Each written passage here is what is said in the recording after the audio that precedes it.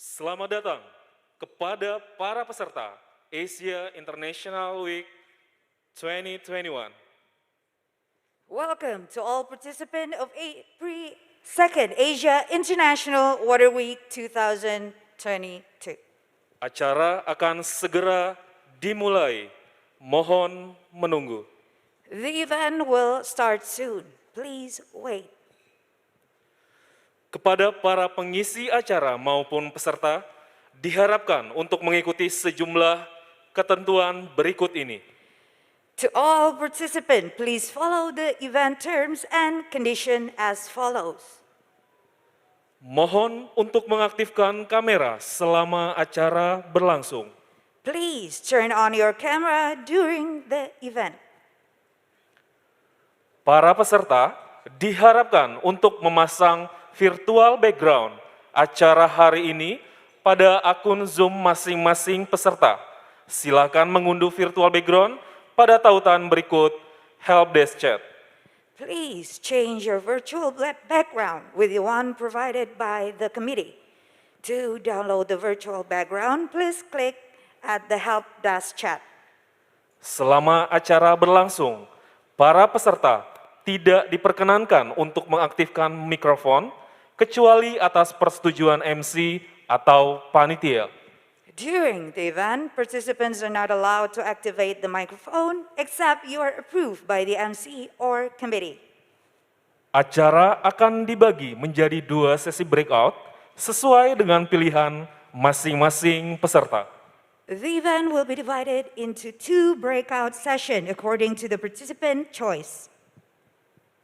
Para peserta dimohon untuk melakukan perubahan nama atau rename dengan format nama, garis, asal negara, garis, instansi, misalnya Ferdinand, garis, Indonesia, garis, Kementerian Pekerjaan Umum dan Perumahan Rakyat.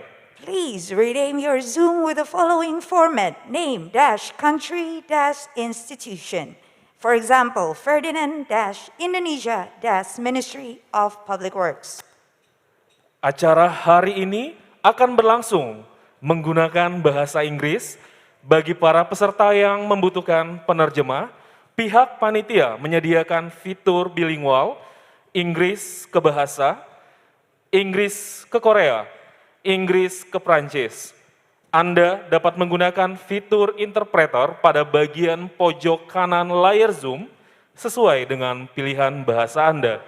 This event will be conducted in English. The committee provide bilingual features for participants who need a translator, English Bahasa, English Korean, English French, and you can use the interpreter feature in the right corner of the Zoom screen according to your language choice. Kami akan mengirimkan tautan atau laporan dan materi presentasi masing-masing narasumber pada kolom chat selama acara berlangsung. We will send a link, report, or presentation materials in the chat column during the event. Informasi terkait breakout room session. Kepada seluruh peserta, diharapkan untuk mengikuti sejumlah ketentuan berikut. To all participants, please follow the terms and conditions of the event as follows. Mohon untuk memasang virtual background yang disediakan oleh panitia pada kolom helpdesk chat. Please change your virtual background provided by the committee at the following link at helpdesk chat. Silahkan melakukan perubahan nama atau rename dengan format nama, asal negara, instansi, misalnya Ferdinand, Indonesia, Kementerian Pekerjaan Umum dan Perumahan Rakyat. Please change the name or rename with the format name dash origin country dash agency. For example, Ferdinand dash Indonesia dash Ministry of Public Works. Anda dapat menggunakan fitur interpreter pada bagian pojok kanan layar Zoom sesuai dengan pilihan bahasa Anda, Inggris Indonesia, Inggris Korea, Inggris Prancis. You can use the interpreter feature in the right corner of the Zoom screen according to your language choice, English Indonesian, English Korean, and English French. Kepada Bapak Ibu peserta Pre-2nd Asia International Water Week, silakan mengakses materi presentasi para narasumber yang tersedia pada kolom help desk chat. Dear participant of Pre-2nd Asia International Water Week, to access the presentation materials of the speakers, please click the following link at the help desk chat.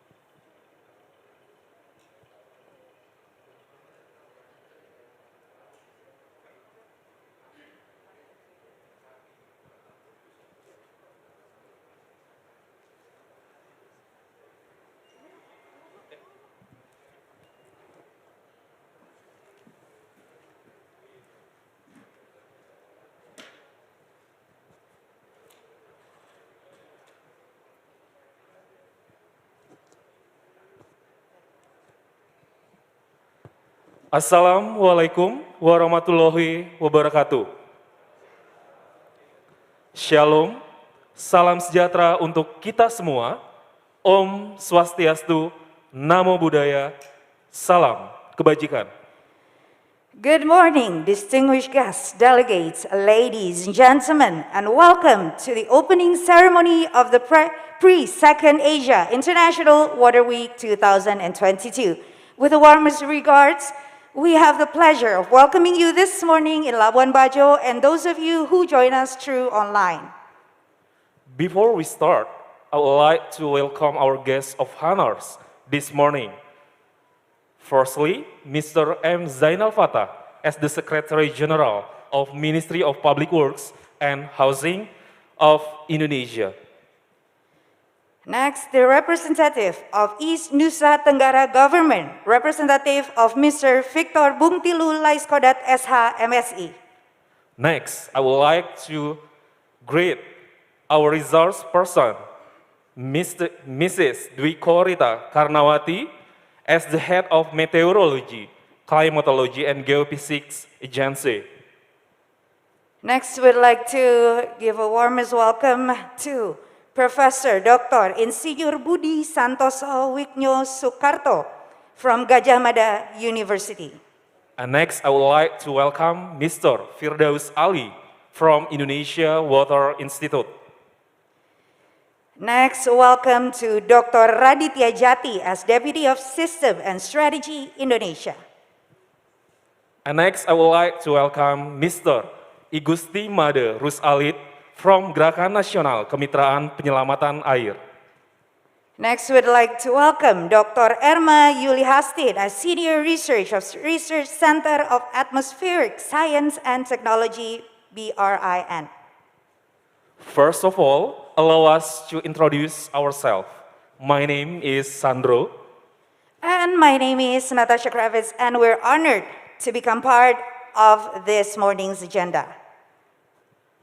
Today, we have arranged very exciting agenda lineup for you this morning.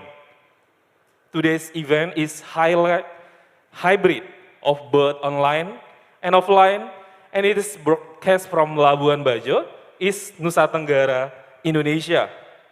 as we acknowledge that the global pandemic has become inevitable and the world is going through a challenging moment in many ways.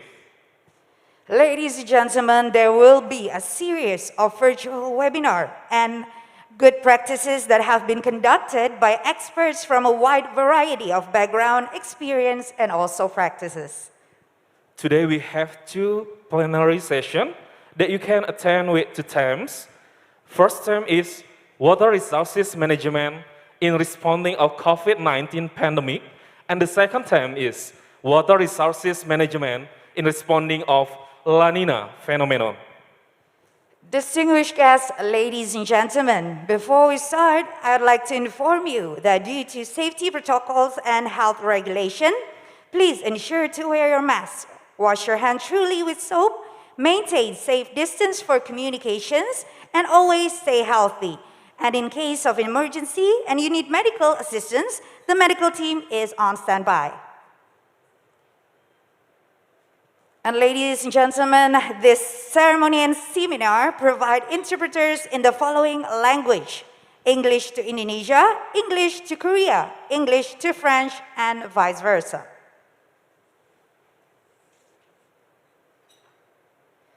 Well, distinguished guests, ladies and gentlemen, to start this morning, please rise and join us together singing our national anthem, Indonesia Raya.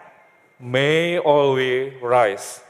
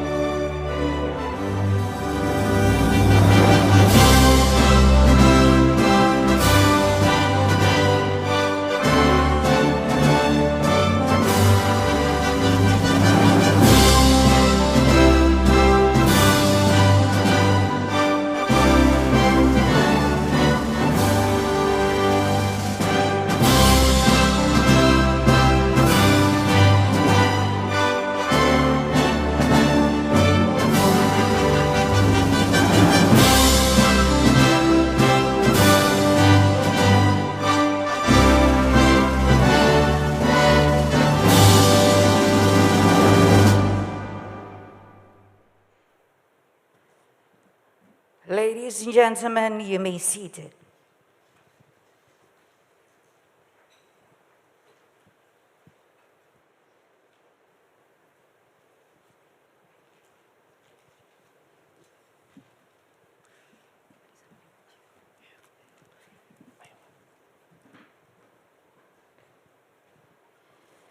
Distinguished guests, ladies and gentlemen, for the next, we'd like to invite Father Aloysius Gambur as parish priest of Roh Kudus Labuan Bajo Catholic Church to present the prayer for this morning.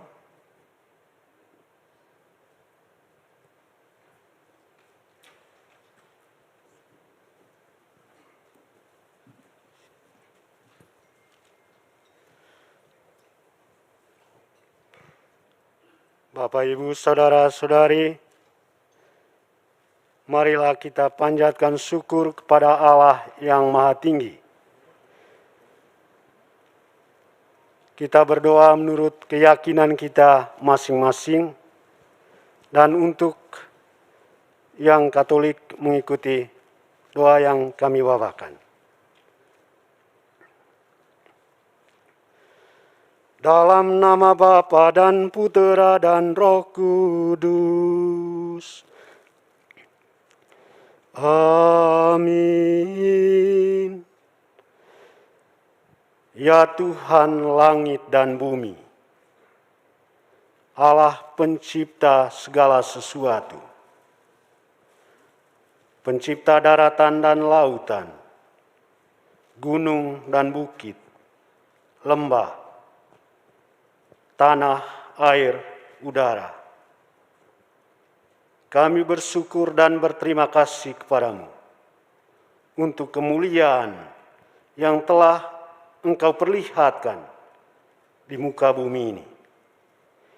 Kami bersyukur dan berterima kasih kepadamu untuk pikiran, pengertian yang Kau tanamkan kepada semua manusia di muka bumi ini. Kami bersyukur dan berterima kasih kepadamu. Engkau telah menghimpunkan anak-anak-Mu mengadakan rapat di tempat ini, di tepi pantai ini. Tuhan yang maha bijaksana, kami bersyukur dan berterima kasih kepadamu. Engkau telah mempercayakan kami semua untuk membangun supaya dunia kami layak dihuni. Di saat kami mengalami derita karena pandemi COVID-19 di muka bumi ini, begitu banyak pikiran, begitu banyak tangan terulur untuk membantu sesama. Saat ini Tuhan Allah yang Maha Tinggi, curahkan kuat kuasa Roh Kudus-Mu ke atas hamba-hamba-Mu ini yang melakukan pertemuan di tempat ini. Semoga rapat ini menghasilkan banyak pikiran yang berguna untuk kemajuan, untuk berbagai hal, sehingga dunia kami layak dihuni dan mendatangkan kesejahteraan, mendatangkan kebaikan bagi siapapun. Tuhan, berkatilah hamba-hamba-Mu ini yang mengadakan rapat ini.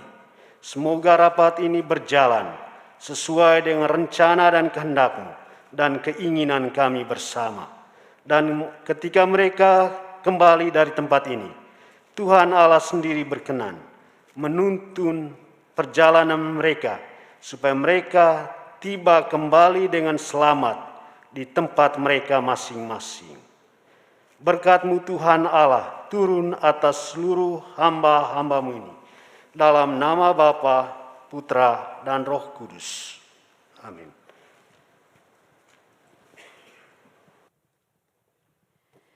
Thank you very much, Father Aloysius Gambur, for the morning prayer.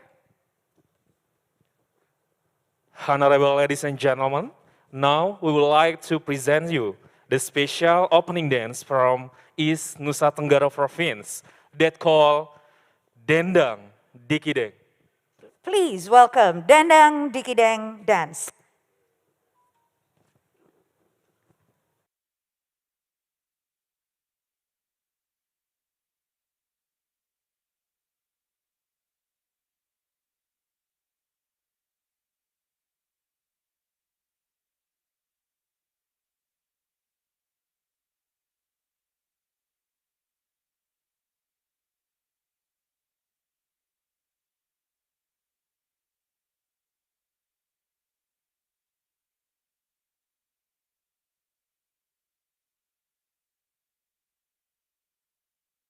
Umamorung mate totata nawawadota. Umamorung mate totata nawawadota niyoko iye. Niyoko iye.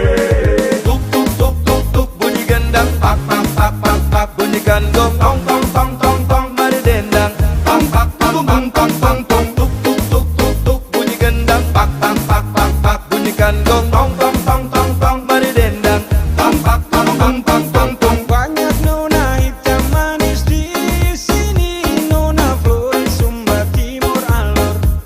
Lele hitam hitam hitam kulit kenapa?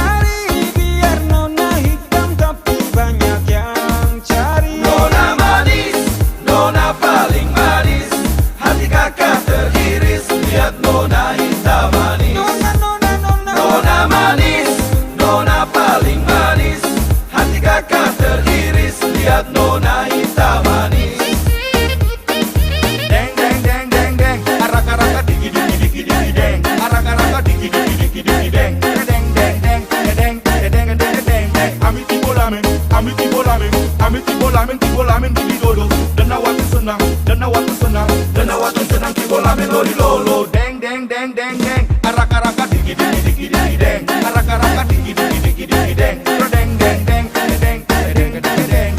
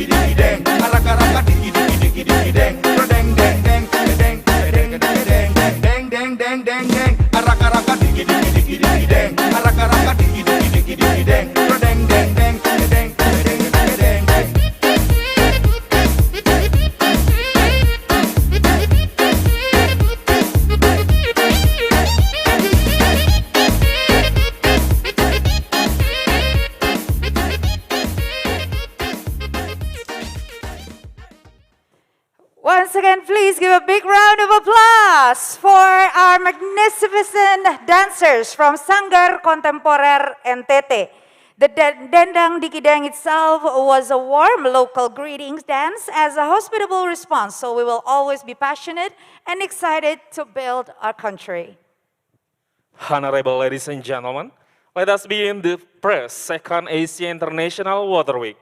As the host of this event, the Director of Operating and Maintenance, Directorate General of Water Resources, Ministry of Public Works and Housing, will be delivering the welcome speech and the progress report of the 2nd Asia International Water Week. Ladies and gentlemen, please warm welcome to Mrs. Lily Ratno Cahyadi Ningsih.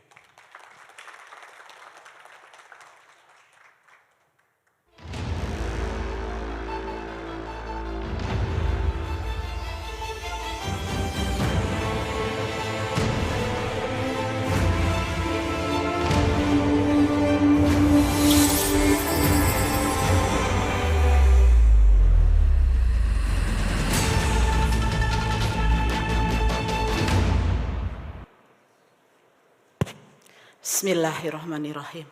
Assalamualaikum warahmatullahi wabarakatuh. The Honorable Minister of Public Works and Housing, who represented by Secretary General of Ministry Public Work and Housing, Bapak Zainal Fatah, the Honorable President of the Asia Water Council, Mr. Jai Heon Pak, the Honorable Governor of East Nusa Tenggara, who represented by Region of West Manggarai, Bapak Edi Endi, the Head of Regional Police of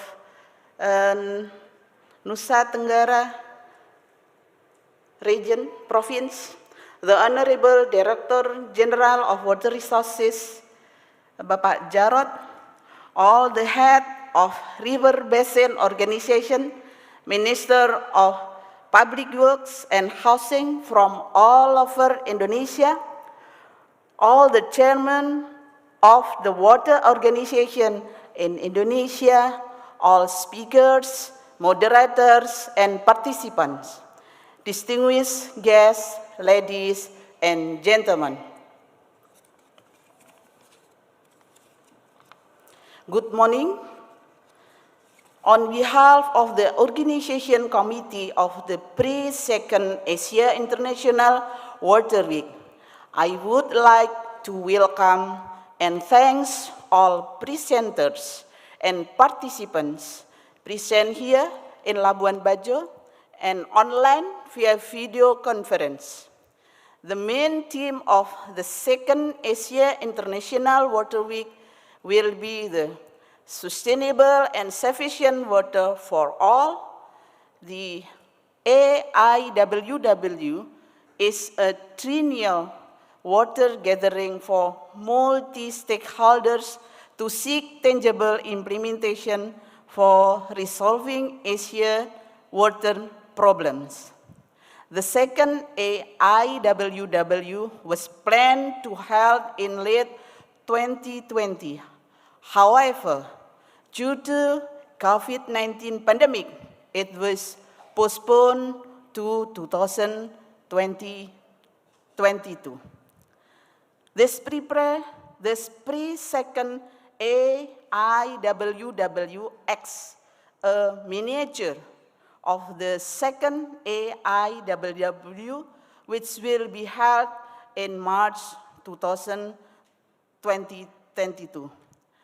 The main themes of discussion in the pre-2nd AIWW are water resources management in responding of COVID-19 pandemic in breakout room 1, and water resources management in responding of La Nina phenomenon in breakout room 2. In breakout room 1, the presenters are Dr. Insinyur Firdaus Ali from Indonesian Water Institute, Igusti Madirus Alit, KNKPA, Indra Kurniawan STMSC, Ministry of Public Works and Housing, Geoffrey Wilson from ASEAN Development Bank. With Professor Dr. Insinyur Budi Santoso Wignya Soekarto as moderator. In breakout room 2, the presenters are Professor Insinyur Dwi Korita Karnawati, MSc PhD, Meteorology, Climatology, and Geophysical Agency, Dr. Raditya Jati, National Disaster Management Agency, Riswanto Rossi ST MPSDA, Minister of Public Works and Housing, Hubert Jenny Green Climate Fund. With Dr. Irma Yuli Hastin from National Research and Innovation Agency as a moderator. As of today, 363 numbers of people have registered to participate in this event through website, and 257 people will participate online, and approximately 106 people present here in person. Online participation come from Indonesia, South Korea, Portugal, New Zealand, France, Canada, Bolivia, and other countries. This event has followed health protocols, including having carried out of PCR tests prior to the event in coordination with the local hospital and social distancing during the event in this venue. Ladies and gentlemen, prior of this event, we have also had discussion of the Form 8 webinars from March to June 2021, carrying out the theme which will be discussed in 2nd AIWW. The themes are Asia Water Issues and Water Project Business Forum, with participants varying in countries and backgrounds, from water companies, public and private sector, water-related enterprises, financial institutions, international organizations, governments, NGO, academias, etc.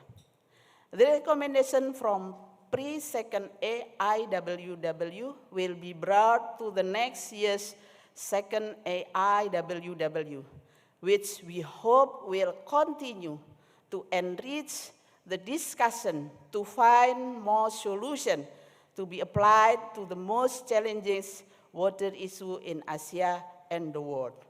In addition, Indonesia has made an offer to host the 10th World Water Forum 2024 in Bali. The 10th World Water Forum in Bali is the perfect opportunity to strengthen commitment to the success of sustainable water management.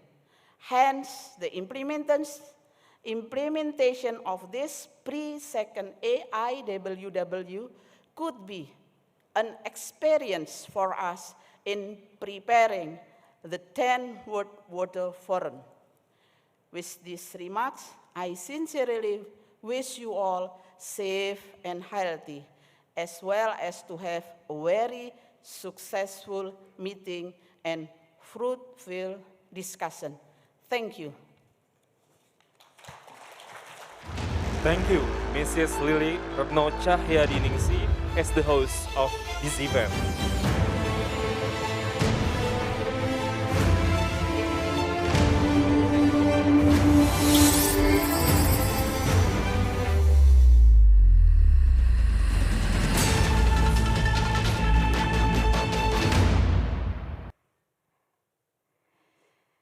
Well, ladies and gentlemen, for the next, please welcome Dr. Jae Hyun Park as the President of Asia Water Council to give the congratulatory remarks. Please welcome Dr. Jae Hyun Park.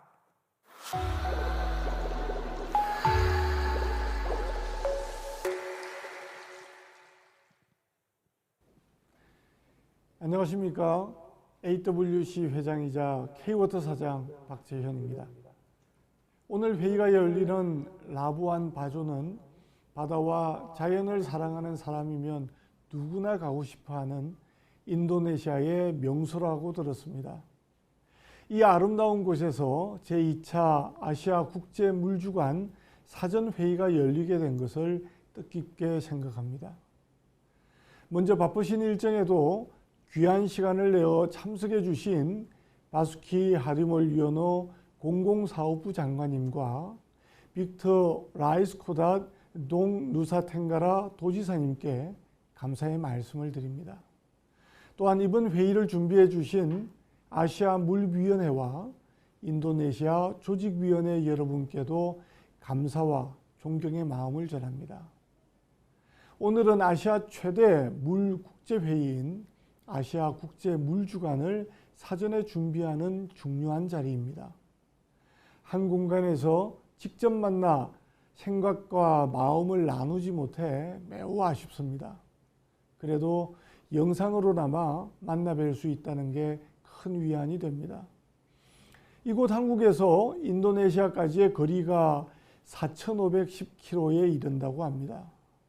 아득히 먼 거리에 있음에도 불구하고 오늘 열리는 회의는 우리가 하나로 연결되어 있다는 사실을 새삼 깨닫게 합니다. 모두 아시다시피 인류는 한 지붕 아래 살아가는 한 가족입니다. 코로나와 기후변화, 생태와 경제 위기로부터 자유롭고 안전한 공간은 없습니다. 한 곳의 위기가 곧바로 전체의 위기로 번지는 초연결 시대에 우리는 살아가고 있습니다. 위기의 시대에 국제사회가 하나로 힘을 모아야 하는 이유입니다. 이번 2차 아시아 국제물주간 사전회의 주제는 코로나19 팬데믹과 기후변화 대응을 위한 수자원 관리입니다. 말 그대로 팬데믹과 기후변화로 삶의 환경이 급변하고 있으며 물의 가치는 더욱 중요해지고 있습니다. 그러나 물의 미래에 대한 전망은 밝지 않습니다. 이상기온과 해수면 상승으로 지속가능한 물의 이용이 어려워질 것이라고 많은 이들이 경고하고 있습니다. 반면 인구 증가와 메가시티 확대, 산업 발달로 물 사용량은 증가하고 있습니다. 이에 따라 갈등과 분쟁이 커질 것이라는 우려도 나오고 있습니다. 유례없는 변화 속에 인류는 지금 기로에 서 있습니다. 지속가능한 물의 이용을 위해 협력할 것인지 아니면 각자 살아갈 것인지 선택해야 합니다. 이런 의미에서 국제사회를 협력으로 이끄는 매우 소중한 물길이 될 것이라고 확신합니다. 아시아 국제물주간은 국제사회의 물질적, 정신적 자원을 하나로 모아내는 출발점입니다. 또한 인류 공생을 위한 시험 무대이기도 합니다. 우리는 이곳에서 지속가능한 물의 이용을 위한 새로운 방향을 제시해야 합니다. 협력을 위한 아젠다를 발굴하고 시대의 담론을 주도하기 위한 노력이 뒤따라야 합니다. 특히 기후위기를 극복하기 위해 각국의 기술과 지식을 공유하고 실천하는 일은 시급한 과제입니다. 또한 수자원을 글로벌 공공재로 인식하고 국가와 지역 간 불평등을 극복하는 데에도 힘을 모아야 합니다. 오늘 개최되는 제2차 아시아 국제물주간 사전회의는 내년에 개최될 본행사를 내실 있게 준비하는 중요한 과정입니다. 본행사가 끝나는 순간까지 모든 과정에서 회원국들의 신뢰와 협력이 두터워지기를 기대합니다. 이를 통해 우리에게 주어진 시대적 과업을 성실히 수행해 나가기를 희망합니다. 특별히 본행사를 준비하는 바수키 장관님 이하 인도네시아 준비위원회에 감사의 말씀을 드립니다. 인도네시아는 G20 의장국이자 대한민국 정부가 추진 중인 신남방 정책의 핵심 국가입니다. 또한 양국은 기후와 환경 위기를 해결하기 위해 물 산업과 기술을 교류하고 동방 성장을 모색하는 최고의 파트너이기도 합니다. 함께 힘을 모아 아시아 국제물주간을 성공적으로 개최하고 국제사회가 협력할 수 있는 공간을 더욱 넓혀가기를 기대합니다.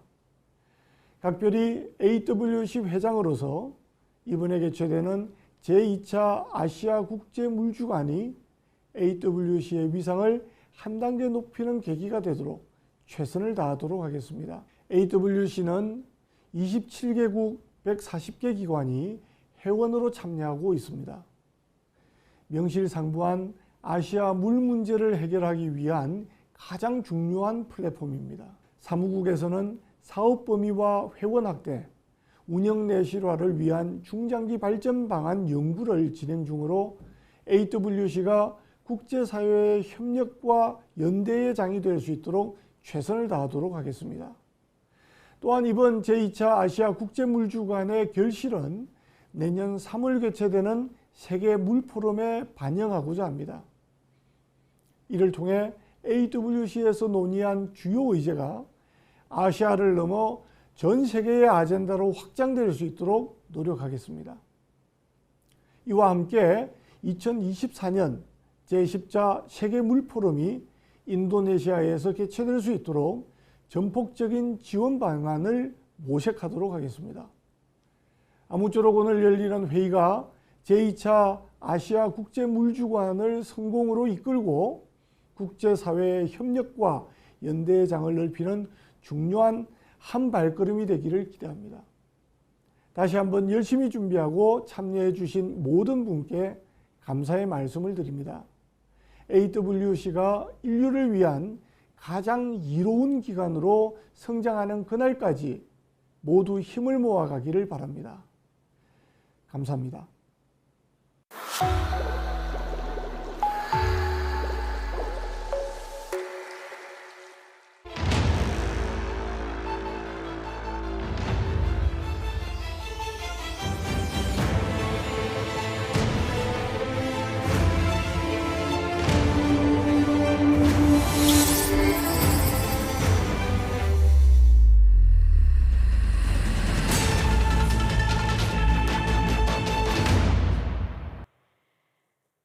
Thank you very much, Dr. Jaehyun Park, for joining us through online for the congratulatory remarks.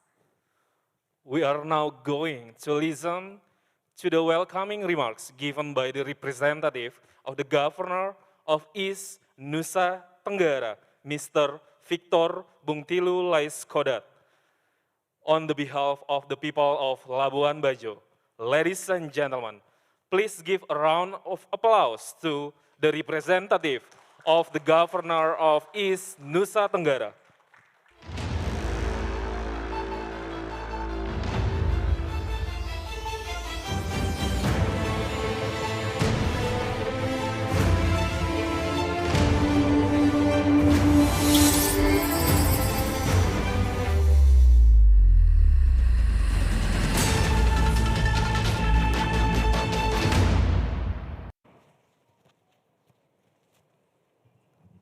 Baik, terima kasih.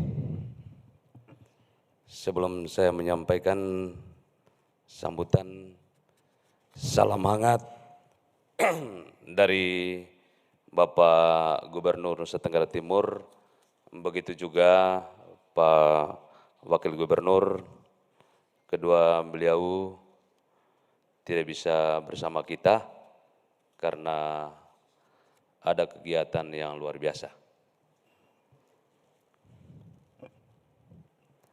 Assalamualaikum warahmatullahi wabarakatuh.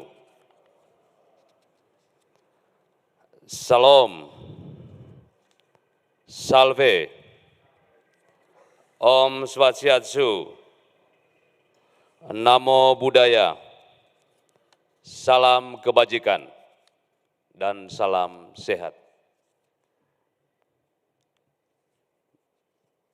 Bapak Sekretaris Kementerian PU, perlu kami sampaikan bahwa pencapaian vaksinasi di Kabupaten Manggarai Barat sudah mencapai 88,30%. Yang saya hormati Bapak Menteri Pekerjaan Umum dan Perumahan Rakyat yang saat ini diwakili oleh Bapak Sekretaris Jenderal. Selamat datang, selamat bertemu. Inilah Labuan Bajo, ibu kota Kabupaten Manggarai Barat. Para dirjen, para direktur yang saya kasih, saya banggakan, Bapak Gubernur Nusa Tenggara Timur yang saya hormati, perwakilan Kementerian Perencanaan Pembangunan Nasional, perwakilan Kementerian Pariwisata Republik Indonesia, perwakilan Kementerian Luar Negeri, Bapak Ibu narasumber, insan pers, singkatnya hadirin yang saya muliakan dan saya banggakan. Izinkanlah saya menyampaikan turut berlangsungkawa bagi saudara-saudari kita di Jawa Timur atas tragedi bencana alam erupsi Gunung Semeru yang terjadi di beberapa hari yang lalu. Selanjutnya saya mengajak kita semua untuk memanjatkan puji dan syukur kehadirat Tuhan Yang Maha Kuasa, karena atas berkat dan kasih-Nya, kita semua diperkenankan untuk berkumpul di tempat ini dalam keadaan sehat walafiat. Bapak Ibu hadirin yang saya banggakan, sekali lagi saya menyampaikan selamat datang di Labuan Bajo bagi seluruh peserta.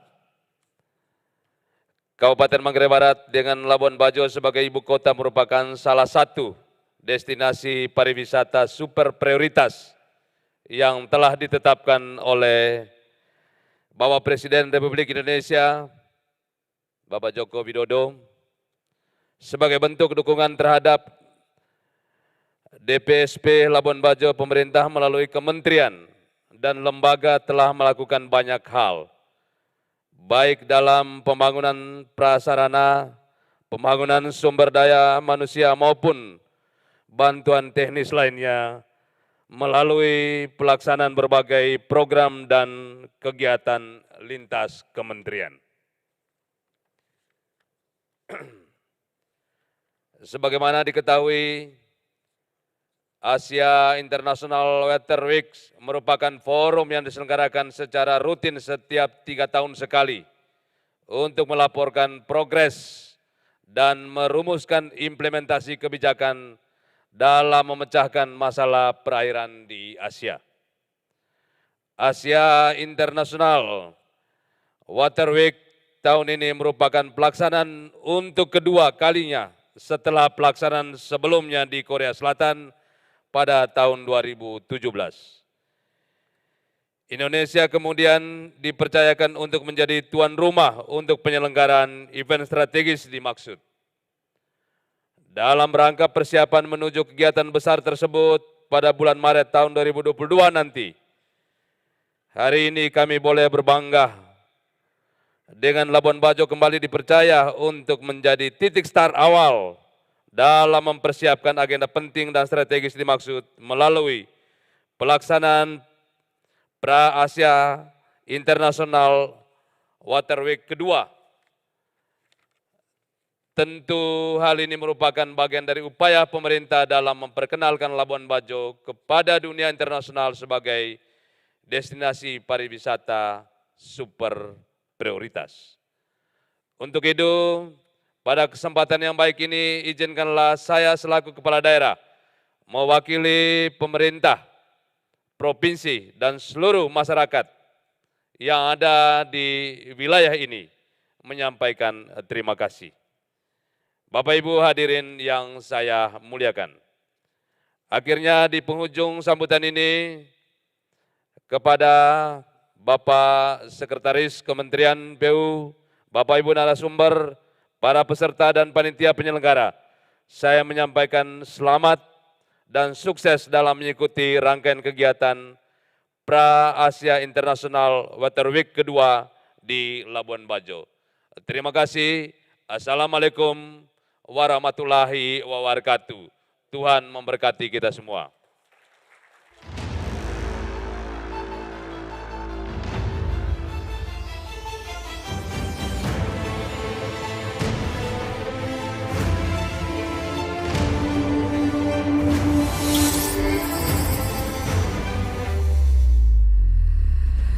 Thank you very much to Mr. Edistasis MD, Bupati Manggarai Barat, as the representative of the Governor of East Nusa Tenggara and as on behalf of people of Labuan Bajo for the welcoming remarks. Distinguished guests, ladies and gentlemen, next I would like to invite Mr. M. Zainal Fatah as the Secretary General of Ministry of Public Works and Housing of the Republic of Indonesia to give the keynote speech. Please welcome Mr. M. Zainal Fatah.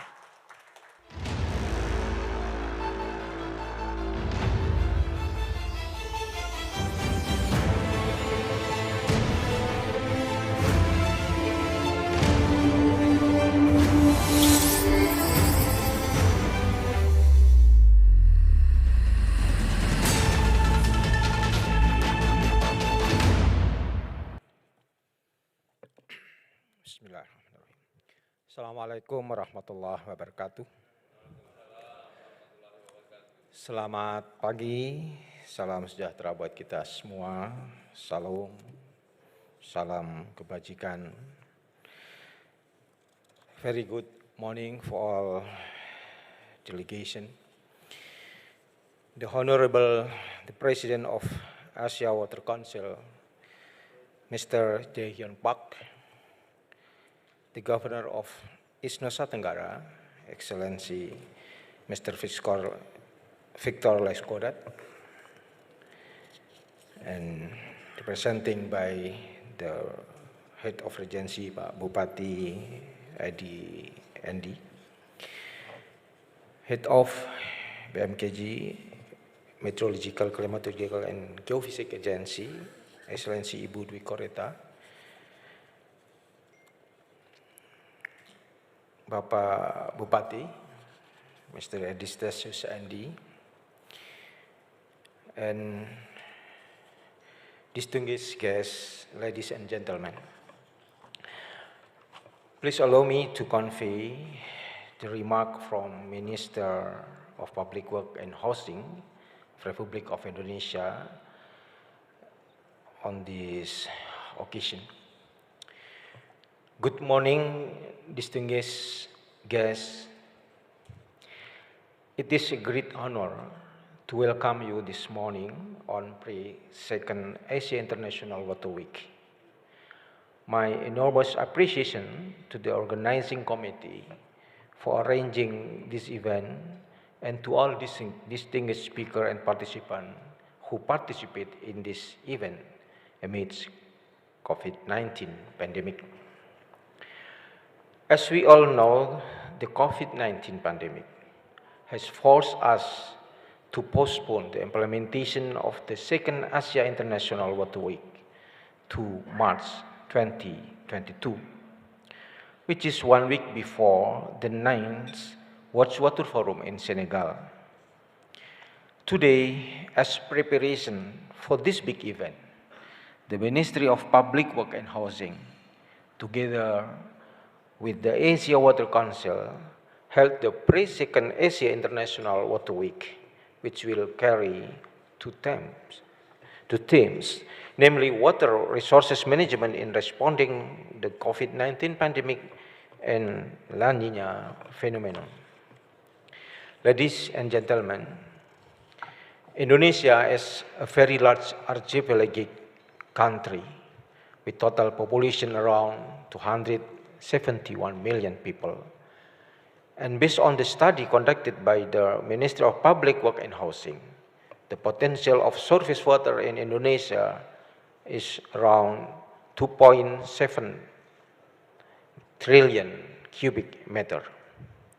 However, as in the case with other Asian countries, Indonesia has three water problems, namely too much, too little, and too dirty.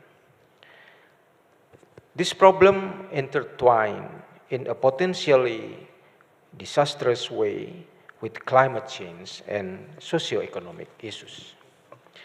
Too much water has caused devastating impacts such as flood, landslide, and other water-related disasters, which are exacerbated by climate change and uncontrolled land conversion.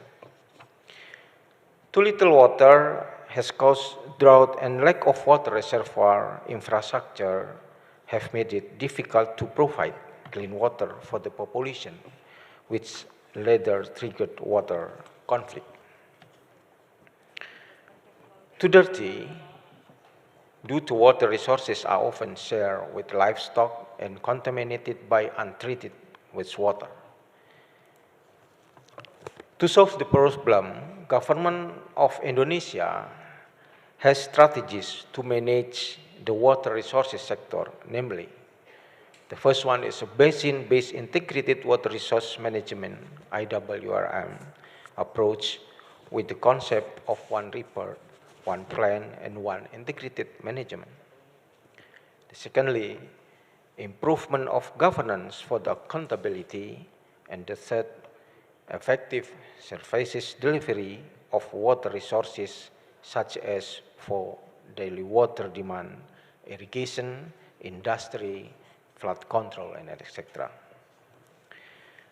Distinguished guests, ladies and gentlemen, we are all aware that the nations around the world are still struggling to mitigate the COVID-19 pandemic and its economic and social consequences. The current COVID-19 pandemic has obliged everyone to follow a set of health protocols. One of them is to practice hand wash regularly with the clean water. This health-related practice would likely become a new public habit in the foreseeable future, even though the pandemic is over.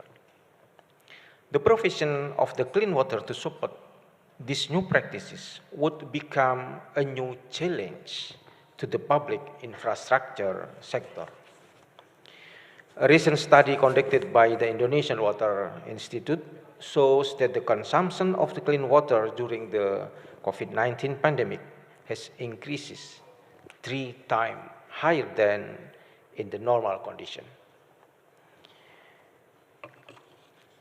Apart from COVID-19 pandemic, hydrometeorological disaster, which are also affected by La Nina, are expected to occur continuously in late 2021 to early 2022.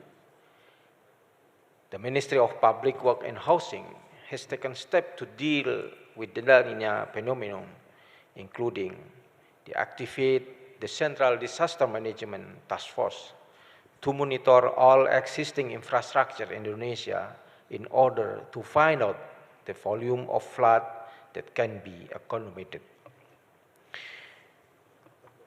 To activate the Disaster Management Task Force at River Basin Organization and implementing standard operating procedure for disaster preparedness and conduct an inventory of heavy equipment and flooded material. Untuk dapat menuju ke ruangan Komodo 3. Dan setelah itu kita akan kembali lagi nanti di acara berikutnya, masih di Pre-2nd Asia International.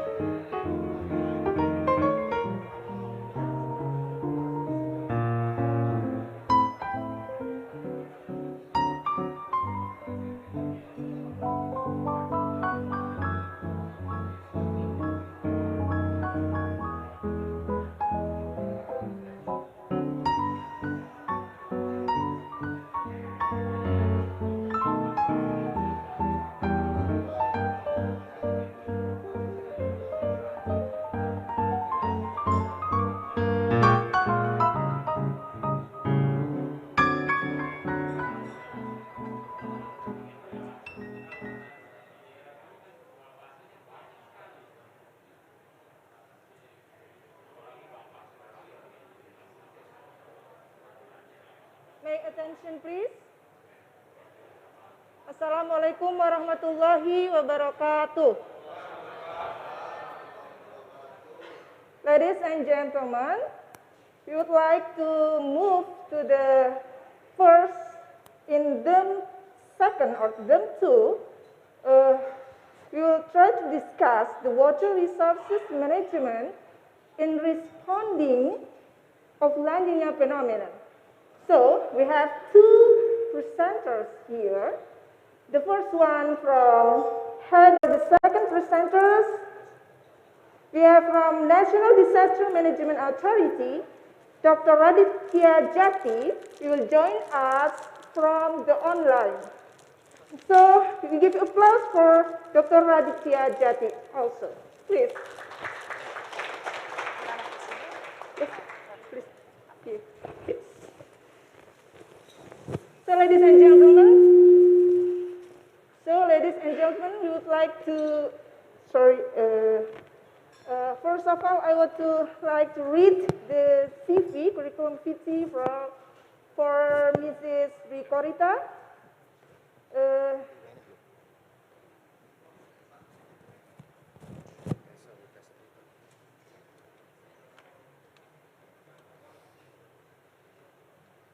Please, the committee can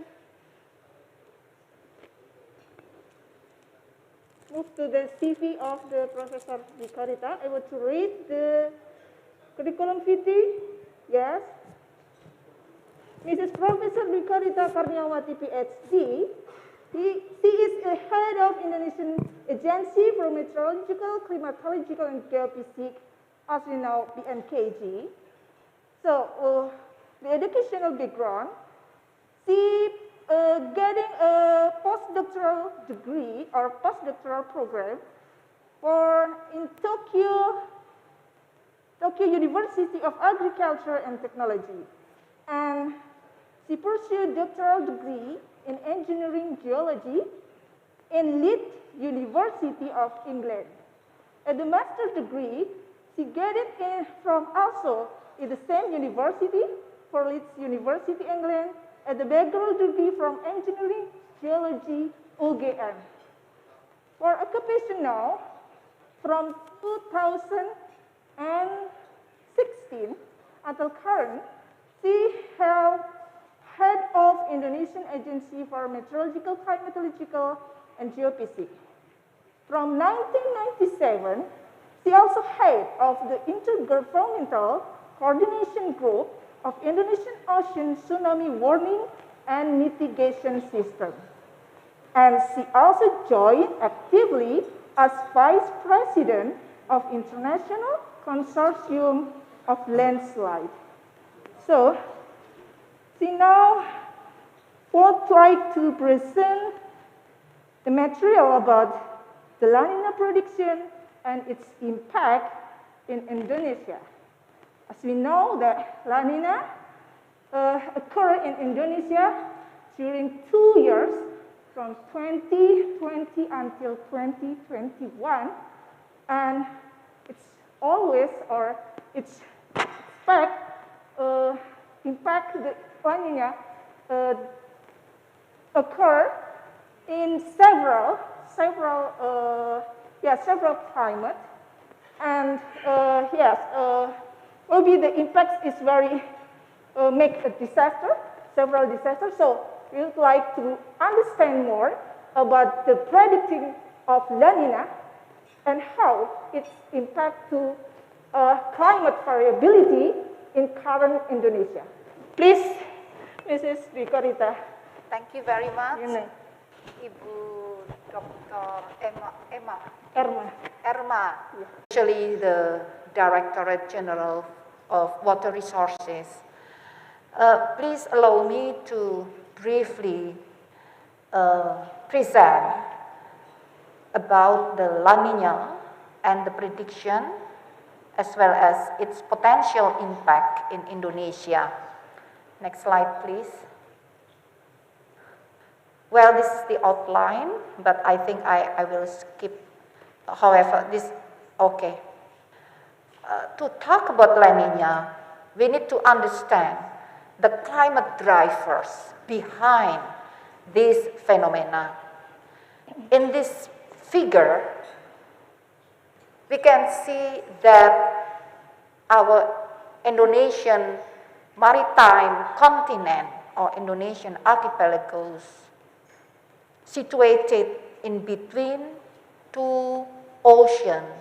Those are Pacific and Indian Ocean, as well as in between two large continents, that's Asia and Australia. Because of the interaction of ocean and atmosphere, so the climate and the weather is strongly influenced by both interaction, by both ocean and the atmosphere. We can see from this figure that Pacific Ocean can affect the climate in Indonesia. For instance, now we have La Nina, those because of the sea surface temperature in Pacific, especially in the zone of equators, in the middle and east part of equator zone in the Pacific, the sea surface temperature gradually decrease, getting cooler and cooler. Up to now, the anomaly due to the decrement of the sea surface temperature has reached -1 degree centigrade. It is fluctuated.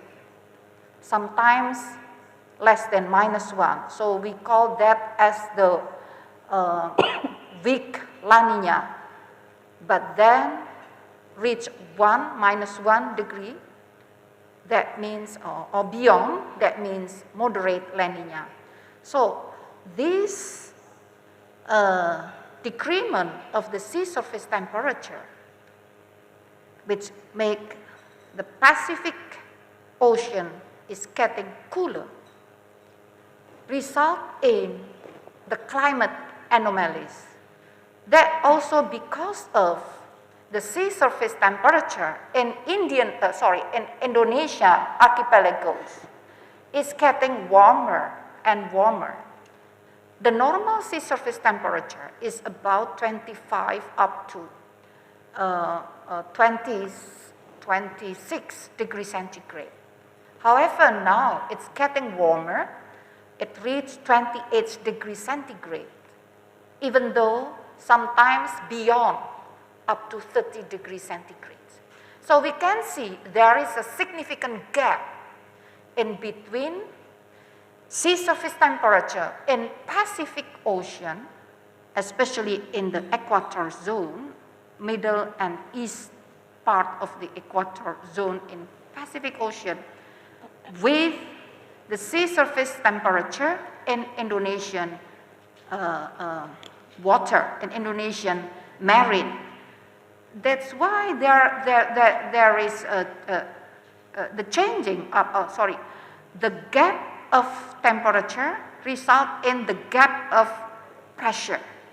So the gap of pressure between Pacific and Indonesia, Indonesian Sea, create the movement of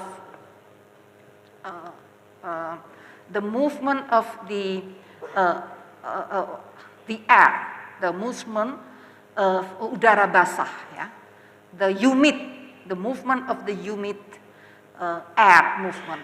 It's like of the sea surface temperature, which result in the increase of rain intensity, or the accumulation of monthly rain in Indonesia. And those impact in the increase of the monthly rainfall in Indonesia up to 20% to beyond 70% compared to the normal monthly rainfall.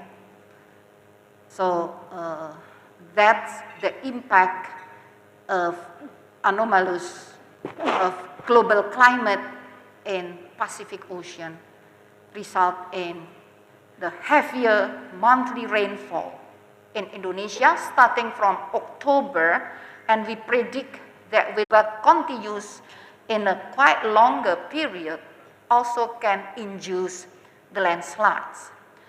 Not only landslide, it also gives the impact on the occurrence of the floods, debris floods, even though this also affect the wave in the ocean, the sea wave, the trough. So we also have the high wave in the coastal area, in the middle of the sea, in the middle of the ocean, even though in the boundary between ocean and land, or that means in the coastal. So all of those we predict will continuously occur during this La Nina phenomena. Well, so that's why before the La Nina comes, we have started the coordination, especially with the Minister of Public Works and Housing, in order to strengthen our capacity together in providing the early warning. For instance, the early warning for flood, and then also with the Minister of ESDM, that's the Energy, Minister of Energy. We coordinate especially under the PVMBG, or the Volcanic Center. We coordinate for providing the early warning of the landslides. And now we also learn that the severe rainfall as well as not really severe rainfall but continuously occur or persistently occur, that can result in laharic flow. Actually, it has been understood far before. All of us in PUPR, in BMKG, in PVMBG, all has understood that since 2012, the year of 2012. So almost 10 years ago, we have understood that potential occurrence of severe lahar flow can be induced by the extreme rainfall or long persistent rainfall. That's why almost 10 years ago, there was an establishment of SI-3, SIH3, yeah, or the integrated system of hydrology, hydrogeology, and hydrometeorology.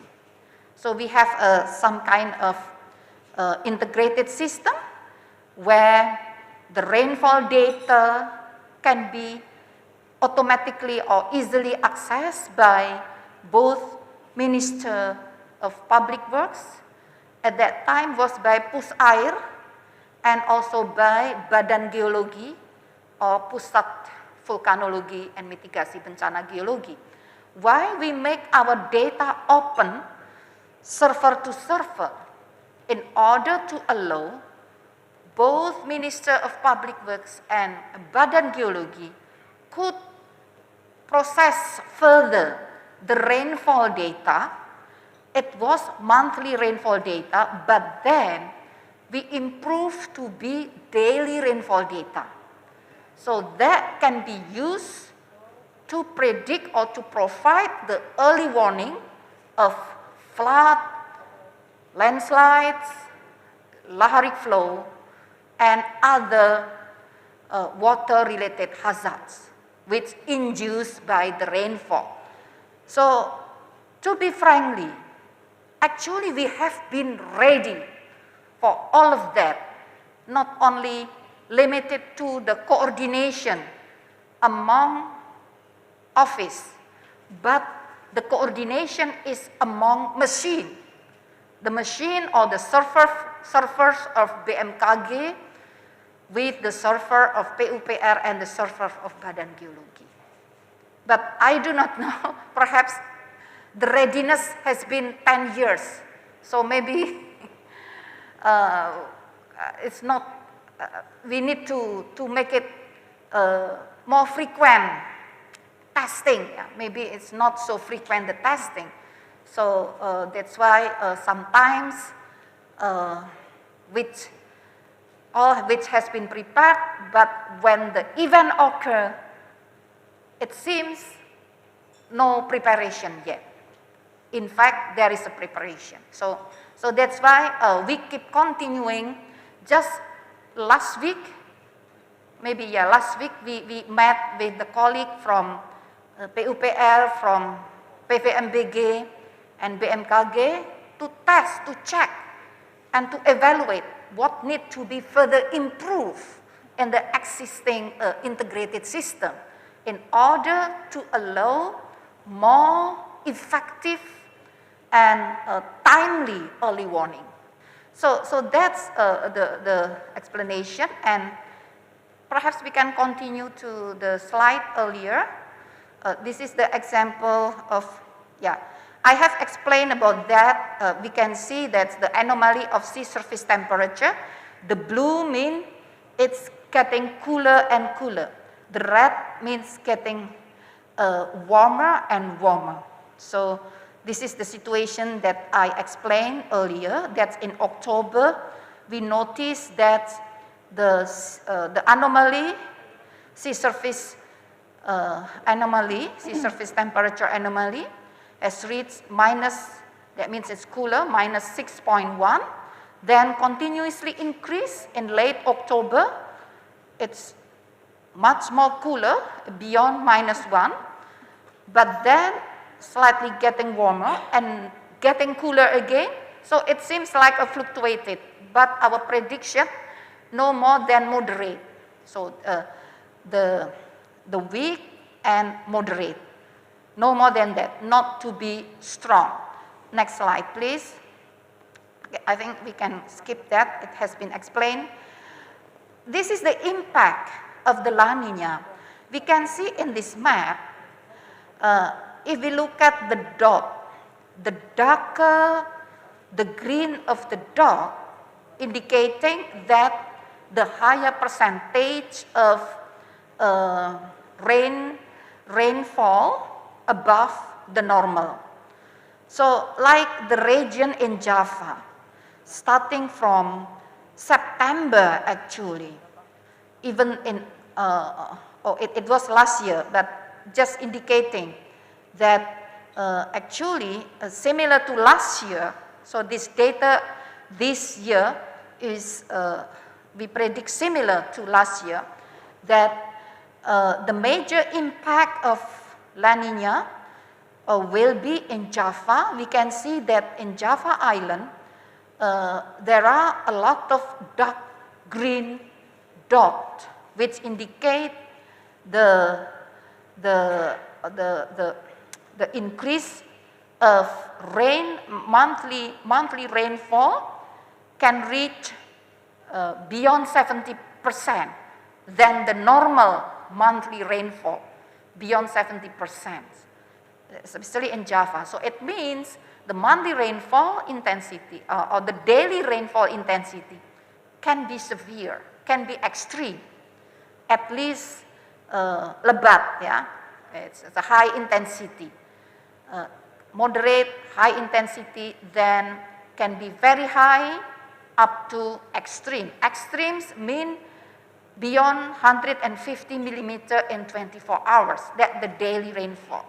But we call lebat or high intensity is it's beyond 50 millimeter in 24 hours. So we can estimate how severe is the impact. So we can see again that Java and some part of Sumatra, starting from West Sumatra, Bengkulu up to Lampung, and then also Kalimantan, yeah, especially South and Central Kalimantan, yeah, and some part of Sulawesi, that's especially South Sulawesi, and also North Sulawesi, and also Gorontalo, seems to be the area which is affected by the La Nina in terms of the rain intensity. So we can anticipate the potential hydrometeorological disaster there. Okay, next slide, please. Next slide, please. This is the way how we can provide the prediction. How we can predict that? How we can provide forecasting, especially to the rain forecasting or weather forecasting. We do the observation. We have the observation system, which is supported by the satellite. We use the Himawari satellite and also by more than 40 weather radars and by the surface observation instruments. We have thousands of the surface information, surface observation instruments. So from the left, we can see the observation system. Then all the data automatically, by using the Internet of Things and satellite, all of the data automatically real time goes to our processing center in Jakarta, and we do the analysis, we do the forecasting, we do the prediction in order to provide, can be weekly forecasting, up to 10 days forecasting, then repeated, updated every day. Weekly forecasting, please try to open the Info BMKG mobile phone. please install that from Apple Store or from Android, yeah, or from Play Store, yeah. Choose or install the Info BMKG. Then you can see the feature for weather. Then you can touch the option weather in what province. So then choose which kabupaten or city. Then you can go down, choose which kecamatan or district. Then when you open the district, for instance here, what district is here? We can choose, we can see the forecasting for the next 6 days, today up to the next 6 days. Yeah, every 3 hours it has been forecast, it has been predict every 3 hours, so we can check the weather. Today is the 13th, so the weather on the 19th of December. What time do you need to know? Every 3 hours, it can be seen. The information consists of the weather, that's about the rain, and then the temperature, and then the humidity, and then also the wind, the direction and the speed of the wind. So you can check if you will have organized outdoor activity, what date you can check 6 days in advance. That what we are doing for the process as a part of the processing.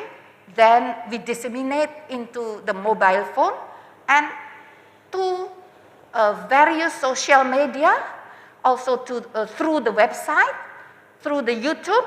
We can have the weather forecast daily as well. So from weekly or 10 days before, weekly, then every 3 days, up to the early warning. Early warning also can be for 3 days in advance, up to 30 minutes before the events. It will be, or it has been provided in the application of the mobile phone. So after dissemination, this goes to the stakeholders. We have various sectors of the stakeholders like PUPR. Next slide, please. This is the forecasters weather data and sources. As I mentioned before, that we have 41 radar, then we have 113 meteorological station, we have 102 upper air station, 14 marine meteorological station, and more than 1,200 automatic weather station.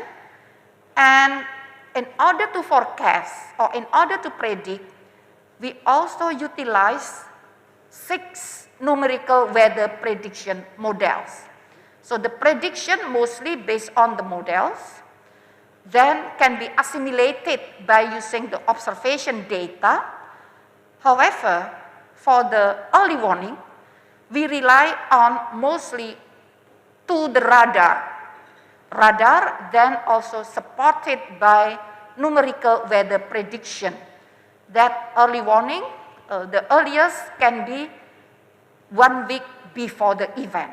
Excuse me, Professor, you have to talk about 10 minutes later. Thank you. Thank you very much. So it has been explained. So the maximal forecast range is 10 days or 240 hours. And the resolution of our forecasting is 3 kilometers square. So it is about, in Java, about kecamatan, yeah. But in out of Java, it can be a village, yeah, because the village out of Java can be, the size can be as large as kecamatan. Now we are preparing for real village in Java up to whole island in Indonesia, still ongoing process. Next slide, please. Next slide. This is the example how we provide the early warning for the tropical cyclone. Actually, the tropical cyclone can be predicted It's about, can be a week or 6 days before the event. By utilizing the image and analysis from the satellite, that's Himawari satellite, we can see as the circulation with the color orange up to pink, that indicating the tropical cyclone. However, before becoming tropical cyclone, that can be indicated from the low pressure area. The low pressure area can be detected about a week before. Then we monitor continuously by using radar and analyzing by using numerical weather prediction as well. So we can detect or trace the movement of the potential tropical cyclone. So before becoming the tropical cyclone, we have prepared that, we have detected that, and we announce that to the public, because although not yet becoming the tropical cyclone, the impact direct or indirectly has occurred, especially result in the extreme rainfall or high intensity of rainfall, high speed of wind, could be the high wave. Yeah? So there are several impacts which is dangerous or can be dangerous for the people and environment. So that's why we detect, then we announce immediately in order to mitigate or to prevent the victims. Yeah? So if cyclone occur, it's okay, but no victims. That's what the goal. Next slide, please. We also provide weather prediction for the decision support system or daily precipitation. It is mainly rely on the numerical weather prediction, but also assimilated with the data observation. Here we can see the probability of the rainfall, which is beyond 20 millimeter per day for today up to the day after tomorrow. We can see the red color is mostly in the north of Indonesia, that's north of Sumatra and Kalimantan, as well as in West Kalimantan, and the accuracy for this is about 90% of probability, 90% of probability. That means the potential occurrence is really significant to be considered, support the decision. So this is the example. It can be opened also in the website of BMKG. Next slide, please. This is impact-based forecasting, BMKG. We call that as the signature in the website of signature. We try to predict by numerical weather prediction, also integrate the observation data, radar and satellite. We conduct the dynamic analysis. Then we also analyze the risk index for flood, and then a debris flood as well as a landslide. Then we can estimate the level of the risk. So at the end, we can announce siaga or waspada in certain region in Indonesia. Next slide, please. This is also provided for weather information for shipping. That's we call that INAWIS, Indonesian Weather Information for Shipping. We can see the real-time condition. That's the wind, the currents, also, yes, the weather, atmospheric, I mean the weather, not only the ocean condition. So we can check if we want to go from one port to another port, we can see how will be the weather and the wave condition, the current condition in between that. We can play around with this. It is also in INAWIS website. And next slide, please. Next slide. Yeah. 2 minutes, Senator. Okay. So, what is the conclusion? I think I have the graph of La Nina, El Nino. Can you please to show that graph? Yes. That before that. Okay. We have the historical data. El Nino, La Nina. We can see here, we can evaluate that the occurrence of El Nino, La Nina before the year of 1980, the written period is about 5 up to 7 years. After 1980, the written period is getting shorter. That's 2 up to 3 years. So the message, the lesson learned behind this, we have water resources management, like the dam, yeah, mostly the dam and the irrigation. It was built in 1970 or perhaps in 1980, all the dam. And in the design was not yet the design to be ready for the changing, the global climate change. So the dam that we have now was designed not to be prepared to adapt with the global climate change, which result in more frequent anomalies, more frequent extreme events. So the capacity which has been prepared since 30 or 40 or 50 years ago seems not to be ready to adapt with this extreme condition. So that's why in this meeting I would like to invite more attention to everyone here, how we can prepare that. Next slide. The trend of global climate change, next, I think next. For instance this, yeah, the rain intensity occurred in Jakarta last January 2020 was actually the rain intensity which supposed to be occur several hundred years in near future. But the written period is getting shorter. For instance, this graph indicates the written period of the extreme rainfall in Jakarta actually within 5 years, within 50 years only occur twice. So the written period is 50 years. Unfortunately, after 1970, you can see the peaks. The peak is getting shorter and shorter. So it's more frequent. So the written period is shorter and shorter. That means the capacity of like the dam or the water storage need to adapt with that changing.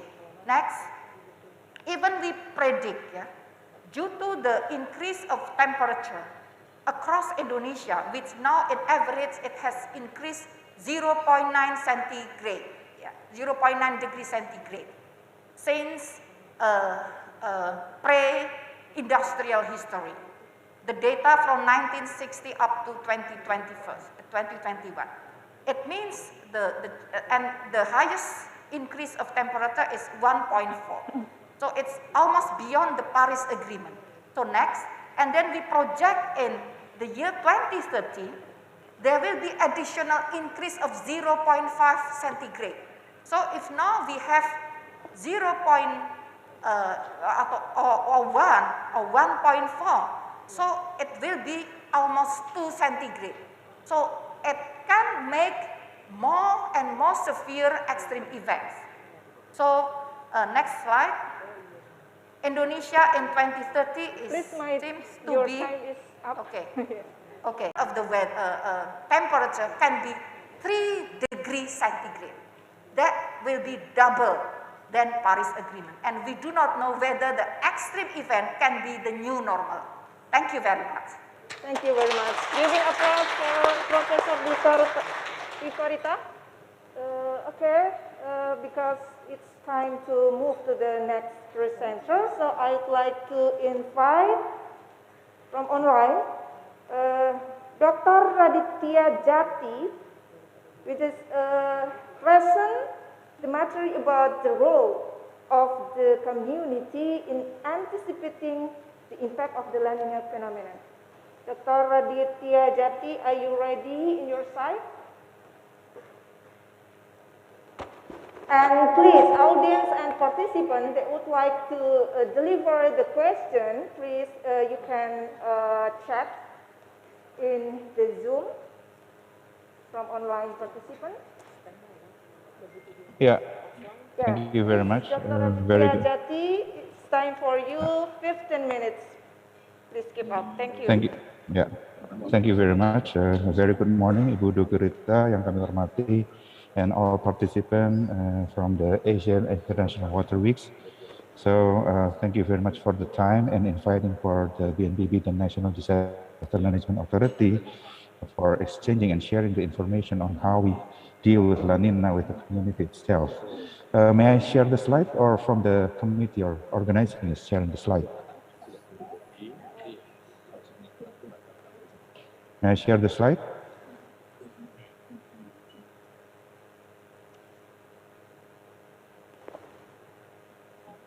Okay, thank you very much. I'm sharing the slide. So first of all, I would like to say that the role of the community is very important for impacting the La Nina phenomenon itself. You can say that most, if you see the international issues, the global issues on disaster resilience, mentioning that how we can really deal with the climate, and so what have been presented also by Professor Bikorita, mentioning that the climate has also as a driving force for disaster. We know that the issues now in global issues, including also in Indonesia, impacted for the seawater level and also the changes of rainfall, the seawater temperature, also increasing of the temperature itself. It will also impact it for the hydrometeorological issues. As you might see that from the past decade, we can see that most of the impacted frequency of disaster that happen in the country from Indonesia is hydrometeorological, 98%. It means that we have to deal with the hydrometeorological issues itself, the frequency that happen related to flood, flash flood, landslide, also related to drought. This disaster that happened in the countries updated in the December, mentioning that the climate change is also produced stronger more than El Nino, increasing disaster in La Nina. It's also mentioning that the hydrometeorological impact is also higher than others. You can see in the Seroja that happened in the NTT, of course, in April 2021, caused a flood and landslide, strong wind. Also, it's mentioning that the happening related to the rainfall and ferry system from the MKG. We mentioned that the impacted of the rainfall that can also intense happening. In the country, the policy for the disaster management itself have been declared by the president through the decree 87/2020, mentioning that we have the Indonesian disaster management plan until 25 years, from 2020 to 2044. It means that we have to reach the 2445 national resilience in the country. That we also incorporated the climate change into the every 5-year step of resiliency, mentioning that everybody can jump in. So climate resiliency, community resiliency, also impacted to livelihood resiliency, and also related to disaster resiliency itself. And what is the convergence of the RR, or disaster risk reduction, with the climate adaptation itself? So disaster has happened for the climate change that induce as a driving force. It mentioning that we have to deal with it, that how we develop the disaster risk management. So now the paradigm shift is from disaster management to disaster risk management. So we deal with the risk itself to manage itself. BNPB have collaborated with the community related to based on the ecosystem-based DRR from the sekolah gunung, sekolah sungai, sekolah laut, or we can say a river school is a non-formal school, mentioning that school for the community, how to deal with the environment itself, and how we, or this ecosystem-based DRR can really have the beneficiary for others, and also priorities related to disaster prevention recovery, hazard mitigation, and also climate change adaptation. But others related to the potential beneficiary for the community related to the biodiversity, stabilization of regional climates, water source support, heritage, and so on. So the DRR movement related to how we create the module facilitator action and monitoring evaluation on how we can really strengthen the community resilience, not only how to deal and to adapt, but how the community really have the livelihood. It means the access to activity and the acceleration, how they can deal with the beneficiary and empowerment of the community itself related to their business sector and also their activity and the community itself. So how to build the strategies on the community of resiliency? First is how to involvement of all level of society.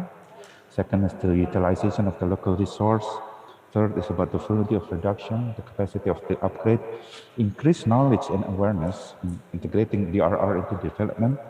Government also need to be supported, and also DRR mainstreaming is really important, and synchronizing the line ministry and all with the community itself, with the institution. And how to build the community resilience itself is how to informal education, literation is very important, how to create the awareness for all the community itself and how to deal with the environment, not what to do, but also how to do, what is the best practice and for the resources in itself. And lesson learned from the Saroja cyclone in Nantiti, mentioning that one of the leader as a house leader in the Warga Pulau Alor, there's a in the first fight happened, the role of the society, of the community leader, they also saved the island itself very resilient by the deadly flood. They woke up the people, the person, people his surrounding, mentioning that disaster might happen because of the warning system that have been mentioned by the MKG. It means that community plays very important role on how to deal with the environment itself. And what is the lesson learned from the Destana, or we can say that this is a disaster village, resilient village, mentioning coordination with the people in Kupang village and also the program, micro-level emergency, also in Oceana village is carried out systemically, and the leadership itself. This is what the best practice that have been in Loala Ilelewoto, also mentioning about the Desa Adat or cultural village that have been developed since 100 years, and also it will be one of the issues on how we protect the people and also the resilience of the community itself. For the traditional knowledge, mentioning how we can create the resiliency at the lowest level of the community, mentioning about how traditional knowledge can be done. And also mentioning on the alert warning system and also how we can make a movement with the community itself. The movement itself can be also supported by all the community using early action and to early warning into early action. This is how we can really support the community by using several of IT services or application that can be used and useful for the community itself. And this is all several issues that we have been doing also with the pentahelic element, involving the government, the political leaders, the local leaders, also related to the academician, researcher, non-government organization, private sector, and also media. This is what we have to collect with the schools and also informal education for restoration, for education, for disaster resilience. We make a movement with the community, how we can really restore the river or clean the river, at least the river as an asset that can be one of the asset of the community itself. It means it's very important that river is very important for them.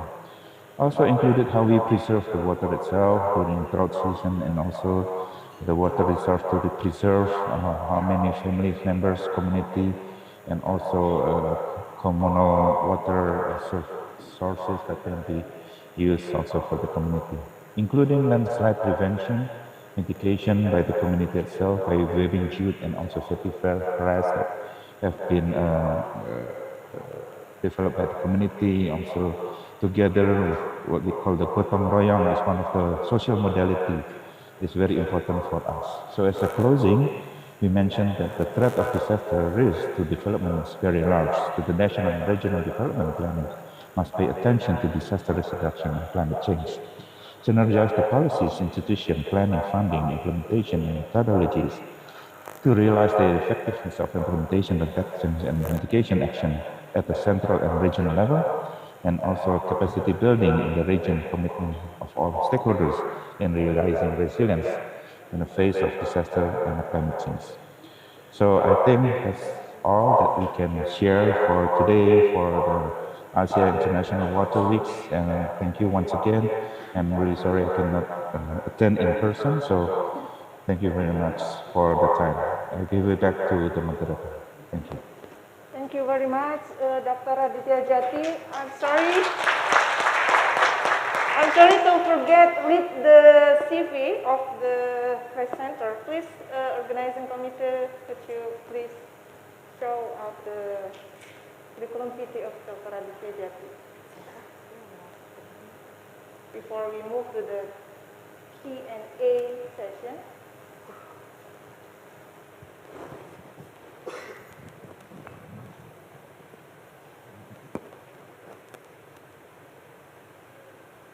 Yeah. Dr. Aditya Jati is Deputy Minister of System and Strategy from BNPB. She pursued the educational background. The last is from doctoral degree from UGM, Environmental Sciences as his major, and it's also Sandwich Light Program, Geography and Planning in Utrecht University of Netherlands. And the master degree is from Environmental Sciences UGM. The bachelor degree is from Regional Development Planning Faculty of Geography UGM also. So now he is a Deputy Minister of System and Strategy, and years before he is the Head of Data Information and Disaster Communication, and also Director of Development Strategy for Disaster Management in 2020. Thank you very much, and we move to the next session, is question and answer session. So please, from organizing committee, can you show if there is question from the chat Zoom? So before it, I want to summarize the presenter from BNKG and BNPB. I have several notes for this material today. So the first one is, as we know that La Nina predicting continuously from now until March in 2020. So we have to anticipate this. In the term of the public works ministry also have to make a strategy in water resources development about this condition. Because, as we know that if La Nina occurred, so it's, we have pouch of energy from the Pacific Ocean and propagate to the Indonesia and bring a lot of humidity and a lot of water that will make rainfall, particularly in the eastern part of Indonesia, that very close to the West North Pacific Ocean. Okay, it's my notes about the climate change condition. They already also mentioned from the MKG and also mentioned by President of AWWW. So the world in globally now is facing about the global warming, as we know. So what about the ENSO phenomenon? What is the projection of the under climate condition? We mentioned about the Professor Bikarata mentioned before that we have to make a concern about the hotter and drier. The hotter and drier will be proceed in a drier season. So why it's happened? Because there is this impact of the ENSO. It's very uncertainty for the global warming. We have two experience in La Nina, as we know, here, occurs now from 2020 until 2021, and must be consecutive for the March in 2022. And we have to prepare for the phase shift of after La Nina. After La Nina episode, the self-maintaining of ENSO will be occur in Pacific Ocean. So what happened about this logical scientist? It's we have to prepare about the ENSO. It means shifting from La Nina to El Nino. Okay, because we have 2 years experience for La Nina, long-term La Nina. So what the next? For the balancing, in terms of the balancing of the Pacific Ocean, it must be shift phase from wetter to drier. How we can prepare this? Because in future or the next year, it will be provided.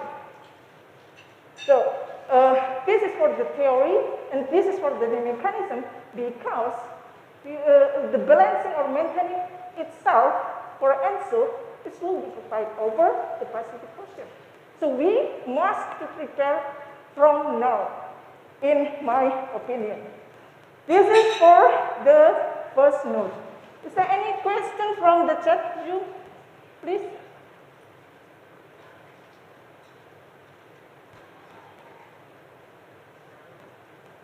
Oh, there is no question. Okay. Can I continue for the second note? I have a note for the climate variability in 2021 in recent is this. As we know that several floods and extreme events in the very short time occur in 6 until 7 December before in almost all areas facing the Java Sea. So why it can be happening? Why? What caused this phenomenon? You want to understand now.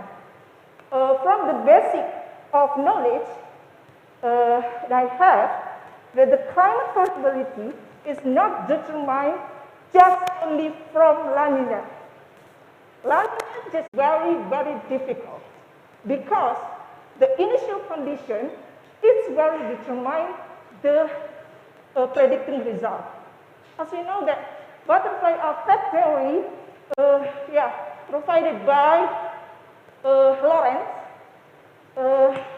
in very long time ago, see modeling the atmosphere and give the conclusion that the effect of butterfly here in Canada can make tornado in Africa.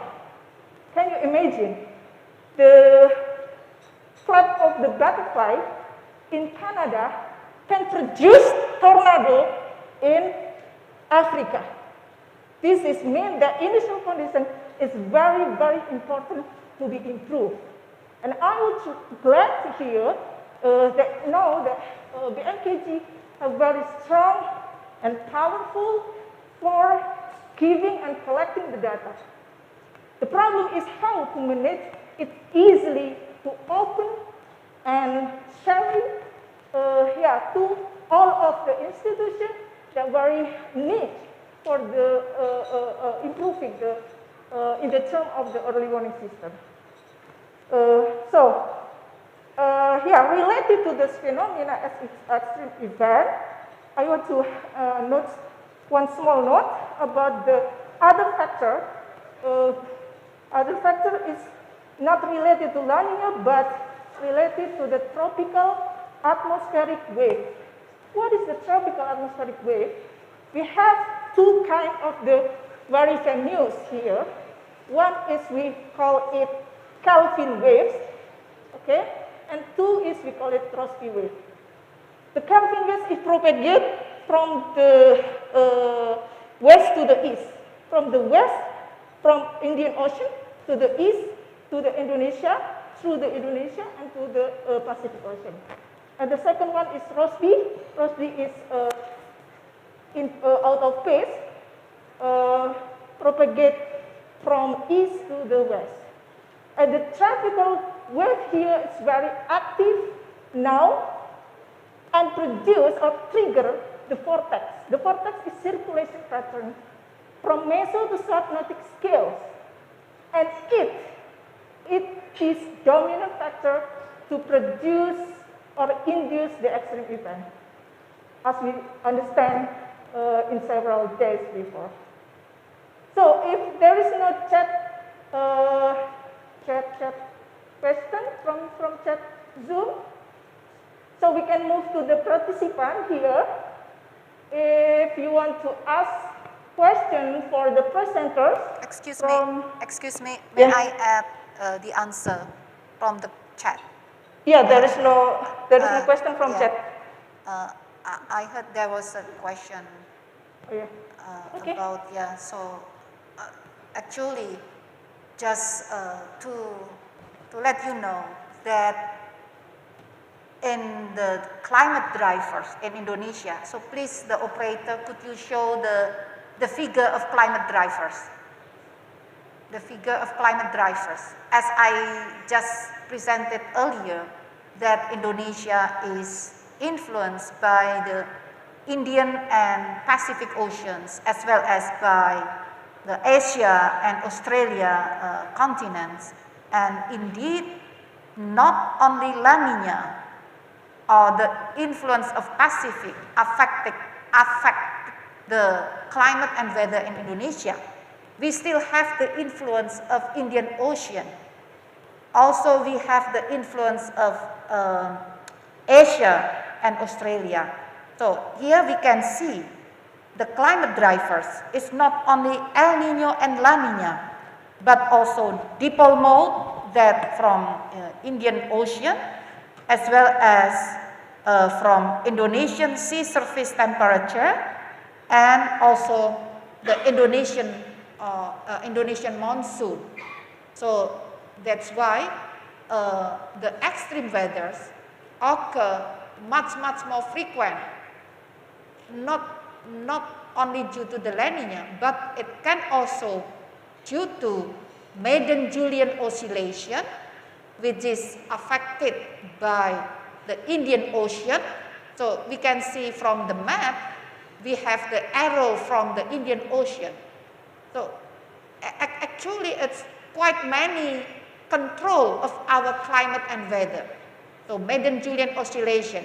We can also have the cyclonic low pressure area, which can occur in more shorter periods for, as I mentioned before, for several days up to 1 week, which then grow to be the tropical cyclone. There is also influence like the cold surge, like what happened in January 2020. We have the cold surge from the Tibet or the highland of Asia, which occur for several days and then result in a super extreme rainfall. So in conclusion, when we talk about the water management for the future, don't be only focused in La Nina, but also be consider other climate drivers, that the dipole mode, the cold surge, the potential of tropical cyclones which can occur more and more frequent. Now, within 1 week, we can have 2 or 3 tropical cyclones. I do not know when the temperature in Indonesia, now the average increase of temperature is 0.9 degrees centigrade. The impact has been like that. What happened if at the end of 21st century, we have 3 centigrade increment of temperature. So it can be 5 times or 10 times more severe than what happened now. And back to the water resources management has been ready for that. So that's why we have BRIN, we have other institutions. So we need to evaluate that together, then to prepare that together. Thank you very much. Thank you, thank you. Now maybe the participant here want to ask to the presenters about the material, about the predicting phenomena, La Nina phenomena, and community based by the BNPB for the resilience of in water in terms of water management system. Please can you raise hand? Also in Zoom, if you want to asking the presenters, you can raise hand in the application. Maybe we can discuss in Indonesia. Bapak Ibu mungkin dalam bahasa Indonesia juga tidak apa-apa ya, silakan angkat tangan. Nanti ada translasinya. Silakan. Otherwise, I will ask. Atau presenternya yang akan bertanya. Silakan Bu, mungkin ada feedback mungkin dari that's right. PUPR mungkin. Ya, mungkin saya pakai bahasa Indonesia. Ya. Jadi tadi konklusinya adalah seberapa jauh kita ini ready untuk menyiapkan dampak dari global climate change. Tidak hanya menyiapkan La Nina aja yang bisa jelaskan, tapi bahasa mudahnya MGO itu adalah pergerakan gerombolan, arak-arakan awan yang bergerak di sepanjang ekuator, dan pergerakannya ini dari sebelah timur benua Afrika. Niatnya menuju ke Samudra Pasifik, niatnya, tapi melewati kepulauan Indonesia. Sayangnya bukan sayangnya atau untungnya ya, kepulauan Indonesia itu banyak gunung-gunungnya. Sehingga arak-arakan tidak hanya La Nina. Kalau La Nina itu kan berlangsungnya Oktober sampai katakan Maret, April. Itu selama 6 bulan misalnya ya. Atau bahkan 2 tahun ini ya. Sudah tahun kedua ini, sudah 2 tahun. Jadi panjangnya. Namun di sela-sela yang panjang, tiba-tiba ada arak-arakan tadi, dan itu akan terulang 30 sampai 40 hari berikutnya, dan berlangsungnya kira-kira hanya selama 5 hari sampai 7 hari selama itu. Kemudian ada seruak udara dingin juga selama beberapa hari. Yang bahaya, jadi dalam water resources management kita harus membuat skenario. Misalnya skenario pertama hanya monsun Asia saja. Skenario kedua gabungan monsun Asia dengan La Nina. Skenario ketiga monsun Asia, La Nina, MGO. Skenario keempat, seruak udara dingin. Skenario terburuk, semuanya terjadi bersamaan dalam 1 hari. Dampaknya dikhawatirkan, hujan dengan curah untuk 1 bulan disentorkan hanya dalam beberapa jam. Nah, skenario-skenario ini yang harus dibangun. Apakah bendungan kita, irigasi kita, pintu-pintu air kita, lahan kita, tata ruang kita, apakah siap menerima di kemudian hari kalau suhu udara kita misalnya tidak melakukan adaptasi, akhir abad 21, suhu udara meningkat 3 derajat Celcius. Saya nggak bisa bayangin, sekarang rata-rata 0,9 derajat Celcius aja sudah kayak gini. Apalagi kalau 3 derajat Celcius. Jadi pemodelan-pemodelan dengan berbagai skenario tadi. Sudah berapa jauhkah para pakar water resources management ini menyiapkan, seberapa jauh dan apa yang dibutuhkan dari BMKG. agar pemodelan dengan worst scenario untuk menyiapkan tampungan atau resapan air dengan skenario terburuk seandainya suhu udara meningkat, katakan nggak usah jauh-jauh 3 derajat, 1,5 derajat Celcius saja, artinya masih lebih tinggi dari saat ini, maka kejadian fenomena yang ada 5, kalau saya nggak salah itu 5 atau 6 fenomena terjadi bersamaan dalam 1 hari. Itu apa yang kita siapkan? Ini mohon apa penjelasan, saya persilahkan. Saya ingin tahu dan apa yang dapat kami bantu. Terima kasih. Ya, barangkali dari pihak Bapak Ibu dari PPR ya, mungkin ada feedback atau ada ya memberikan sharingnya begitu ya, yang selama ini terjadi, atau kejadian yang kemarin yang merusak infrastruktur itu di Lampung, mungkin ada yang mau sharing kejadian banjir gitu ya, yang merusak infrastruktur bendungan atau pengairan ya, pengairan irigasi di Lampung. Iya, di Lampung. Gak ada yang sharing ini. Mungkin nanti ya, di chat Zoom nggak ada juga chat Zoom. Oh, Bapak silakan Pak.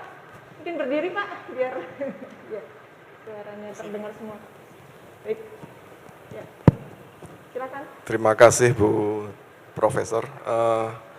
Kita sudah berulang kali sebenarnya diperingatkan, termasuk dari Ibu juga sudah berulang kali memperingatkan. Tapi kalau saya cermati memang nampaknya kita itu kurang serius atau kurang konsisten ya Bu dalam menyiapkan semuanya ini ya.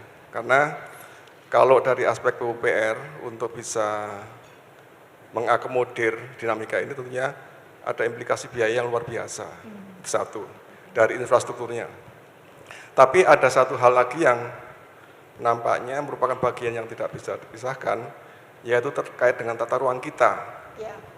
Jadi bagaimana pengendalian tata ruang kita itu, yang ruang yang semestinya dipakai buat air ini banyak yang digunakan sebagai tiba-tiba terjadi seperti di Batu, Malang, ini ada juga banjir bandang, dan di mana-mana lah di yona-yona yang dengan topografi yang curam, ini sering terjadi seperti itu. Nah, kira-kira sebenarnya desain kapasitas seperti apa yang harus kita bangun Bu? Yang logis artinya dari segi biaya konstruksi itu bisa terjangkau, tapi juga reasonable, itu bisa meminimalisir potensi dampak yang akan terjadi. Mungkin seperti itu dari kami. Terima kasih. Silakan Bu meresponnya. Terima kasih pertanyaannya.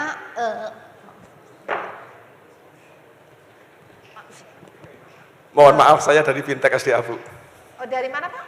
Dari Fintech SDA, dulu dari Balik Sabo, sekarang Fintech SDA Bu. Oh ya, baik. Terima kasih. Nanti Bu Irma juga bisa nambahkan. Kalau kita berbicara ideal dulu, kita mulai dari ideal dulu, lalu bisa kita lihat seberapa jauh penyimpangan dari ideal tersebut. Nah, kalau idealnya kan perlu adanya reevaluasi dengan kondisi tata ruang sudah berubah, lahan sudah berubah, artinya nanti kapasitas daya resap sudah berubah, runoff semakin meningkat, artinya pastinya seluruh pakar ini kan terbiasa dengan pemodelan. Jadi perlu ada diawali dengan satu pemodelan, tadi Ibu Irma sudah menyinggung. Initial condition-nya itu yang menurut saya berubah secara signifikan. Initial condition, kalau misalnya desain water resources management atau bendungan atau irigasi yang sudah dibangun saat ini, itu barangkali kan desainnya kan sudah beberapa tahun yang lalu, di mana initial condition-nya sudah total berubah dengan saat ini. Nah, poin itu adalah menurut kami idealnya atau buat initial condition yang serealistik mungkin seperti kondisi saat ini. Kemudian dari BMKG bisa mensuplai data tentang prediksi untuk 10 tahun lagi. Kira-kira curah hujannya akan seberapa ekstrim. Bahkan bisa 100 tahun lagi. Kalau untuk bendungan kan proyeksinya 100 tahun. Itu akan seberapa ekstrim. Nah, dengan initial condition yang berubah, yang sudah di-set baru. Kemudian boundary condition-nya mungkin juga berubah. Nah, ini yang harus disesuaikan. Nah, kemudian prediksinya untuk 100 tahun juga berubah, mungkin jauh lebih tinggi daripada prediksi hujan 100 tahun yang dibuat tahun 1970 saat bendungan-bendungan itu dibangun. Jadi bendungan yang ada saat ini itu kan produk dari desain puluhan tahun yang lalu yang saat itu belum pernah ngomong global climate change.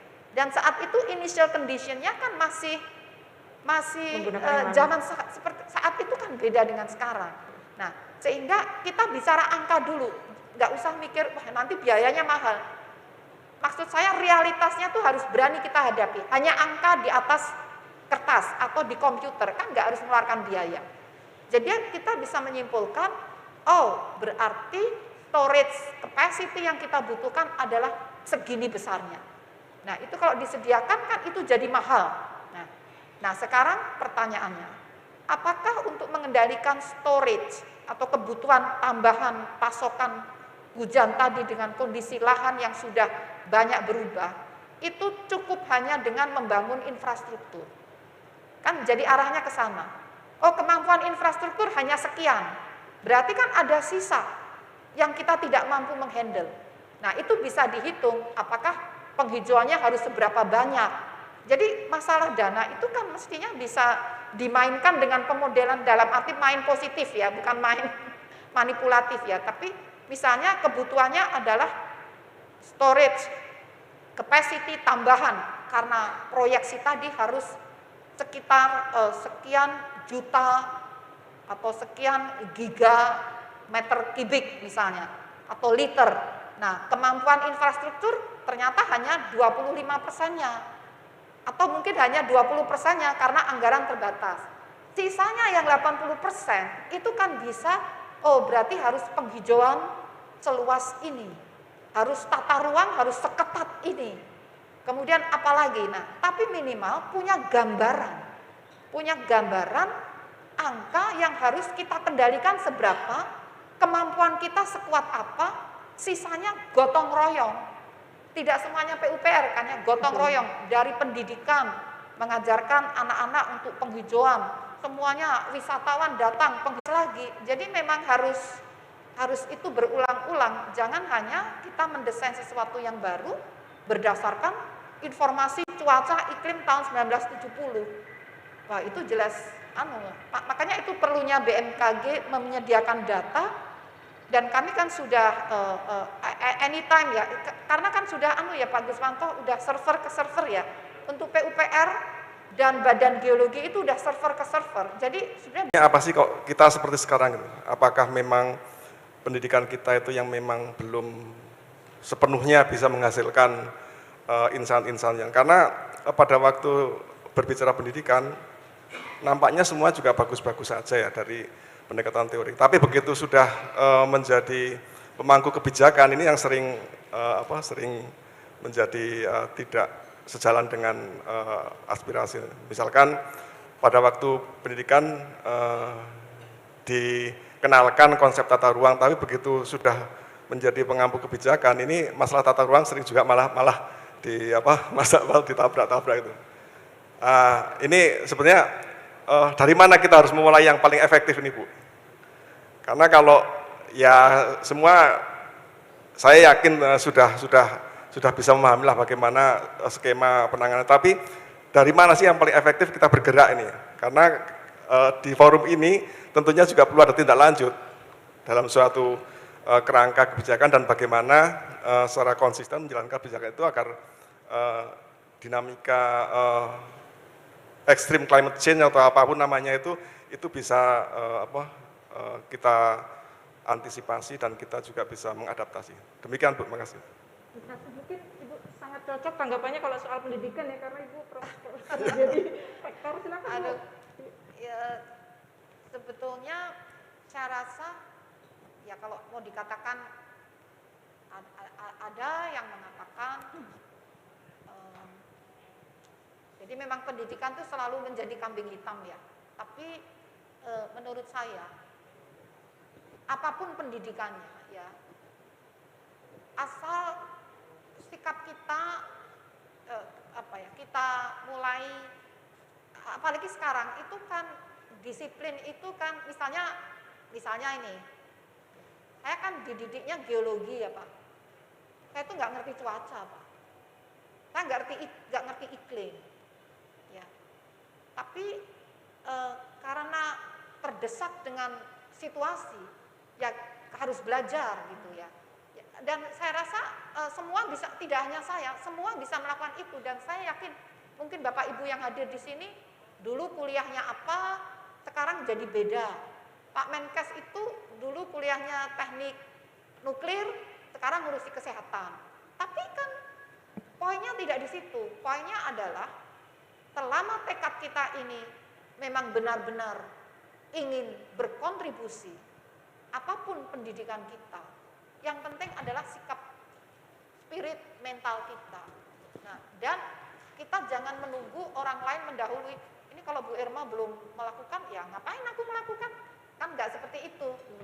Tapi baik Bu Irma, saya, dan siapapun yang bisa saya lakukan saat ini adalah ini. Jadi cepet-cepetan saya mau ngapain dulu, nah, nanti ajak-ajak gitu loh. Jadi sebetulnya saya rasa pendidikan itu menurut saya itu tidak menjadi masalah. Mahasiswa saya waktu itu saya bimbing untuk menangani longsor, pekerjaannya ternyata dia nangani minyak, tapi ya bisa, tapi apa kita tanamkan, apapun yang dihadapi harus diselesaikan. Nah, jadi mungkin poinnya ini para pakar ya, mari kita jadi meningkatkan kualitas data, frekuensi data, openness data, itu kita tingkatkan.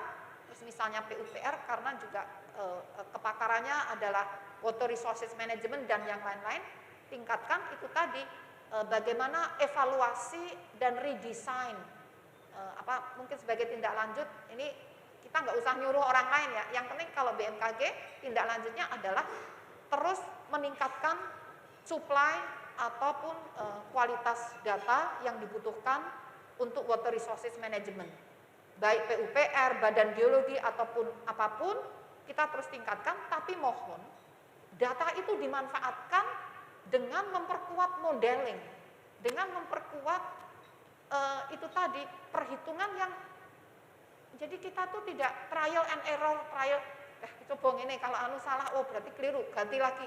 Jadi tidak apa ya, ada kata-kata ini saya mengutip dari wali kota Bogor, kita tuh kadang-kadang terjebak dengan quick win, 100 hari harus hasil ini, sekian hari harus hasil ini, tapi tidak semua pekerjaan bisa digitukan. Kalau yang sifatnya desain, yang sifatnya seperti ini, ya mungkin 100 hari paling tidak model awal sudah jadi gitu. Jadi mari kita lakukan apa yang kita bisa, yang cepat, tapi tidak harus sesuatu yang harus terukur. Seminggu harus sudah jadi ini gitu kan. Kadang-kadang terus mengorbankan quality. Nah, jadi poinnya itu Pak, kalau bisa ini nanti ini kita kan kumpulan pakar-pakar nih. Ada BRIN juga ya. BRIN itu kan kumpulan orang pinter-pinter. Nah, mari kita kolaborasikan ini kumpulan, ada ahli atmosfer, ahli klimatologi macam-macam, ada BMKG, ada minimal kita punya master plan ya. Master plan untuk katakan 10 tahun lalu 100 tahun dengan skenario terburuk. Mungkin itu yang ini. Jadi lebih ke sana ya. Mohon maaf saya pikirannya begitu, tapi monggo, kan orang bisa berpikir berbeda kan, monggo aja. Baik, terima kasih banyak jawabannya Bu Dwi Korita. Apakah ada pertanyaan lain? Tidak ada yang di chat, nggak ada ya? Ada. Oh iya, silakan Bu, Ibu.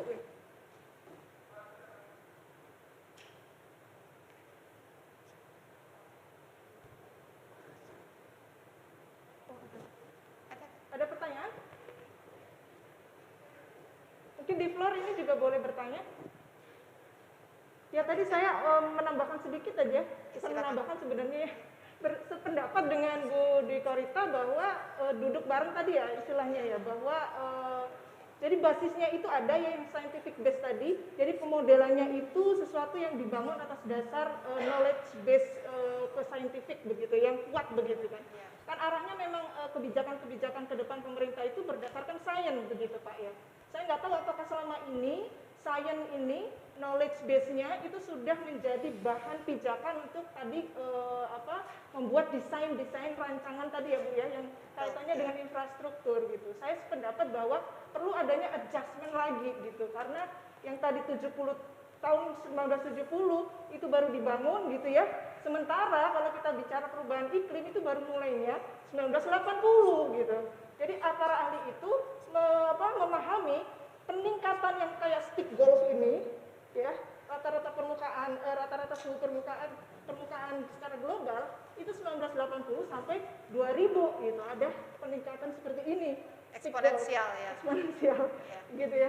Sehingga ya mohon maaf tadi saya sependapat bahwa perlunya ada reevaluasi dan redesign itu. Oke, ada pertanyaan mungkin saya. Iya, silakan. Saya bacakan ya. Ibu bacakan aja. Saya enggak. Ya.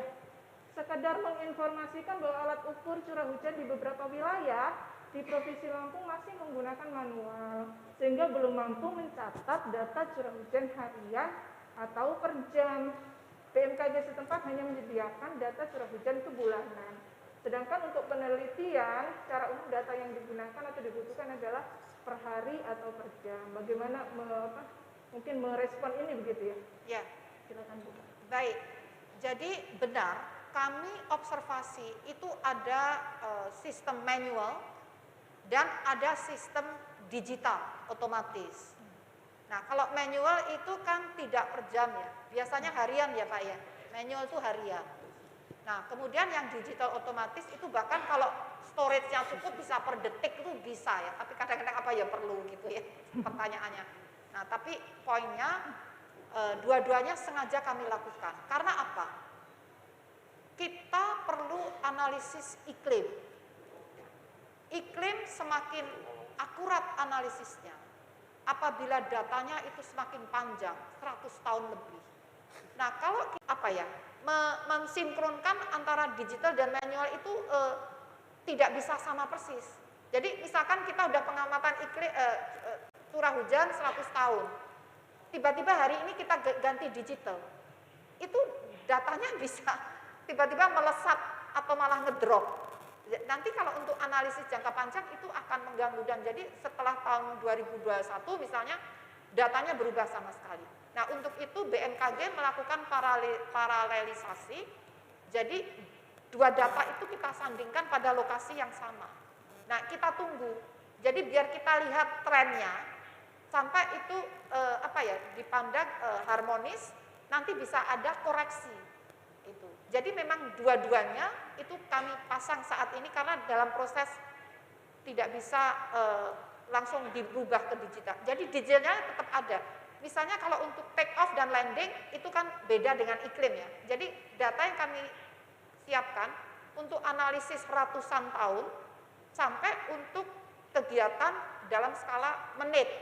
Take off, landing itu datanya tidak manual, itu datanya digital karena nggak perlu data 100 tahun kan untuk take off dan landing. Nah, itu tetap jadi banyak yang digital, tapi kita pertahankan yang manual.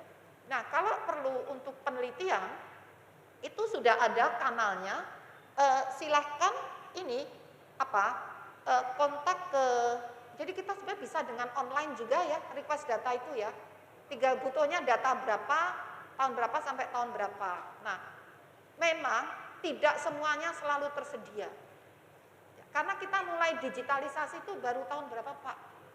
Digitalisasi 2015 ya?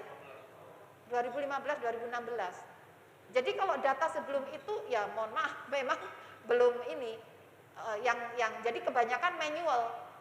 Dan manual itu ada kelebihannya tapi juga ada kelemahannya. Ada kelemahannya juga. Jadi yang bisa sudah siap itu 2015 itu udah digital semua itu. Jadi silakan aja kontak ke atau bahkan bisa lewat ini ya, data online itu bisa kok. Tapi kalau tidak ada ya memang tidak ada ya berarti ya. Digital ada 25 titik ya, yang manual lebih banyak lagi ya. Yang manual lebih banyak lagi. Jadi itulah alasannya kenapa kita tetap mempertahankan manual, itu sesuai dengan apa yang dicanangkan oleh Badan Meteorologi Dunia. Di negara maju pun manualnya tetap dipertahankan, karena untuk kebutuhan analisis yang panjang tadi, tapi digital tetap digalakkan, begitu. Jadi silakan aja nanti bisa kontak BMKG di Lampung atau online bisa ya. Gitu. Baik, terima kasih jawabannya kepada tadi yang bertanya soal Lampung ya. Tadi informasinya mungkin akan sangat membantu ya, 25 stasiun ya Pak ya di Lampung, dan dari tahun berapa Pak? Mungkin Pak bisa lebih. Dari tahun 2015 di digital online data online bmkg.id itu mungkin bisa dicek, mudah-mudahan ya bisa membantu penelitiannya Ibu atau Bapak tadi yang bertanya begitu ya. Oke, kita lanjut ke pertanyaan berikutnya ini Bu. Ada yang menanyakan tentang kejadian badai Saroja ya yang terjadi di NTT 5 April 2020 ya. Apa 2021 sorry. 21. Nah, apakah itu kejadian biasa saja atau anomali atau nanti akan berulang kembali dan frekuensinya bagaimana gitu ketika dia berulang di masa depan? Terima kasih. Terima kasih Mbak Operator, bisa ditayangkan yang radar saat badai Saroja ada nggak? Jadi begini, saya yakin ini Ibu Irma juga pastinya sangat menguasai ya. Indonesia ini kan di wilayah tropis ya. Jadi wilayah tropis itu di ekuator, dan planet bumi kita ini kan bentuknya papan Coriolis. Ya, gaya Coriolis yang artinya apabila terjadi badai tropis itu kalau sampai pada batas 10 derajat lintang selatan sampai 10 derajat lintang utara, di situ gaya Coriolisnya kuat. Ya. Sehingga badai itu sulit menembus lintang itu. Jadi pasti akan membelok. Istilahnya kalau orang Jawa itu apa? Ngempot gitu. Belok balik gitu ya. Balik gitu. Nah, karena pengaruh gaya Coriolis itu. Nah, untuk Saroja ini istimewa. Harusnya tidak akan nembus lintang 10 derajat tadi. Tetapi, nah ini masih dalam kajian penelitian ya. Kekuatannya itu begitu kuatnya sanggup melawan gaya Coriolis itu. Jadi biasanya karena gaya Coriolis Indonesia itu diuntungkan. Kalau ada badai tropis, paling yang masuk itu hanya ekornya. Coba itu yang mana, yang cempaka, ini Saroja, cempaka di atas. Nah, Bapak, Ibu bisa melihat ya, yang atas itu kan hanya ekornya yang masuk. Kepalanya kan masih di laut. Kepalanya itu yang bulat itu kan nggak masuk ke daratan Pulau Jawa. Yang masuk kan hanya ekor-ekornya saja. Itu untuk cempaka. Dahlia juga yang masuk ekornya. Karena itu tadi dihadang oleh gaya Coriolis. Namun Saroja, Bapak Ibu lihat itu. Sampai kepalanya aja itu udah, sampai badannya aja tuh sampai masuk ke wilayah Indonesia. Ke wilayah nembus yang 10 derajat lintang itu. Jadi memang itu ada keistimewaan. Sehingga dampaknya pun terasa langsung dan jauh lebih kuat. Yang cempaka itu meskipun ekornya juga dampaknya juga kuat ya. Apalagi yang Saroja ini. Dan kecenderungannya semakin ke arah sini, itu semakin badai itu semakin tahan menghadapi gaya Coriolis tadi. Nah, masih hipotesis ya. Hipotesis kan harus dibuktikan ya. Salah satu hipotesisnya itu kan karena suhu muka air laut di wilayah Indonesia ini pada zona-zona titik tertentu itu semakin menghangat. Dan ini yang kita masih perlu cek, hangatnya itu hanya di permukaan atau sampai nembus kedalaman thermocline. Kita nggak tahu. Itu kan justru barangkali ada risetnya ya. Apa Pak? 60 meter. Itu yang Saroja. Sampai 60 meter. Jadi tidak hanya di permukaannya. Energi itu kan dari hangatnya tadi. antara lain. Nah, poinnya nampaknya semakin ke arah sekarang, bahkan dikhawatirkan terus ke depan, kecenderungan peningkatan suhu baik di darat ataupun di muka laut ataupun di dalam laut ini semakin meningkat, dan itu memperkuat intensitas ekstrim itu, misalnya badai tropis, dan semakin sering. Kemarin itu 2 minggu lalu, 1 minggu itu muncul 2 bibit siklon plus 1 siklon sudah mayatoh ya. Terus bibit siklonnya segera lahir menjadi siklon, tapi kemudian punah ya. Nah, sekarang sudah muncul lagi. Jadi sudah hampir setiap minggu tuh ada bibit-bibit siklon. Di zaman dulu tuh kayaknya nggak sesering itu. Nah, jadi memang ini sudah sinyal, ini alarm bahwa ya kita memang harus berbuat sesuatu yang tadi secara kolektif, ada analisis ocean, water resources. Jadi saya membayangkan analisisnya tuh tidak bisa hanya water resources sendiri, tapi juga ada analisis oceanografi, interaksi dengan atmosfer, lalu terintegrasi dengan hydrology, water resources, terintegrasi dengan fenomena apa lagi. Jadi kayaknya memang harus kita ke arah sana. Dari kalau tidak ya kita hanya cuma nunggu aja nanti udah kocar-kacir lagi. Seperti itu. Terima kasih. Terima kasih banyak penjelasannya Bu Dwi. Saya dipublikasikan di paper yang reputasi tinggi begitu ya, GRL, British Secrets Related. Dia mengatakan di abstraknya, kejadian seperti ini 150 tahun sekali. Due to complex interaction gitu kan. Karena apa? Karena triggernya itu adalah dari cold shore tadi yang seruak udara dingin. Seruak udara dingin dari Laut Cina Selatan ya, menuju Laut Jawa gitu ya. Dia bring the coldnya yang dimaksud di sini adalah cold temperature. Jadi temperatur di permukaan itu sangat dingin gitu ya. Seakan-akan ada desakan dari utara begitu ya, karena dia kan dari Tibet sebenarnya. Dari Tibet, bayangkan ya. Dataran Tibet sampai Indonesia begitu kan. Di sana lagi musim dingin dan kemudian pecah masuk ke wilayah Indonesia. Nah, itu bukan cuma ini ya, bukan cuma temperatur tapi juga curah hujan di situ gitu yang dia kelembaban yang tinggi ketika dia lewat air laut begitu ya. Nah, ceritanya si cold shock ini berinteraksi dengan Borneo Vortex. Kita tahu Borneo Vortex itu adanya di Kalimantan ya, utara. Bagian utara biasanya terbentuknya di atas Laut Cina Selatan. Jadi ketika cold shock ini masuk dari utara, ada vortex yang pada saat itu terbentuk, namanya Borneo ini. Vortex itu kan pusaran angin. Jadi ketika si dingin ini kemudian ditambah air yang banyak itu, kemudian dia berinteraksi dengan vortex itu, dia belok ke Singapura. Dan belok ke Singapura itu kan jadi gede ya, membesar, jadilah siklon tropis Fami. Itu dicatat pada saat itu, di publikasi itu, dikatakan kejadian seperti itu very rare gitu ya. Sangat-sangat jarang dan frekuensinya bisa 150 tahun. Mengapa? Karena gaya Coriolisnya kan hampir 0 di ekuator itu gitu. Itu cerita menambahkan cerita. Ya. Nah, sementara Seroja Bapak Ibu itu hampir sama di-develop atau dibangkitkan oleh gerakan di atmosfer yang kita sebut sebagai vortex tadi. Jadi si vortexnya itu sudah terbentuk di Laut Banda 1 ya, dan di Laut Maluku 1. Jadi ini vortex kembar utara selatan. Kita tahu Laut Banda dan Laut Maluku kan saling ini ya, utara selatan gitu ya. Nah, ini putar sama-sama. Yang satu siklonik. Siklonik itu maksudnya searah jarum jam. Yang satu antisiklonik.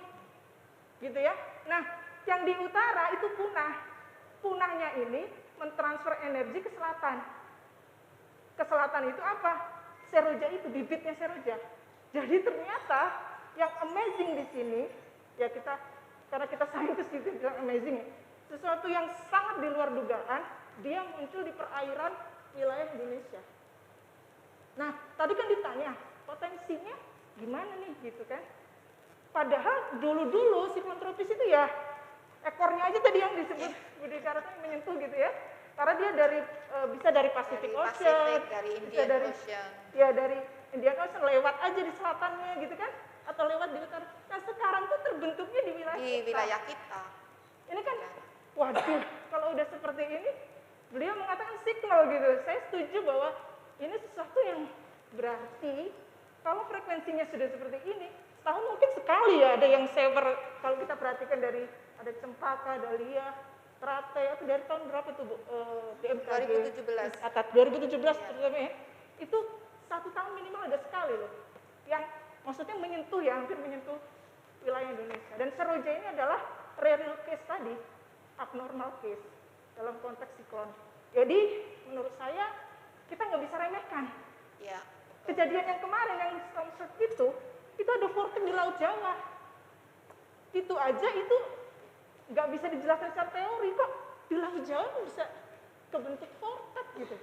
Saya udah pas ngelihatnya itu saya sudah stres. Semoga ini tidak menjadi bibit gitu ya.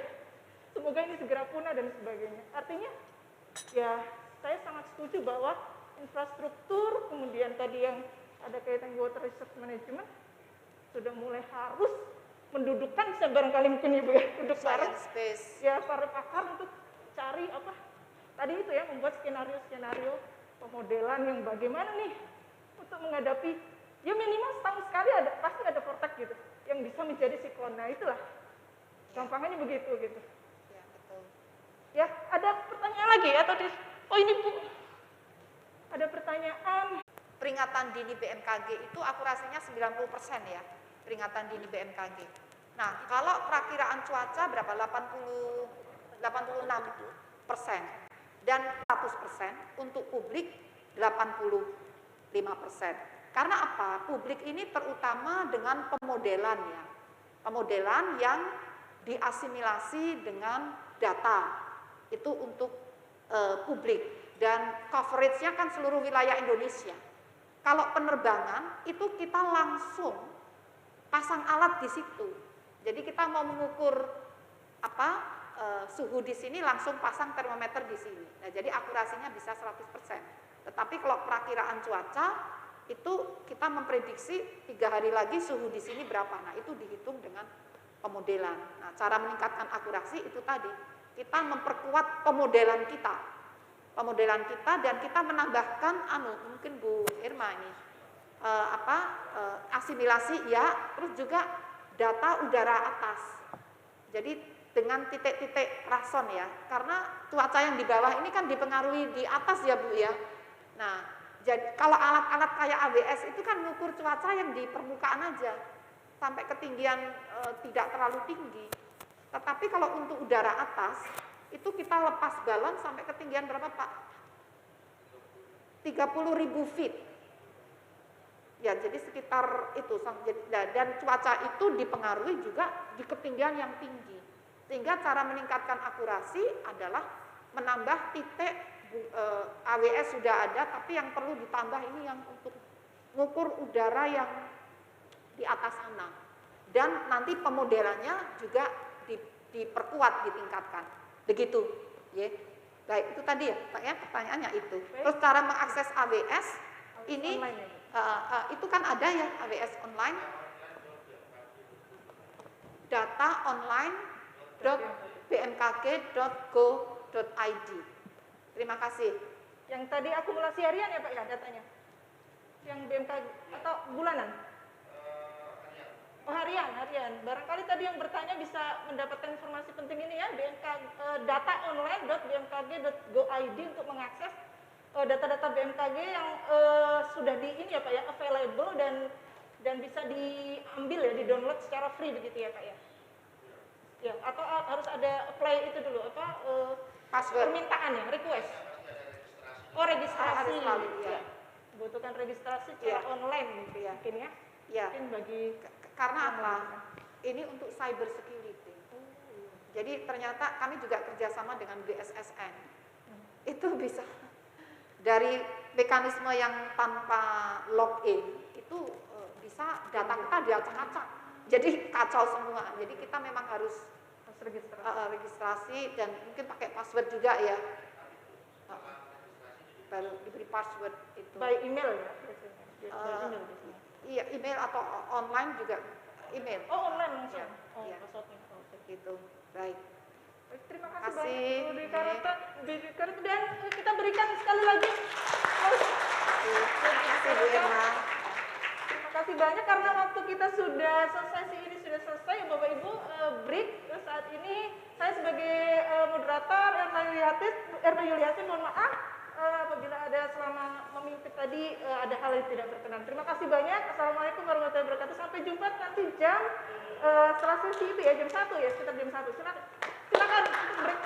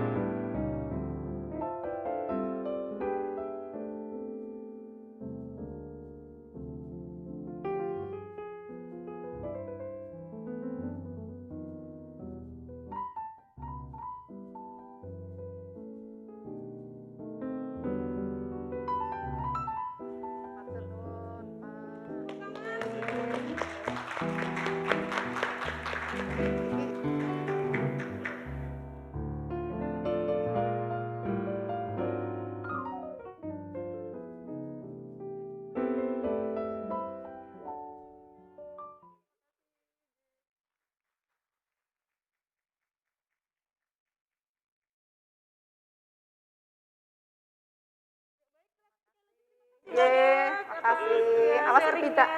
Terima kasih Bapak. Terima kasih, silakan kepada peserta untuk mengambil sesi break ya. Mengambil sesi break dan kita bertemu lagi pada sesi selanjutnya sekitar jam 1. Terima kasih. Assalamualaikum warahmatullahi wabarakatuh.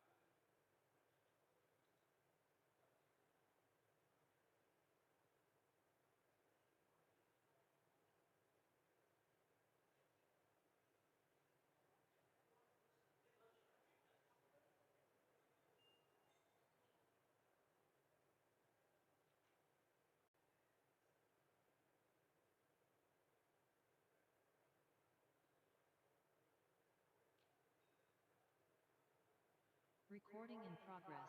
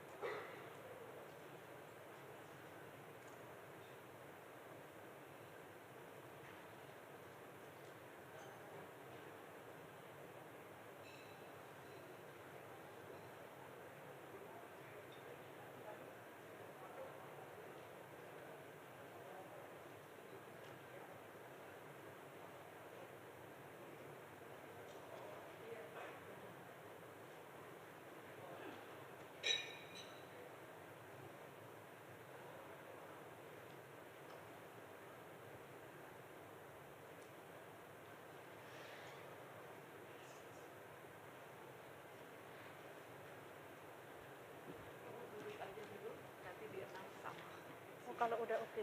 Saya nunggu dulu. Enggak apa-apa, di sini aja. Oh, MC-nya ngomong dulu kan ya? MC-nya nanti bisa dulu ya.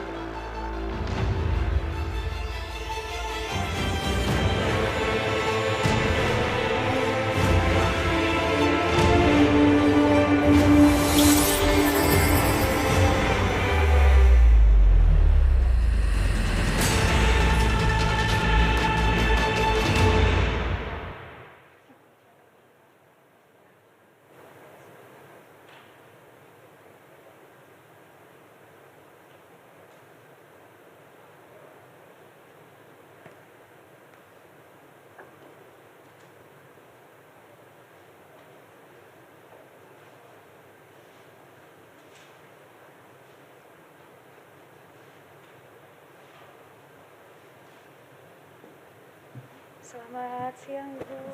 Iya, tapi paling saya akan buka dulu, baru nanti kalau saya akan kembali dan juga pembicara-pembicara, baru nanti saya akan serahkan ke bicaranya. Siap, saya nunggu. Terima kasih, Bu. Cek.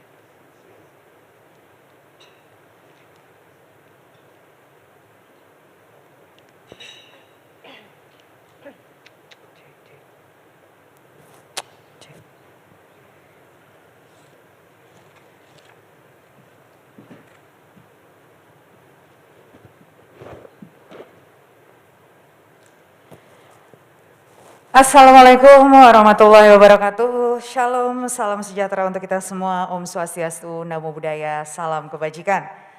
Good afternoon, distinguished guests, ladies and gentlemen. Back again with me, Natasha, on the Pre-2nd Asia International Water Week 2022. And how's your experience to plenary 1 and 2? Great, we hope you get a lot of useful knowledge according to our topic earlier. And how's your lunch? Gimana makan siangnya? Very good. Nah, kalau perut sudah kenyang, berarti sudah siap untuk mengikuti rangkaian acara berikutnya. And now we'd like to invite you again in our second session of our seminar with the theme of water resources management in the responding of La Nina phenomenon. Kali ini kita akan memasuki sesi kedua dari penyelenggaraan acara seminar dengan tema Water Resources Management in Responding of La Nina Phenomenon. Masih dengan moderator kita yang luar biasa, pastinya ada Dr. Elma Yuli Hastin dari Pusat Riset dan Teknologi Atmosfer BRIN. Boleh berikan tepuk tangan untuk moderator yang luar biasa. Baiklah Bapak Ibu, ladies and gentlemen, sesi kali ini akan terbagi menjadi 2 topik paralel discussion. Dan untuk tema presentasi yang berikutnya akan mengangkat topik sistem dalam rangka penanggulangan La Nina. Dengan pembicara kita ada Bapak Rowanto Rossi ST, MPSDA dari Kementerian PUPR. Dan juga akan diikuti or followed by the next presentation, which will with the topic of water security sector guide with Mr. Hubert Jenny, a senior infrastructure specialist, Grid Climate Fund, as our speakers. Baiklah hadirin sekalian, tanpa berlama-lama lagi kami mempersilakan Anda untuk mengikuti rangkaian acara kita selanjutnya.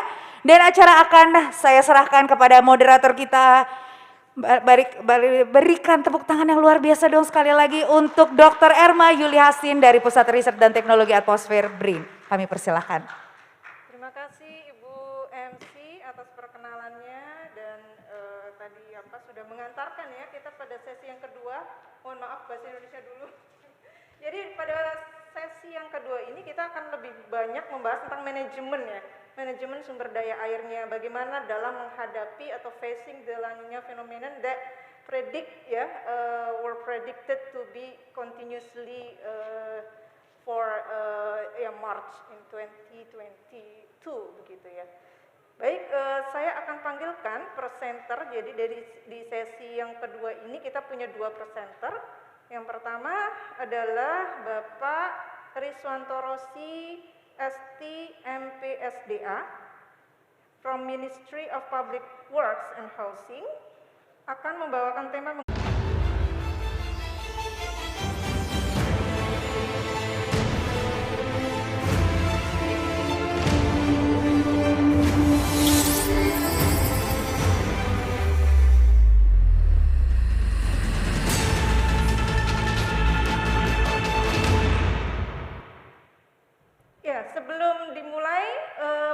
dari beliau, saya akan membacakan dulu kurikulum vitae dari Pak Rossi. Mohon di-share dari panitia kurikulum vitae.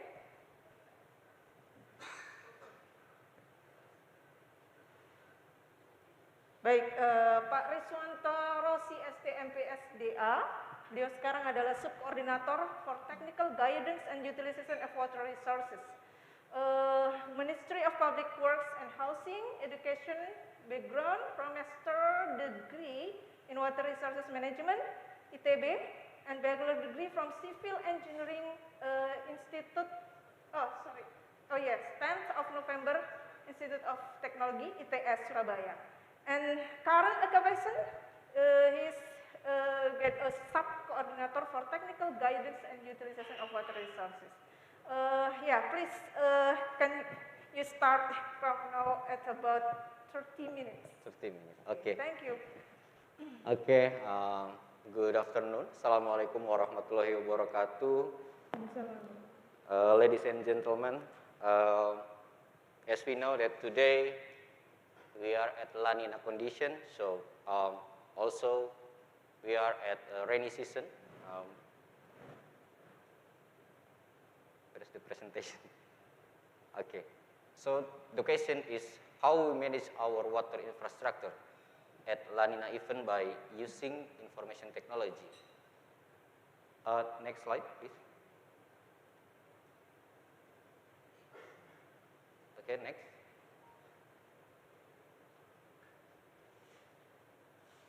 Okay, from our record at Central Disaster Management, 1st November until 9 December 2021, there are 227 disasters. It consists of 184 floods, and then 6 even flash flood, and then 27 landslide.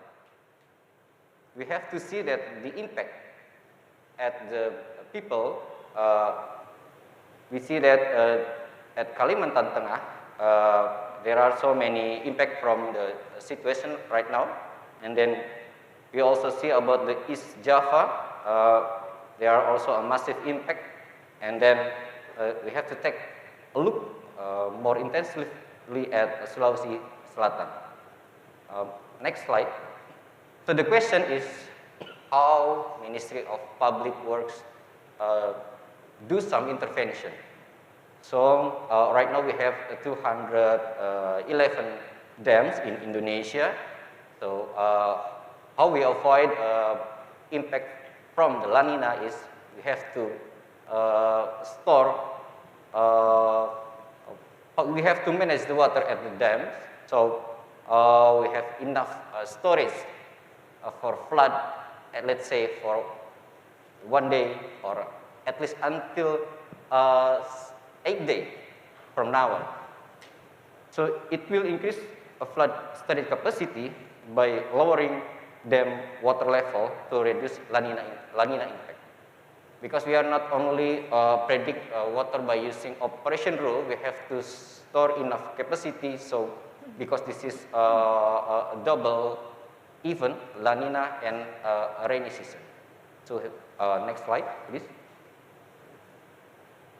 Now the question is, how about retention pond? Because this is very small water, so we have to manage our water by using BMKG product.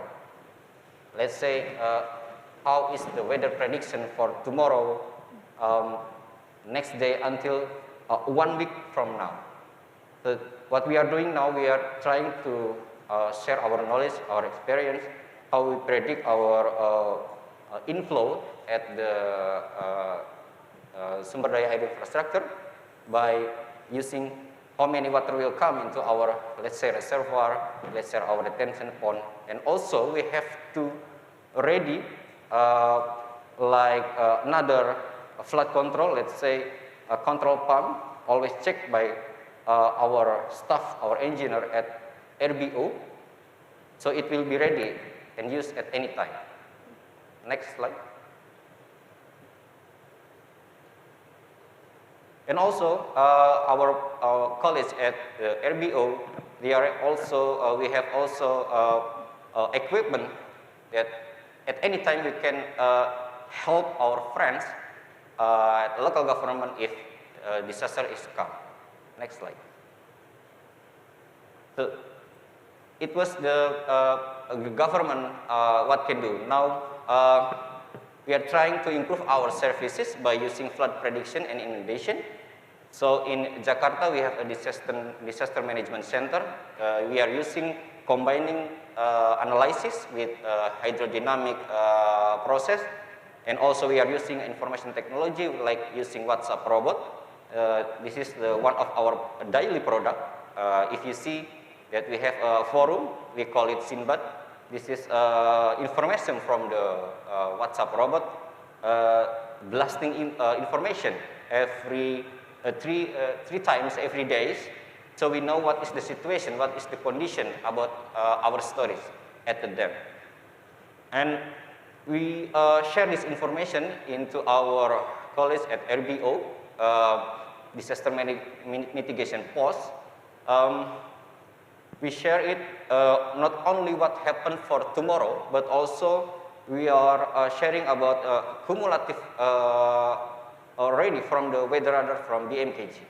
So it will help us, it will help our friends at RBO, at least they know what, how much the rain will come into their area. So we hope that this is, can be used for RBO to communicate with local government, let's say, and then community and also BPBD. Next slide. Okay, we are not only talking about prediction, what happened tomorrow, but we are also to produce what really happened right now. So right now we are fully supported by BMKG. Now we have data from server of BMKG into our server. So we know what is the weather prediction, what is the weather condition right now by using radar monitoring. This is very helpful for us to make some analysis where are the potentially flood comes into area at the RBO. So if you see at the screen that this is our system, we call it Simadu. So Simadu can predict, let's say for 8 days from now on. If you see at the bottom screen, there are a flood prediction for tomorrow. Next slide. Okay, we realized that our sensor at Balai is not enough, so we need information from the citizen. We are using Twitter bot, so everybody, if they see there are any flood event in their area, they just share it using Twitter by using hashtag Banjir. So our system will collect it and then discuss with Balai, is it the report, is it true or not, and then if it is confirmed, then Balai will contact the local government how to solve it together. Next slide. So not only by the government, we are also need support from citizen and also private sector. Let's say we are all like making rainwater harvesting, also from the private sector, if they have a water pump, they have excavator, they can contact into our RBOs. So if the prediction for tomorrow, let's say, if there are any flood prediction into their area, they can support with us together, work together with us to mitigate, to anticipate by working together. Also, we know that one of the problems is about waste. I think this is the time for us together with the people, with the community, we prepare about the drainage system at people living around it.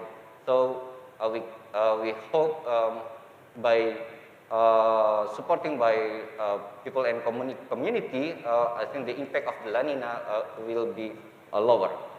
And also, the most important thing from now that there are so many land occupation, there are so many changing land cover. So by using a community like from the BNPB community, Komunitas Gunung, they can report to us what really happened with the upstream condition.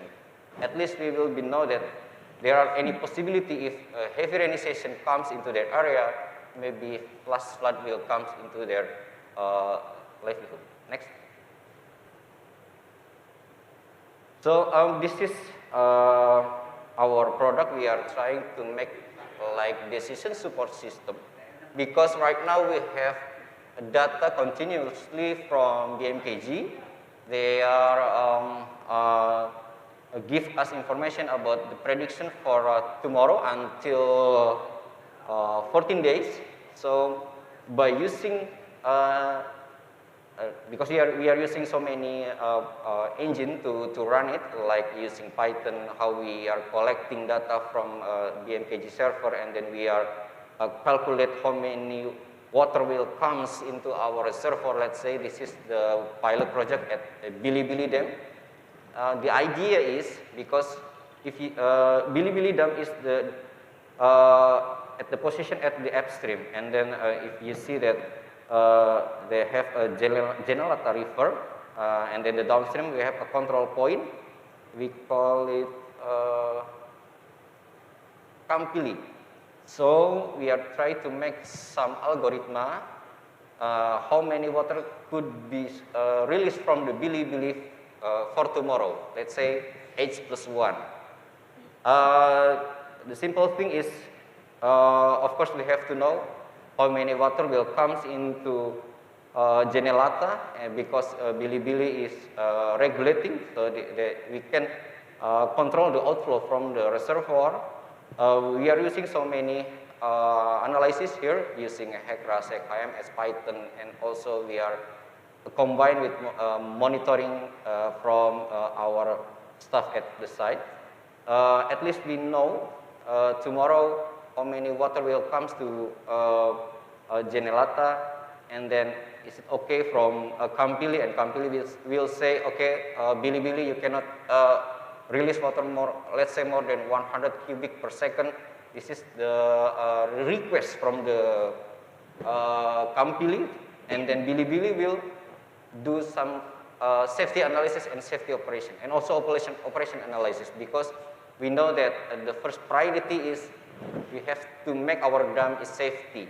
Is it okay if they are released 100 cubic per second? If not, then at least Bili-Bili will say, if I have to release 100 cubic per second for tomorrow, we have to run our simulation. Our simulation, is it okay that the water level will rise up until the maximum level or not?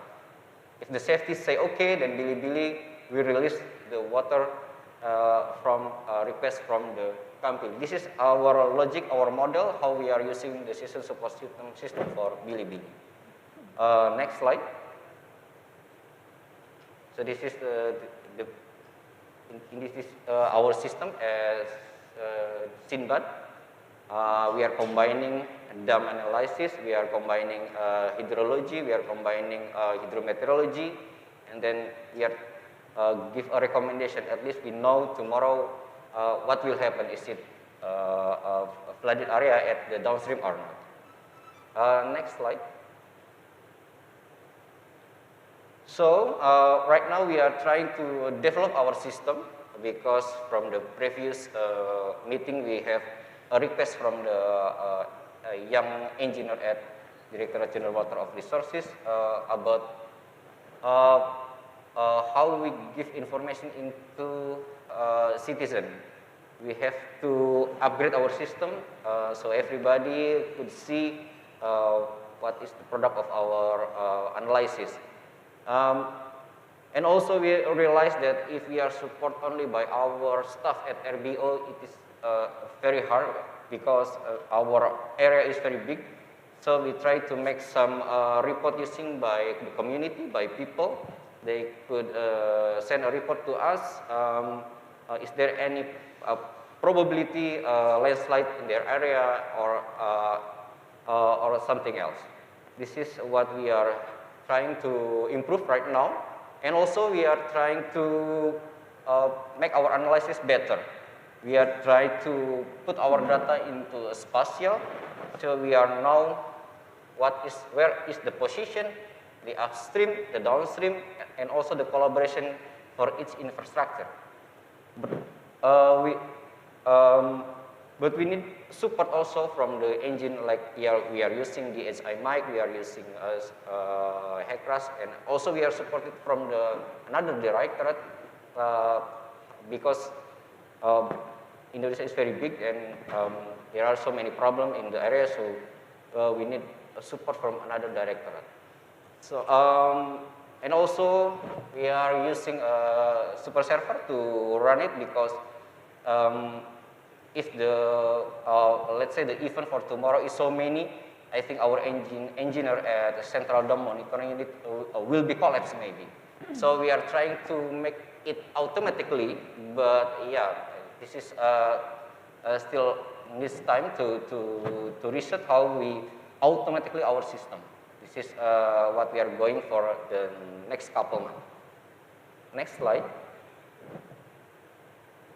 So this is our product. We are using so many scripts to improve our data quality. As we know that if data is wrong, maybe our analysis must be wrong. So this is our engineer product, one of our engineer product for predict for flood for next day. Next slide. And also we are not only invest in analysis, but we have also needs enough space to run this model by hiring new engineer with a specific qualification. So this is the disaster management center. They are always give information what will happen for tomorrow and also what the real condition right now, and collaborate with Central Dome Monitoring Unit. They are analysis what the condition of our reservoir, and we realize that time is the key. So we have to analyze it faster. So we need a support from a supercomputer. So I hope for next year we are ready not only for Bilibili but also for another dam in Indonesia. Next slide. Okay, not only people, but we are trying to put another sensor like automatic water level, weather radar, and also the system, how the sensor communicate with our server at Jakarta. We have to make it into some flowchart because this data will catch by our system, by our server, and then they are trying to analyze, is it okay, the data, is it reasonable or not. This is what we are doing right now. I hope when our system is upgraded, we can show you for the next, let's say, discussion. Next. Okay, we are not only invest at equipment, but also we are trying to hire our friends at the community. We have Sitamu. This is tree spatial monitoring. We can use it to monitor where is the trees plant from the, let's say, from the RBOs, from community. We need to put it into spatial because, of course, if they plant trees not at the critical area, maybe the impact is not efficient. But remember, this is supported by the community, so we have to see what is the economic impact of this reboisation. So the outcome is a better land use and also direct runoff control. Next. Next. And then we are trying to make a better product. We are using satellite here. This is a pilot project we are doing now. We are trying to monitor our, not only for dams, but we can use it for many purpose, because we will be know where is the displacement process from, let's say this is the dam at the outside, yeah. But we can take this technology into our country, so we know is it there are any displacement from the point we are monitoring. Next slide. And also we are trying to put all data from Balai, from RBO. We are using GIS server to specialize it, because we cannot making water network without knowing where are the position of the infrastructure. And then we are trying to make a decision support system improvement. This is what we are doing right now. Next. Okay, the conclusion is Ministry of Public Works is changing. We are not only investment at infrastructure, but also we are investment at decision support system, because we realize that 10 or 20 years from now, maybe water will be hard to manage. Also, we know that we need support from another agency, university, another ministry to join research with us, to collaborate with us to make a better analysis, so people could, so we can reduce the impact of not only La Nina, but also at rainy season. I think we can together we can do reduce impact of La Nina. Thank you. Thank you very much. Giving applause for Pak Rosi. Okay, thank you. We move to the next presenter. Mr. Hubert, are you already online? Oh no, not ready now. Okay. So because Mr. Hubert not ready now, so maybe we can move to the question and answer session from the chat Zoom, and also audience in here in participate from online also inside can raise hand or making question by chat for presentation material from Pak Rosi. Any participant? Monggo Pak. Committee please, yes, Mike.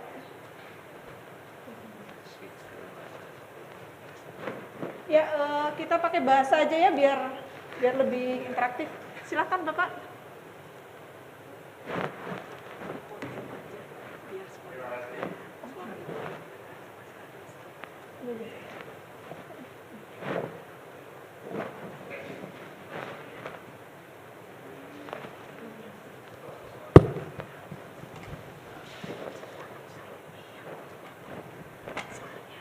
Wah, ini kalau pakai punyanya MC suaranya kencang sekali. Saya seperti MC sekarang. Baik, boleh bahasa Indonesia, bahasa Kupang saya nggak bisa lagi sekarang. Bahasa Indonesia aja Pak, monggo Pak. Oh ya, bahasa Kupang kok. Sonde katanya. Baik, terima kasih. Sangat bagus sekali ini papernya, sangat kekinian gitu ya. Saya old timer, jadi agak-agak gitu ya, terperangah nih dengan Pak Iwan melihat kecanggihan sekarang. ada beberapa mungkin yang salah konteks. Jadi kalau dulu kemudian bagaimana itu kaitannya itu, kemudian kaitannya dengan apa tadi, tinggi muka air, ya, tinggi muka air, tinggi apa, water level yang di atas sama yang di bawah. Nah ini kira-kira seperti apa ini pola operasinya. Kemudian yang kedua, jadi tadi selalu disebutkan BMKG, yang memang betul, jadi kegiatan itu lintas sektor, kemudian juga saling mendukung. Nah, bagaimana dengan kemampuan dari teman-teman dari SDA terkait dengan hidrologi, kemudian data-data dari kemampuan PUPR sendiri, apakah sudah diintegrasikan dengan BMKG? Kemudian yang tadi sebenarnya ada SIH3, apakah itu ada hubungannya dengan SIH3 tadi itu yang telah disampaikan oleh Ibu Dwi Korita. Mungkin itu 3 hal, terima kasih. Terima kasih banyak Bapak. Langsung saja Pak Rusi.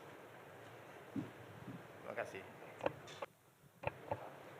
Iya, langsung saja Pak Rosi. Mungkin di sini Pak, biar ya lebih jelas.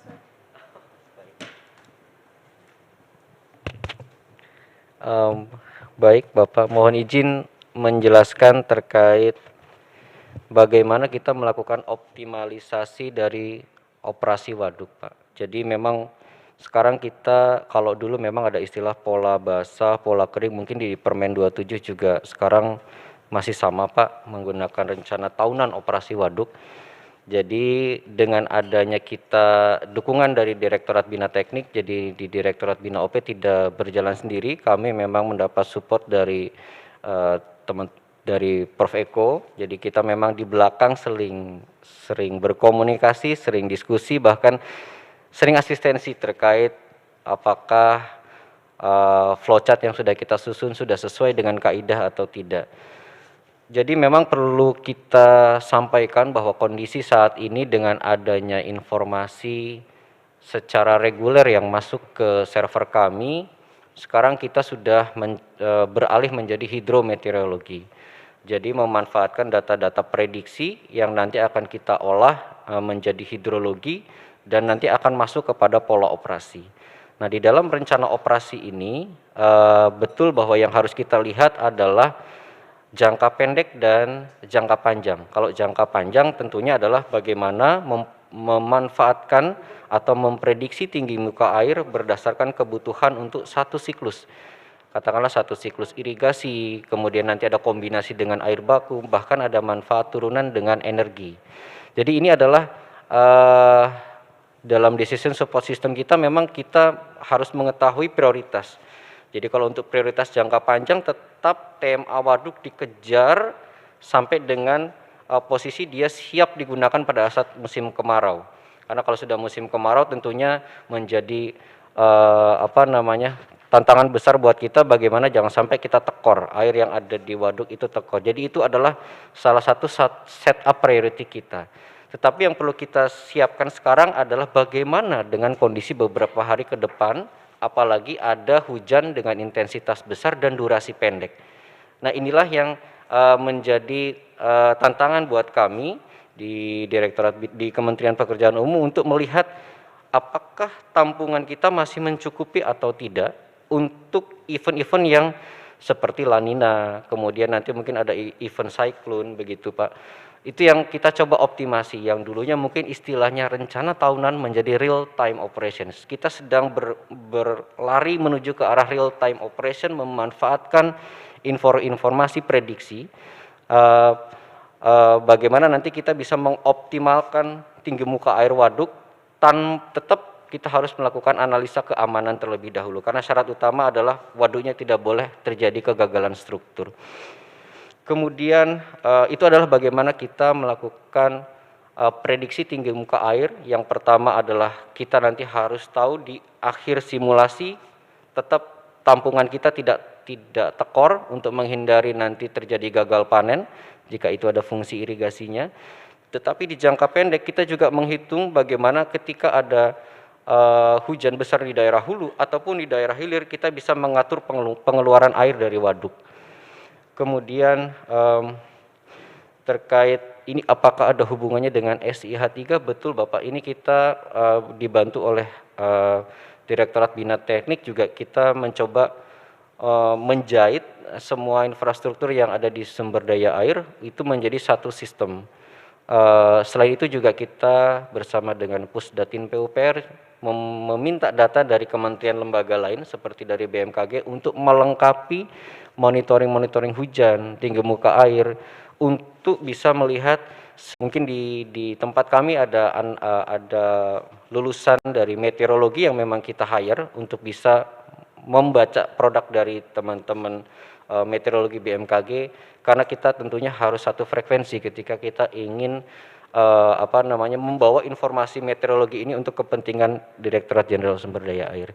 Jadi itu yang sedang kami kembangkan. Tentunya ini juga butuh dukungan dari tim IT, karena tim IT ini menjadi salah satu tulang punggung kita, karena semua analisis yang kita lakukan saat ini dominan itu menggunakan engineer.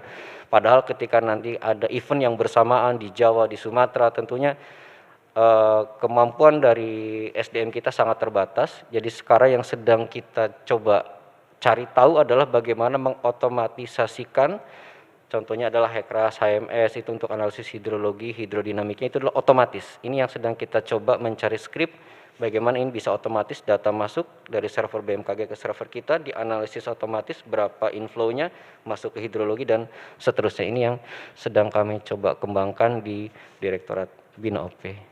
Demikian Pak. Baik, terima kasih banyak Pak Rosi atas jawabannya. Bapak, apakah ada respon balik atau sudah cukup Pak?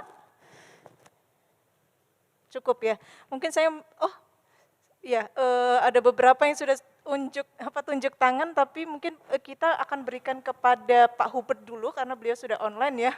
Seharusnya ini sesi Pak Hubert, jadi mungkin di-keep dulu pertanyaan-pertanyaannya ya Pak ya.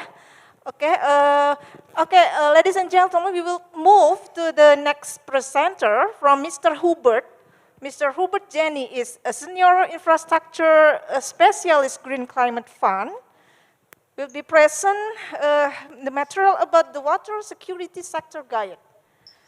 Mr. Hubert, are you ready in your side? I'm ready. Thank you very much for inviting me to participate and do this presentation. I understand you will be sharing the slides. Okay, you can start from now. At about 30 minutes, you can present. Thank you. Do you want me to share the slide, or are you going to share the slide? Yes, I think the slide is already now. Okay, very good. So thank you very much. This presentation is in the context of Green Climate Fund upgrading, basically doing the water security sector guide. I'm going to explain to you all about it. So if I can have the next slide, please. Next slide. Okay, so the Green Climate Fund is the world's largest climate fund set up by the UNFCCC, and serving is basically, we say this is the financial arm of the Paris Agreement for both helping with climate benefit in adaptation and in mitigation. And we support developing countries to transition to low emission climate resilient society. So how do we do that? We have, basically, we are very much country driven. We're not doing anything directly, but we work through countries. So we have a country readiness that we give to all the country, borrowing member country under GCF $1 million per year in order to do the country programming and present to the Green Climate Fund through accredited entity, because the GCF doesn't work directly with government. We work through accredited entity that go through an accreditation process. We give a one-off $3 million per country to do the national adaptation plan if it was not included with the nationally determined contribution.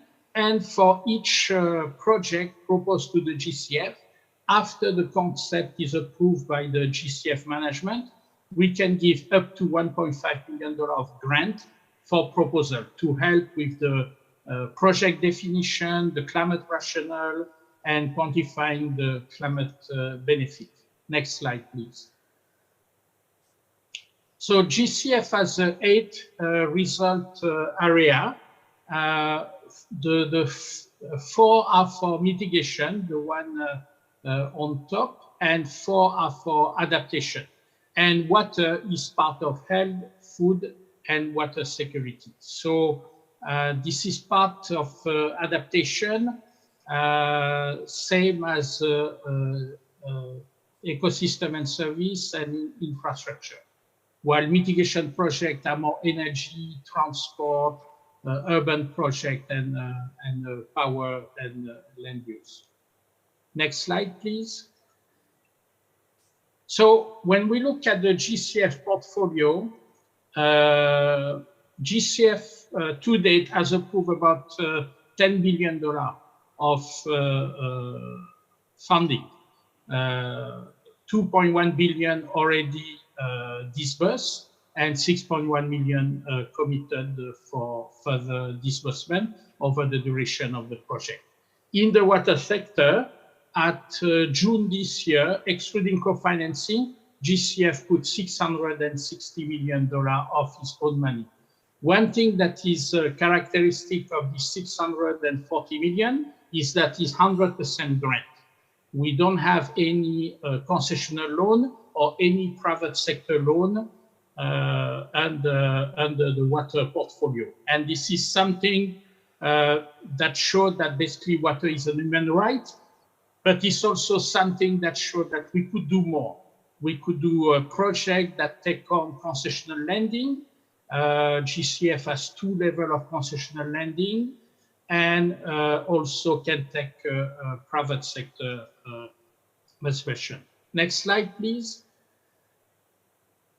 So in terms of portfolio, 84% is adaptation, and the rest 16% is cross-cutting, which means they have both mitigation and adaptation benefits.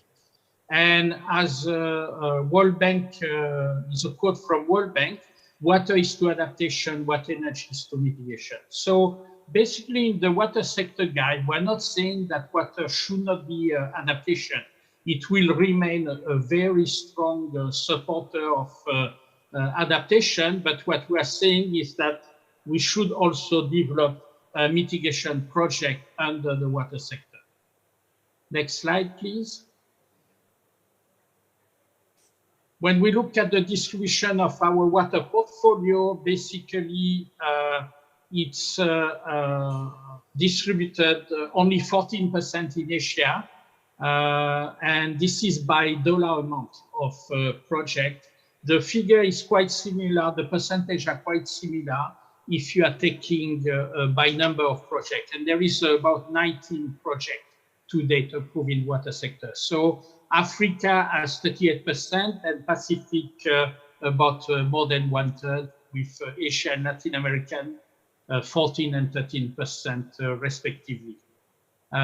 In Central Asia and Eastern Europe, we don't have any project. Next slide, please. The one before, sorry. Yeah.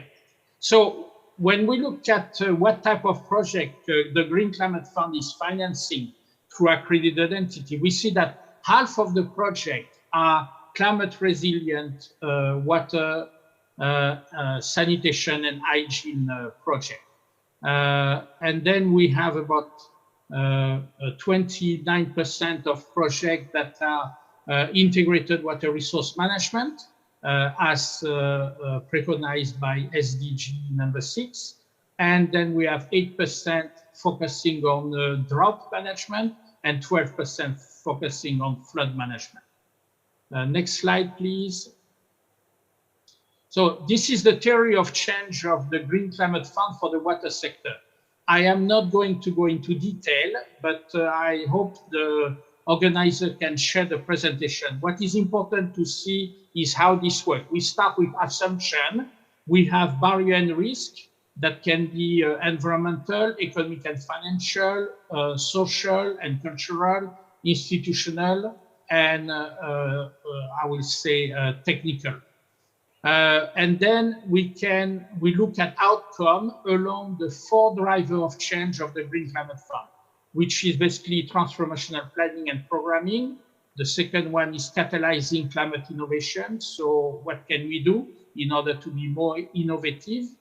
The third one is how to mobilize more finance at scale so that we can scale up and replicate projects that are being funded by GCF and by others, including government. And then the last one is for knowledge. And then we define a paradigm shift. I will go into more detail in my presentation with the paradigm shift of water security and how does it develop along the 2 pathways.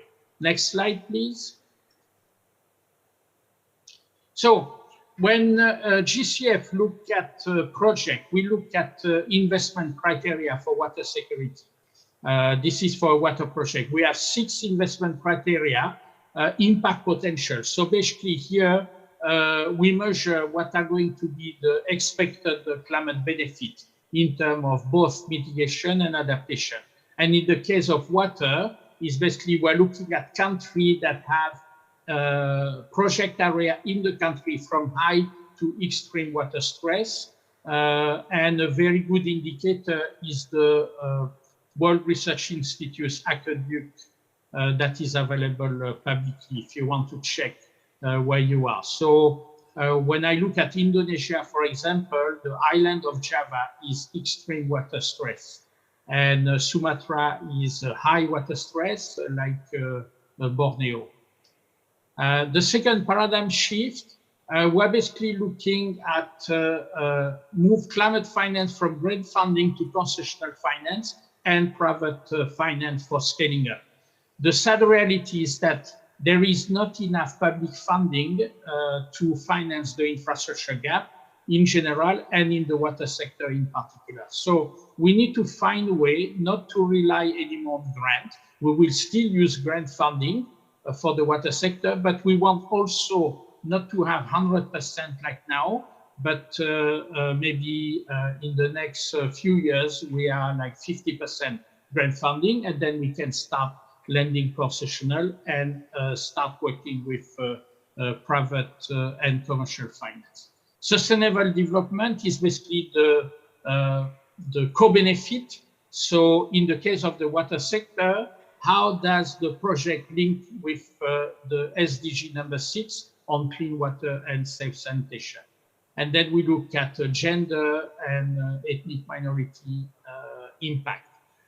I will show a schematic later where there is about 724 climate action that have been identified under UN SDG 6. So if you are looking at project ID in the water sector for what you have 724 climate action that can be proposed.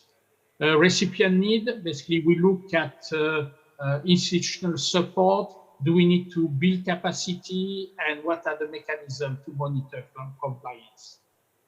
We want to promote country ownership. Each country has a nationally designated authority that will basically issue a letter of no objection for each proposal submitted for funding by the country to the Green Climate Fund. So like this, we have the national designated authority that is acting as a coordinator for the country. And as I said before, we help with a grant of $1 million per year, each country, each developing member country of the Green Climate Fund to develop their readiness plan and to do country programming and prioritize projects. Efficiency and effectiveness, basically we want to use best practice and lesson learned because we don't have enough money, we don't have trillions, we have a limited $1 billion, even though we're the largest climate fund. We still need to scale up, and therefore the project we do need to be pilot project, representative project that can be replicated afterwards. Next slide, please.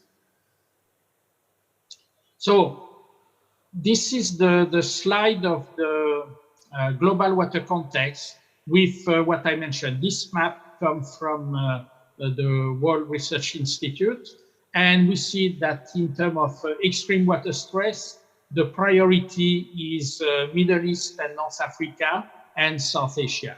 But if we look more in detail, we can see that the island of Java, as I say, is also under extreme water stress. So we look at the country first, and then we look at the project area. For example, I'm working in a project in South Africa. We look for the project is high water stress, but some area where we are developing the project have extreme water stress. So we say that at the moment, there is over 2 billion people in 61 countries that live under high extreme water stress. And this is a problem. So if we look, there is 17 countries in extreme water stress. Now we look at the water food energy nexus, which is basically the competitive use between agriculture that take about 70% of the water in any country, the energy and industry, and the cities and the rural area that take about 10% of the water. So we have different techniques, water accounting, do basically an audit of the water resource available for the country.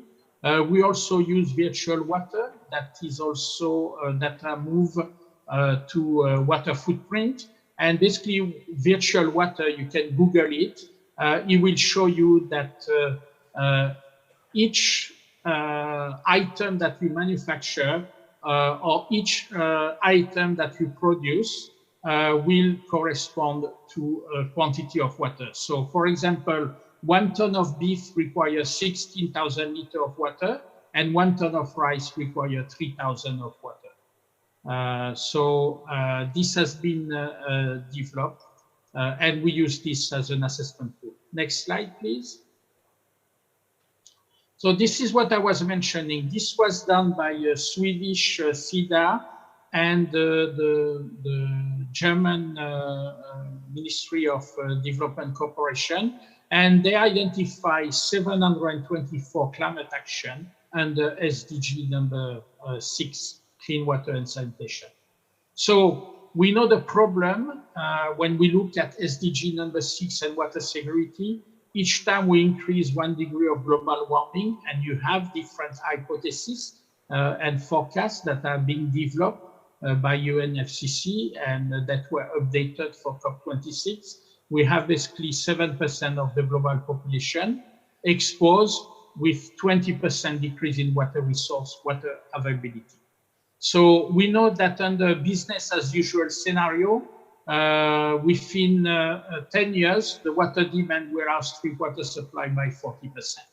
So we need to do something. And the UNESCO World Water Report basically said that key water-related impact from climate change, increase in water-related disaster, area with water stress, and deterioration of water quality. Next slide, please. So the Green Climate Fund defined 2 paradigm-shifting pathways on water security. The first one is basically the demand side. Is mostly mitigation. So as I say, we're trying to make water project a little bit more mitigation. And this basically look at water conservation, water efficiency, and water reuse. So the first item is demand management. So how do we control water consumption? Through water tariff, what is the situation with non-revenue water, what is the situation in terms of irrigation, is there an irrigation fee or is it given, what about the water right? Basically we look at any measure that will prevent people from wasting water. What we want is people to be responsible and have monitored and controlled the demand. The next one is smart digital water management. So this is a mean on how to achieve. We have, with the low cost of sensor and the increase in computer power, we have a lot of digital data that we can call big data that can be processed and analyzed simply or through machine learning, which is artificial intelligence, and we can get access to trend forecasting, prognosis in terms of what if scenario and what is going to happen. The third model is the decentralized business model, both for water and wastewater. We're trying to reduce the transport cost of water and wastewater. So we're trying to look at localized solution and reduce the water, the span of the water cycle. And that basically also promoting water reuse. First indirect, and then we can look at some example of direct potable reuse. And last but not least is resource recovery. First, nutrient recovery from the wastewater. But now, if you have heard, under the methane pledge, wastewater is responsible for about 9% of methane emission. So it's very important that through the sludge, we can look at the sludge as a resource instead of a waste. Sludge as the byproduct from wastewater treatment. And when we stabilize this sludge, this is done in big cities, but do it a bit more systematically in order to generate biogas that can be used from the sludge. And then this biogas, instead of being released as methane, is being released as carbon dioxide, and therefore less harmful to the environment. Next slide. So we can go to the next slide. I see time is running out. Next slide. So the second paradigm shifting pathway on water security is basically looking at adaptation through integrated water resource management and water management. So we're looking at three things: ecosystem-based management, that is also called nature-based solution, alternative water source, including water reuse, and IWRM. So basically, look at the water in a comprehensive manner. Don't present to the Green Climate Fund project that forget about sanitation, that only care about water supply. So let's have a look comprehensively and holistically at water cycle in our project. Next slide, please. Next. And next. Okay. So now, water is a human right. UN General Assembly declared so in 2010, and we had a Millennium Development Goal, and now we have a Sustainable Development Goal, number 6, dedicated to water. Excuse me, Mr. Hubert. Yeah, I would like to remind you 2 minutes later. 2 minutes. No problem. Yeah, okay. That's okay. We do this slide and then one example and we finish. So opportunity, I told you already that we need private and commercial finance, and opportunity for the GCF is basically to help mobilize those finance into the project. Next slide. And I'm going to give you one example. I have 4 examples in the slide, but you can have a look later. This is basically a project in Palestine by the French Development Agency on reusing water from wastewater to manage aquifer recharge. We have the same project in Jordan. Next slide. Next slide. So this is basically the similar type of project that was done in Palestine, in Jordan. And as I told you before, this one is done by FAO. Middle East and North Africa are the biggest countries suffering from water stress. And I will conclude my presentation here. Thank you very much. Thank you very much, Mr. Hubert, for the nice presentation and very clear about the water security sector. And we move to the next session, question and answer session. So please keep your question. You can write in the Zoom chat, and also can answer directly by the raise hand application. And also in the participant in offline, you can also share your question or your comments. Sorry for using bahasa, Mr. Hubert. Silakan Bapak kalau ada yang bertanya pakai bahasa Indonesia saja. Ya, silakan Pak.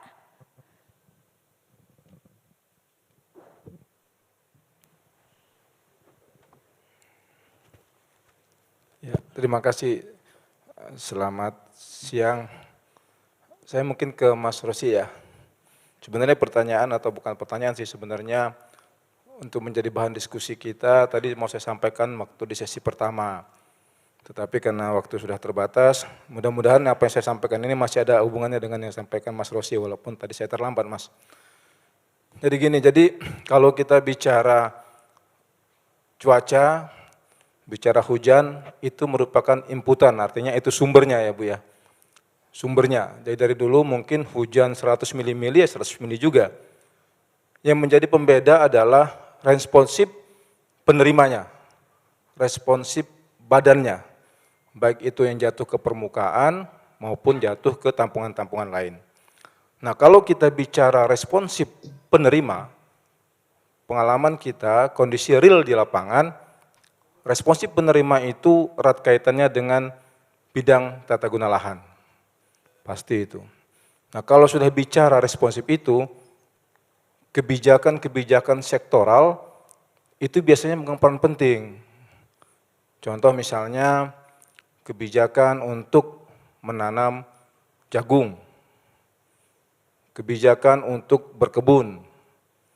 Nah kita dari Kementerian PU, contoh tadi misalnya saya tidak dengar tapi katanya tadi bicara bili-bili Pak ya, bili-bili. Kebetulan kami juga pengelola bili-bili. Betul, kami memanage bili-bili itu berdasarkan informasi BMKG. Saya walaupun membaca dari situs, dari apa, tapi saya akan selalu menyampaikan surat resmi ke BMKG. Saya minta prediksi cuaca 3 bulan ke depan. Itu dasar kami untuk mengatur pola operasi waduk. Tetapi sekali lagi, itu pola operasi elevasi permukaan. Padahal bicara waduk, bicara tampungan. Kecepatan, mungkin pengalaman teman-teman dari Gorontalo juga sama, Limboto. Jadi kecepatan kita untuk mengelola waduk itu masih kalah dengan kecepatan sedimen yang masuk ke waduk. Kalau kita analogikan, mungkin kecepatan kami untuk mengeruk itu hanya merupakan deret hitung, tetapi suplai sedimen ke waduk merupakan deret ukur, berkali-kali lipat cepatnya. Jadi mungkin untuk masukan Mas Yosi, kalau membuat simulasi, membuat program, coba bisa nggak dimasukkan parameter-parameter di luar parameter teknis tadi. Karena kenyataan di lapangan seperti itu. Kita baru meresmikan waduk, contoh kami di Karolwe kemarin sama di Pasoloreng. Dalam tahun ini ada 2 waduk yang diresmikan, tetapi di saat bersamaan pencanangan penanaman jagung di hulunya. Nah, maksud saya apakah bisa model ini dibangun dengan duduk bersama dulu antara pemangku kepentingan, pemangku kebijakan, sehingga apa yang dihasilkan nanti dalam model itu misalnya, oh dari model itu akan menghasilkan tampungan seperti ini. Itu sudah mencerminkan kondisi real di lapangan. Bukan hanya berdasarkan data hidrologi, tetapi data berdasarkan kebijakan juga yang di situ. Terserah mau misalnya pertanian, segala macam terserah. Karena kami terus terang Bu, kesulitan kami waktu mengatur bili-bili, agak kesulitan kita. Kita hanya bicara elevasi, tetapi tampungan bili-bili itu dari 300 juta lebih, itu paling sekarang tinggal 200 juta lebih. dari mulai operasi tahun 94 kalau nggak salah itu. Sudah 30%, itu kita tidak bisa berbuat apa-apa. Nah itu jadi mungkin itu aja Mas, mohon maaf kalau memang tadi belum pas, tapi ini unek-unek saya terkait dengan kondisi di lapangan, terkait dengan banjir, yang membedakannya adalah responsif menerima hujan itu. Terima kasih. Ya, terima kasih banyak. Pertanyaannya langsung dijawab Pak Rosi, silakan. Baik Pak, terima kasih atas masukannya Pak. Memang ini juga masih kita coba analisis juga Pak, mengkombinasikan antara operasi waduk dan satu lagi terkait sedimen rate.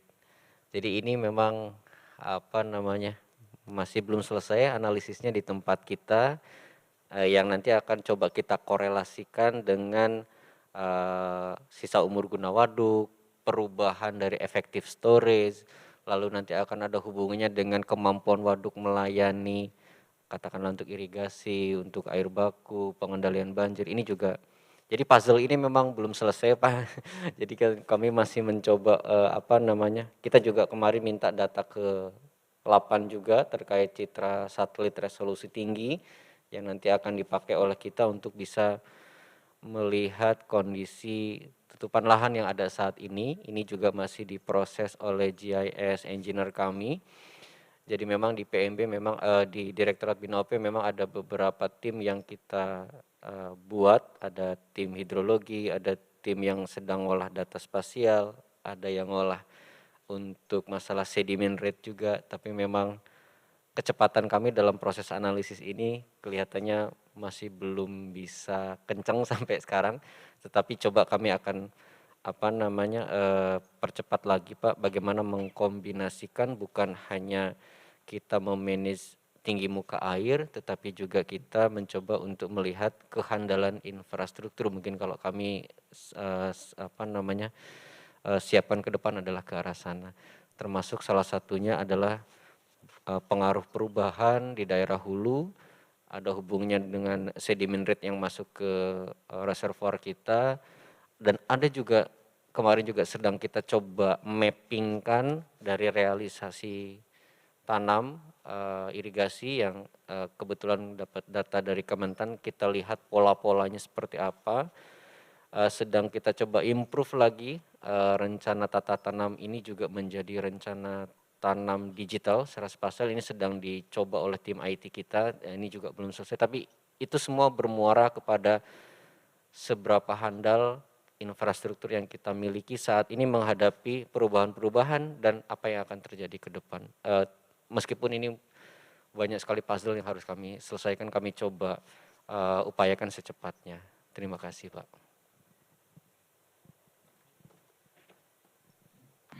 Ya, bagaimana Pak tadi?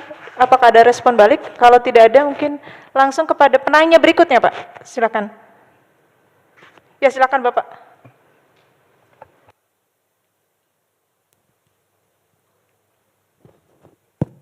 Ya, terima kasih. Pertanyaan untuk Pak Rosi ya. Jadi saya menangkap nih Mas Rosi sedang mengembangkan suatu sistem DSS lah. Strategi operasional waduk untuk mereduksi banjir atau dampak lainnya. Nah, yang ingin saya tanyakan itu sebenarnya seberapa efektif operasional waduk ini bisa dibangun untuk mereduksi dampak yang akan terjadi. Karena tidak semua daerah yang berpotensi terdampak perubahan iklim atau La Nina atau fenomena extreme climate change atau curah hujan ekstrim ini mempunyai waduk di hulunya. Nah, jangan juga sampai pada waktu tadi Mas Rosi sempat mengintroduce mempercepat pengosongan ya pada waktu berpotensi hujan lebat. Jangan sampai juga mempercepat pengosongan justru menambah beban daerah hilir. Karena kalau pada saat yang bersamaan hulu hilir hujan, terus waduknya dikosongkan, nah ini juga yang hilir malah semakin diperparah dampaknya terhadap ini. Nah itu rasanya itu Mas, jadi seberapa efektif ini sistem pola operasi ini akan bisa mereduksi potensi dampak. Terima kasih. Ya, silakan langsung dijawab Pak Rosi. Baik Pak Dwi. Kita memang sedang melihat bahwa kita lihat dari ini Pak, dari apa namanya banjir itu bukan hanya karena air yang dirilis dari waduk atau katakanlah kalau ini dari Jenelata ya. Kami juga melihat bahwa terkadang memang drainage system ini yang jadi masalah. Nah kalau pertanyaannya seberapa efektif waduk bisa mereduksi, tentu efektivitasnya tinggi, tetapi saat ini kita masih belum selesai. Kita kemarin evaluasi dari tanggal, aduh saya lupa ya, baru mungkin berapa bulan ya, belum selesai runningnya untuk melihat seberapa besar inflow dan outflow yang kita rilis itu nanti menyebabkan banjir atau tidak di hilir. Nah ini masih belum selesai dikerjakan sama anak-anak di PMB. Tapi kalau secara hitungan kita kemarin melihat bahwa ini kebetulan datanya memang tidak ada data yang ekstrim yang masuk ya ke Bili-Bili dari prediksi curah hujan BMKG. Debitnya masih kecil-kecil, mungkin sekitar 80 meter kubik per detik. Jadi yang masuk ke Bili-Bili ini dari prediksi BMKG ini. Jadi kita memang belum bisa melihat respon seberapa besar akurasi dari model kita. Yang kedua adalah memang initial condition dari Bili-Bili itu sekarang memang sudah diturunkan kemarin. Jadi memang ada tampungan live storage yang memang disediakan untuk prediksi hujan yang akan masuk ke dasnya Bili-Bili. Selain itu juga memang kami menyadari bahwa kita memang harus mengkombinasikan terkait kondisi di hilir Pak, betul Pak. Jadi memang kita masih bekerja sama dengan teman-teman di dari Mas Idam, bagaimana nanti kita bisa mengetahui sebetulnya model yang akan kita susun ini seperti apa. Karena kita nanti banyak sekali pendekatan yang bisa kita lakukan, bisa menggunakan katakanlah hanya waduk, terus kemudian pos kontrol point saja yang kita running menjadi wandi, atau ternyata kalau kita lihat dari realita bahwa banjir itu bukan hanya masalah hujan di daerah hulu, tetapi juga kadang hujannya memang di daerah downstream ini yang kita juga di Direktorat Bina OP juga ini melihat bahwa kita harus punya model yang lain. Yang sekarang lagi dikerjakan oleh kita adalah bagaimana kita bisa membaca bukan hanya prediksi curah hujan, adalah bagaimana server kita bisa membaca akumulasi radar. Kebetulan memang di Sulawesi Selatan ada radarnya BMKG yang setiap 10 menit memang itu masuk ke server kita, tapi memang kita masih belum bisa berhasil merubah dari data radar itu menjadi data hujan, data hidrologi, karena modelnya memang berbeda, gridnya juga berbeda. Ini yang masih kita coba cari tahu, literatur dari luar memang baru ada, untuk melihat ini menjadi satu analisis wilayah. Jadi tidak hanya nanti analisis berdasarkan control point, karena nanti kalau control point yang menjadi sulit adalah daerah-daerah yang memang tidak ada dalam control point tersebut. Ini yang tentunya ini bisa kita baca menggunakan RRI model, tetapi inputnya harus menggunakan input dari radar cuaca. Yang kebetulan ini memang belum selesai, belum bisa kita baca sistemnya. Karena ini masih baru, HMS-nya juga baru keluar, ini yang masih dicoba diulik oleh kita. Jadi nanti kita mencoba mengkombinasikan antara hujan yang ada di wilayah menggunakan monitoring dari radar. Kita juga akan coba kombinasikan dengan prediksi. Jadi kita kalau di istilah kami ada forecasting, ada near casting. Jadi yang near casting ini memang belum bisa kita lakukan. Terus yang kedua juga betul Pak, kami mencoba melihat bahwa jangan sampai kita salah dalam melakukan rekomendasi operasi, karena tentunya bukan hanya nanti akan membebani terhadap daerah hilir kalau misalkan prediksi kita keliru, tetapi juga kita akan nanti kekurangan air pada saat musim hujan ini sudah lewat. Jadi ini memang tim IT kita juga sekarang sedang mencoba dengan debit-debit yang besar, yang historis, apakah karena kita nanti waduk punya TMA target pada saat musim hujan ini berhenti, ini yang masih belum di apa namanya, nggak tahu karena debitnya masih kecil-kecil terus yang masuk ke bili-bili ini dari prediksi inflow ya dari BMKG, jadi kita belum bisa melihat apa namanya, jangan sampai nanti ini kita rilis besar tetapi nanti karena kita menggabungkan informasi dari prediksi cuaca, prediksi musim, dan monitoring radar. Dan kita tidak hanya melihat apa air yang akan masuk ke waduk, tetapi juga kita memang harus melihat kondisi di daerah hilirnya seperti apa. Kita memang masih kesulitan membuat model hidrologinya karena apa namanya, ya dasnya juga sangat besar ya, kalau Jenebrang ini juga dasnya sangat besar. Kita pernah coba running itu ya engine kita blow up begitu ya, jadi tidak bisa jalan software kita. Ini memang harus kita coba cari resolusi yang terbaik, yang memang sistem bisa jalan, model hidrologinya jalan, hidroliknya jalan, baru masuk ke simulasi operasi waduknya. Tetapi kita masih ada kendala di apa namanya di model hidrologi yang sedang kita bangun. Mudah-mudahan, nggak tahu ya teman-teman di PMB selesai kapan. Kita coba targetkan sih tahun depan sudah bisa melangkah ke arah sana. Tapi tetap kita akan mencoba melihat dari proses hidrologi, proses banjir itu terjadi. Meskipun data-data yang kita kumpulkan akan sangat banyak dan sangat berat di sistem kita yang harus kita running. Apa namanya, yaitu yang sedang dikerjakan kami di Direktorat Bina UP, Pak. Baik, terima kasih jawabannya. Apakah ada pertanyaan dari Zoom chat? Kalau tidak ada, mungkin saya sedikit memberikan komentar. Ya, sebelum Bapak bertanya, mungkin saya sedikit memberikan komentar ya atas yang diungkapkan Pak Rossi tadi, yang bagian akhir mengenai apa. Ya, saya mungkin melihatnya dari view ini ya, BRIN gitu ya. Tadi ada si madu dan saya sangat mengapresiasi ada inovasi yang dibuat khusus untuk monitoring bendungan. Nah, ini mungkin ada kaitannya pengetahuan yang kami miliki ya. Kami di Pusat Riset dan Teknologi Atmosfer juga mendevelop 3 jenis aplikasi begitu ya, decision support system. Kami sangat berharap ini bisa mensupport, dan selama ini juga memang kami ada kerjasama nih dengan Pusat Monitoring Bendungan.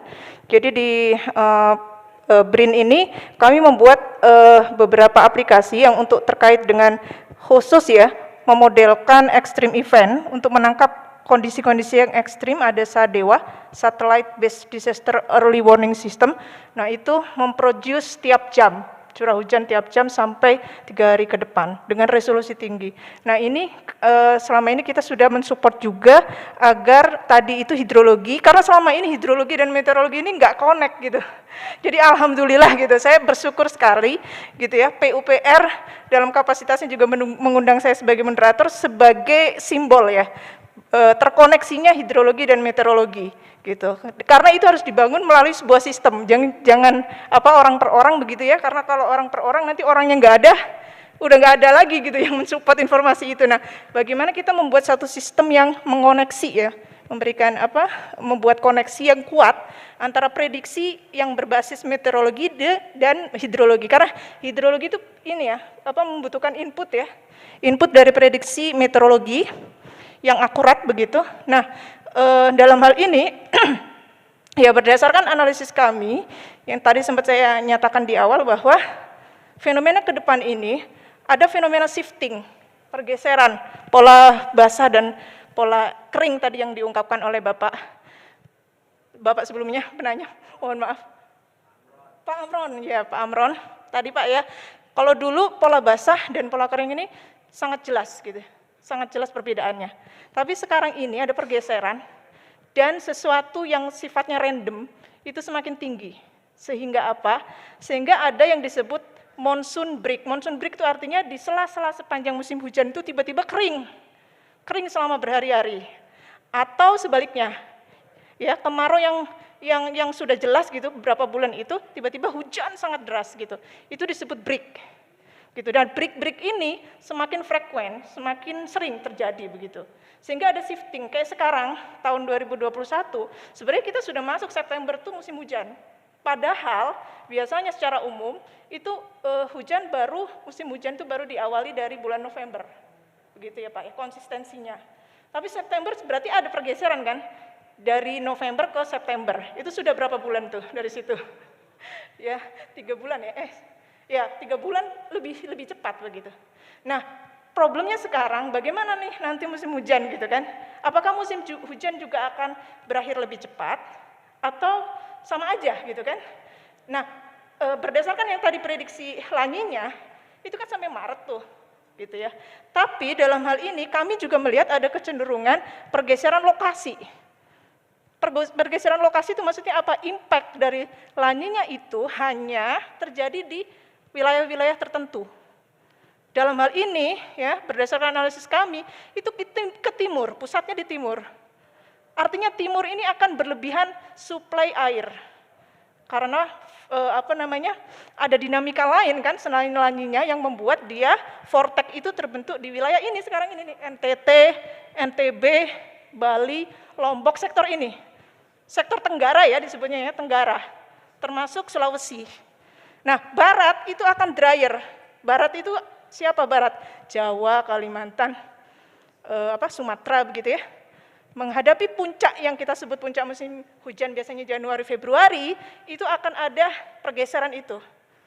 Gitu ya. Jadi tidak terus homogen semua sama. Kita melihat analisis itu gitu bahwa ini nanti musim hujan itu ya di bulan Januari Februari yang kita anggap puncak itu akan shifting ke timur. Timur yang akan banyak suplai air, barat akan kekeringan. Nah, saya tidak tahu apakah ini berguna ya. Saya kira informasi seperti ini itu kan sangat berguna sebenarnya. Bagaimana untuk dalam rangka tadi mensupport model hidrologinya Pak Rossi yang dikembangkan Pak Rossi. Dan itu kita analisisnya ada yang disebut Kamajaya, jadi mendevelop aplikasi khusus yang bisa melihat intensitas curah hujan itu sampai 6 bulan ke depan di tiap grid. Nah itu kita datanya juga lebih mudah begitu ya, konversinya nanti ke hidrologi yang dibutuhkan gitu ya, biasanya raster atau apa gitu ya, datanya dalam bentuk itu kita memang berniat membuat banyak inovasi untuk mensupport itu, mensupport dalam hal ini ada decision support system untuk sumber daya air begitu. Itu sekedar informasi. Dan tadi mengenai yang radar juga kami mendevelop inovasi yang dinamakan dengan Santanu. Jadi Santanu ini adalah dikembangkan dari radar kapal. Karena biasanya radar kapal itu dia mendeteksi kapal-kapal yang lain ya. Noise itu dikonversi sebagai noise hujan. Nah itu sudah dibuat dan dikerjasamakan dengan PT Inti. Dia jauh lebih murah daripada radar cuaca BMKG yang miliaran itu. Dia cuman sekian ratusan juta. Nah itu kecil-kecil ya, portable, bisa ditaruh di lokasi-lokasi bendungan itu gitu. Nah dan dia 2 menitan. Dia memberikan informasi itu 2 menitan. Dalam konteks banjir bandang, mohon maaf ya, waktunya agak banyak, mungkin karena ada informasi yang ingin saya sharing begitu. Dalam konteks banjir bandang, itu saya meneliti kasus Luwu, banjir bandang di Luwu, Sulawesi ya. Itu curah hujan, ada dinamakan rapid onset. Jadi sebelum kejadian banjir bandang itu, curah hujannya dari 10 itu menjadi 100, hampir 100. Timingnya itu kurang dari 1 jam. Kebayangkan? Jadi awalnya itu sedikit-sedikit 10 gitu ya. Ya per hari itu loh, 10 mm per hari. Tiba-tiba di jam itu melesat sampai 70 sekian lah, 73 begitu ya, milimeter. Nah, si rapid pada saat dia naik dengan tajam itulah biasanya membuat banjir bandang gitu. Itu teorinya. Jadi rapid onset ini yang harus kita ketahui. Ini jam berapa? Kan berarti nggak bisa dong pakai data yang harian itu kan. Curah hujan per hari, besok ngasih data per hari lagi gitu ya. Kan itu harus berarti prediksinya tiap jam. Nah di PRTA ini, di BRIN ini, kami membuat itu. Membuat prediksi tiap jam keluar. Sehingga kita bisa mengantisipasi, 3 hari ke depan ada rapid onset. Di jam sekian dia naik tiba-tiba 3 kali lipat gitu kan. Ini potensi bandang nih gitu, mensupport ke model hidrologinya Pak Rossi.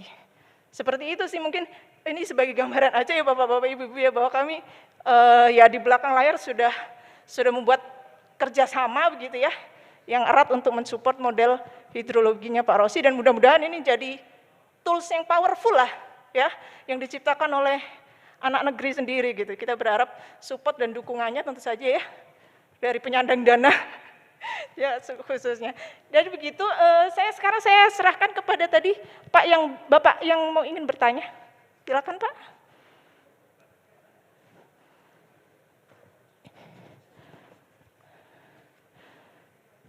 Ya tadi siapa ya? Tadi ada yang tunjuk tangan. Oh iya Pak, silakan Pak. Langsung saja Pak. Ditujukan ke Pak Rossi atau Hubert? Mr. Hubert. Terima kasih. Ke Pak Rossi aja. Oh iya silakan. Salam kenal Pak Rossi. Ya, saya mungkin bertanya sedikit terkait tadi mungkin sudah disampaikan peringatan dini barangkali Pak Rossi ya. Karena arah dari Simbat ini kan arahnya ke peringatan dini. Cuman saya melihat ini sudah kejadian beberapa kali, mungkin tadi sudah diceritakan terkait dengan bili-bili. Jadi prediksi yang dikeluarkan dari sistem Simbat itu memang menyampaikan wilayah kabupaten, dan ini covernya cukup luas. Nah pada saat kejadian hujan ternyata airnya itu tidak masuk ke bili-bili sebagian besar, tapi hanya ujung-ujungnya hujan yang turun untuk bili-bili. Ternyata hujannya turun malah di sebelah sungai Jeneberang, itu sungai Jenelata. Dan ya mungkin ini karena interpretasi barangkali ya, karena interpretasinya masih coveragenya cukup luas sehingga titik yang akan terpantau ini masih kira-kira, sehingga kesiapan-kesiapan yang kita lakukan untuk bendungan Bili-Bili sudah siap siaga, tapi ternyata air yang masuk itu masih normal.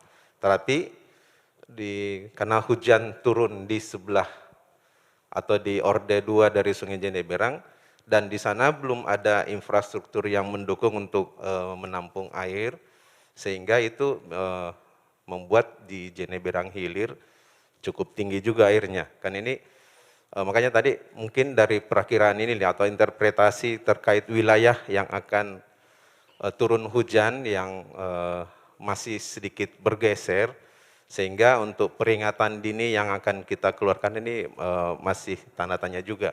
Jadi mungkin ini untuk perbaikan sistem, atau mungkin informasi dari BMKG terkait dengan hujan tadi, mungkin besarannya sudah sama, mendekati 100%, tetapi untuk wilayah akan turun hujannya ini yang masih sedikit ragu-ragu, sehingga untuk persiapan-persiapan ini yang menjadi sedikit kendala. Kemudian juga terkait dengan rencana tadi sampaikan real time operation, ini juga hubungannya dengan kesiapsiagaan kita. Jadi informasi tadi jika memang dia tepat atau mendekati lah, paling tidak kita sudah bisa mengatur tampungan air di dalam waduk. Cuman saya mungkin melihat hampir sebagian besar waduk atau bendungan itu tidak mempunyai pengeluaran air selain dari outlet. Atau rata-rata bendungan itu spillway-nya tanpa pintu. Sehingga untuk mempercepat penurunan air dari waduk ini menjadi kendala juga. Karena hanya mengandalkan dari outlet bendungan, dan itu kan kapasitasnya tidak terlalu besar. Kalau dia cuma untuk irigasi berarti untuk kapasitasnya cuma cukup untuk irigasi dan air baku. Dan itu tidak besar untuk melakukan penurunan yang agak cepat jika perakiraan hujan untuk menampung air ini yang cukup besar, sehingga keseimbangan antara air yang masuk dan air yang keluar ini yang menjadi kendala lagi. Sehingga jika airnya lebih besar masuk, bisa kenaikan juga di waduk menjadi lebih tinggi. Jadi ini juga yang bisa menjadi satu kendala kita, bagaimana sistem operasi di bendungan. Sehingga kapan kita harus menurunkan, kapan kita harus menahan, Ini yang keputusan yang cukup berat, apalagi di teman-teman operator di bendungan ini, mohon maaf, tingkat pemahaman terkait pengoperasian atau early warning ini masih sangat terbatas, sehingga keputusan untuk mengeluarkan, menahan, ini masih harus diputuskan oleh tingkat yang lebih tinggi. Jadi mungkin aplikasi yang disusun Pak Ros ini memang sangat membantu, cuman memang ya mohon mungkin teman-teman operator bisa dibantu nanti untuk bimbingan teknisnya dalam mengambil keputusan. Mungkin demikian, terima kasih.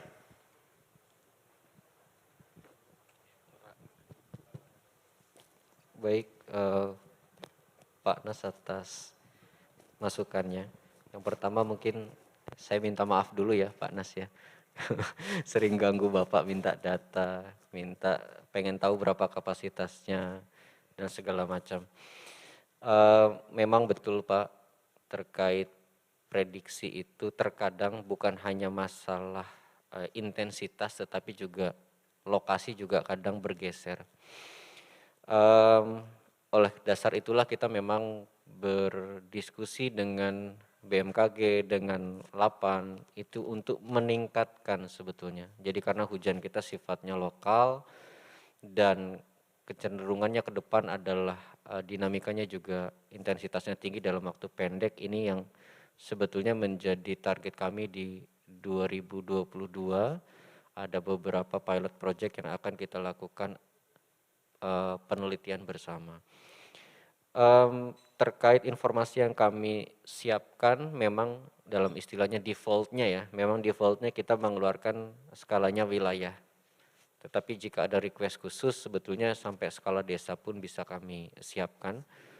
Ini terkait masalah delivery time. Jadi kalau kita harus analisis itu sampai ke tingkat desa, mungkin server kita akan waktu runningnya cukup panjang. Jadi kita kemarin ambil keputusan adalah defaultnya memang kabupaten terlebih dahulu.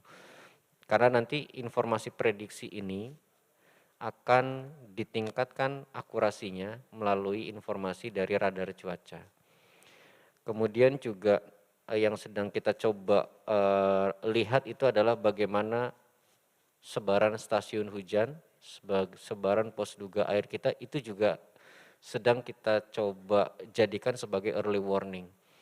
Oleh karena itu kita kemarin selama mungkin tahun ini ya, balai-balai semua kita kita mintakan data yang cukup banyak karena memang kami sudah menyadari bahwa untuk melakukan sebuah mitigasi itu memang banyak sekali data yang harus kita masukkan ke dalam sistem informasi kita.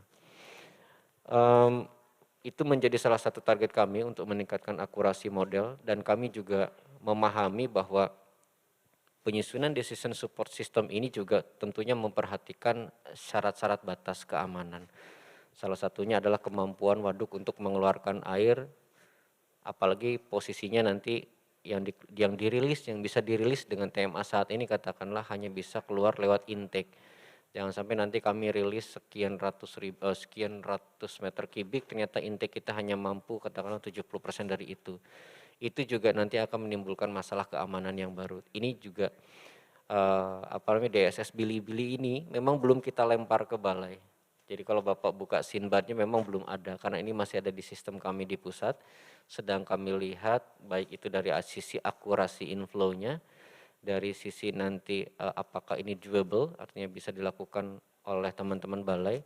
Karena setelah kita evaluasi memang kita masih butuh banyak data terkait syarat-syarat keamanan yang masih coba kita kumpulkan. Salah satunya adalah berapa kemampuan intake yang bisa dirilis dari waduk. Ini ada korelasinya dengan prediksi tinggi muka air hasil simulasinya. Jangan sampai nanti sistem bilang rilisnya sekian ratus, ternyata mampunya cuma sekian persen dari yang dirilis, karena memang tidak bisa dikeluarkan selain dari intake. Tentunya TMA pasti akan naik terus, dan jika nanti H+1, karena kita bermain dengan sebuah siklus ya, analisis waktu, katakanlah H+1 prediksi untuk jam 01, kita bisa melakukan running prediksi 04-nya atau 3 jam berikutnya setelah siklus ini berhenti. Ya, siklus ini membutuhkan sebuah keputusan. Jadi rekomendasinya memang harus ada dikeluarkan baru bisa masuk ke H04-nya atau 3 jam berikutnya.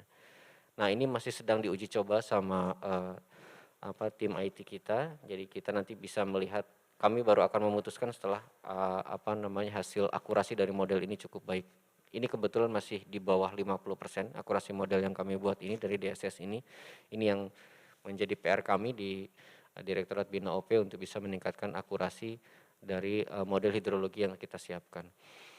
Kemudian terkait real time operation tadi betul Pak. Jadi untuk menuju tahapan real time operation ini masih butuh waktu. Salah satunya adalah mungkin dari WRMA dan kawan-kawan. Nanti tahun depan kita memang ada rencananya untuk melakukan sebuah penelitian bersama.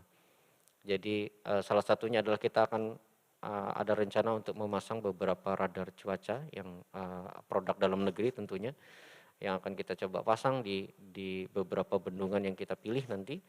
Tujuannya adalah nanti untuk bisa kita para engineer maupun para operator itu tidak fly blind, jadi tidak tahu apa yang ada di hulu. Dengan adanya bantuan radar cuaca yang kita mungkin pasang di beberapa bendungan-bendungan strategis, nanti akan tahu ada apa sih di hulu sana. Nanti akan masuk ke sistem kita untuk kita olah, dan tujuan kita adalah real time operation ini secara bertahap bisa kita kejar.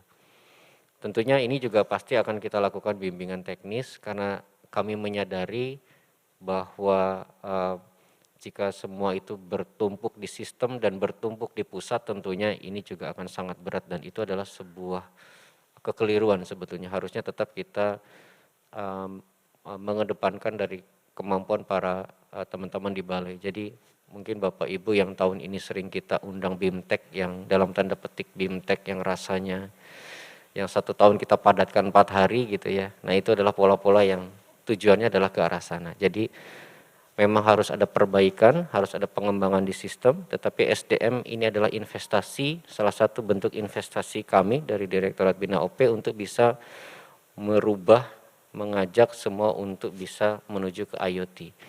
Tapi memang kalau kita lihat posisinya saat ini ya gapnya cukup jauh ya. Kalau mungkin bahasanya kalau anak mecin ini udah ngomongnya Twitter, mungkin kalau sama petugas nggak bisa ngomong Twitter gitu. Nah, ini yang gap inilah yang coba kita carikan dengan istilah kami adalah KISS, keep it simple and stupid gitu ya.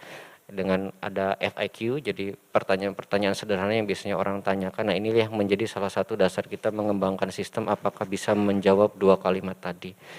Karena perubahan ini tidak bisa drastis, kalau drastis tentunya juga akan membuat kolaps ya semuanya. Dan ini yang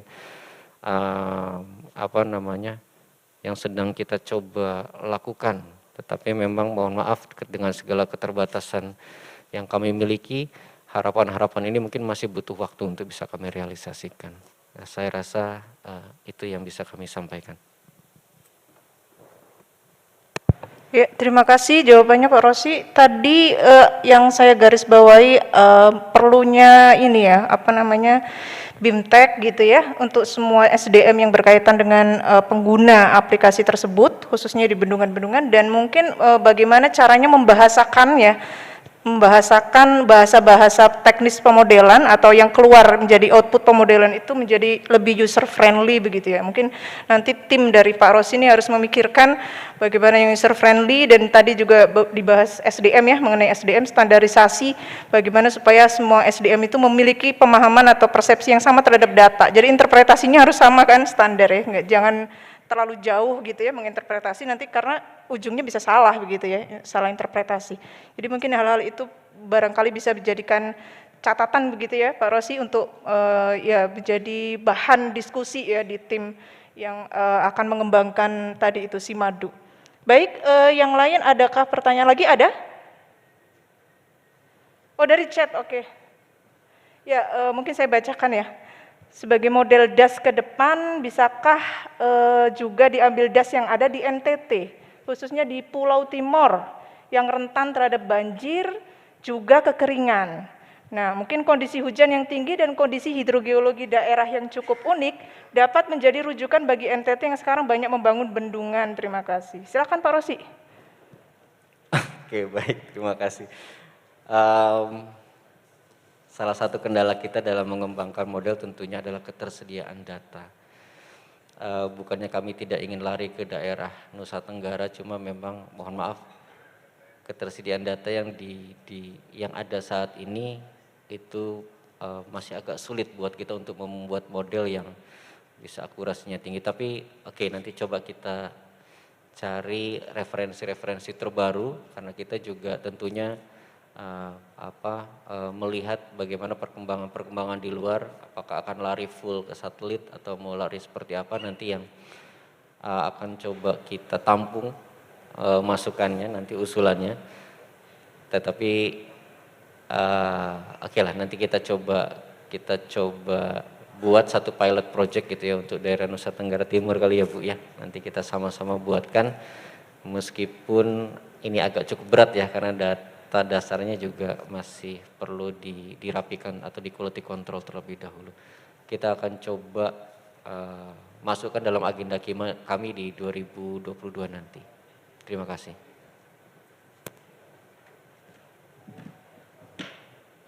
Ya, terima kasih atas jawabannya.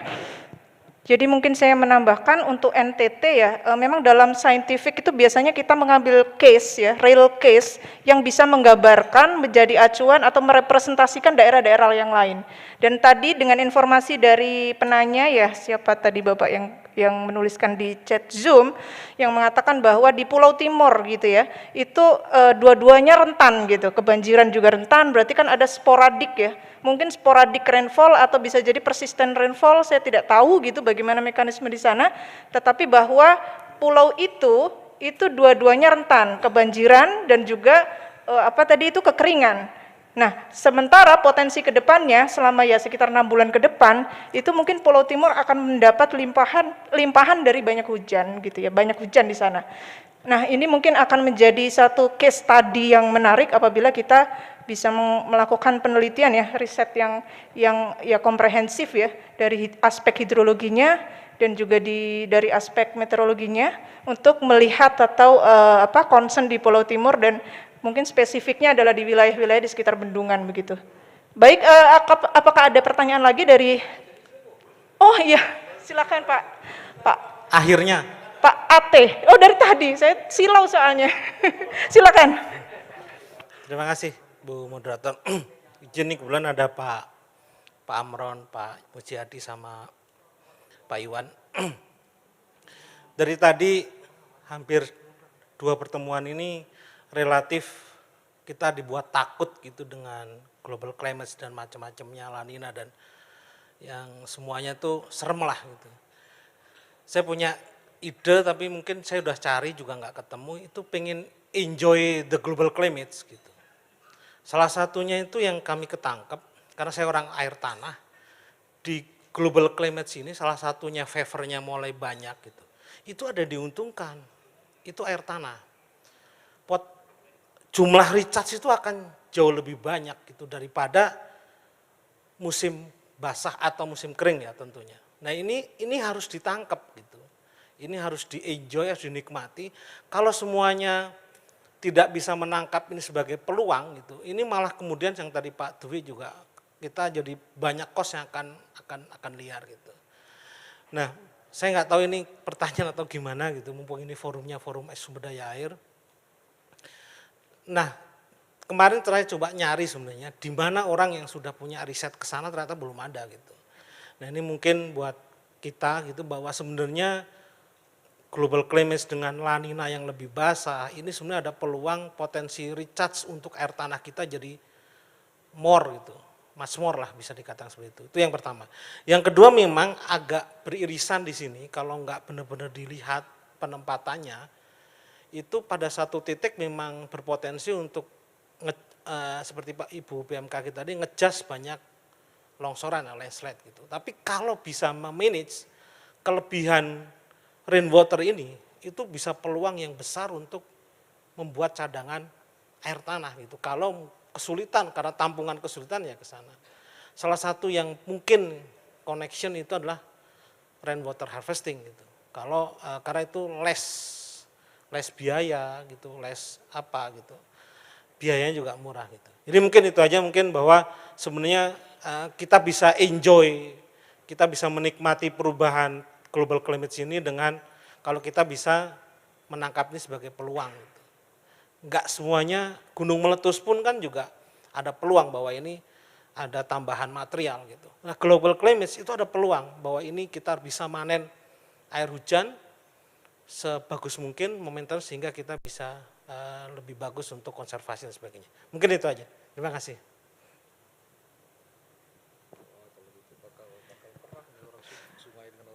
Kelihatannya ini adalah tantangan untuk Balai Air Tanah, kelihatannya Pak Ahmad Taufik. Nanti kami sampaikan ke rekan-rekan di Balai Air Tanah, kami dari Direktur Bina OP, ayo sama-sama kalau memang pengen melakukan penelitian, mari kita lakukan penelitian sama-sama untuk bisa membuktikan bahwa climate change itu tidak semuanya buruk ya. Ini masih ada peluang kita bisa meningkatkan ground recharge kita ya. Mungkin itu Pak Ate, nanti kami sampaikan ke teman-teman Balai Air Tanah kalau ada peluang, dan kalau tidak ada biaya dari Bina OP mungkin kalau masih ada sisa bisa kita kerjakan sama-sama Pak. Terima kasih.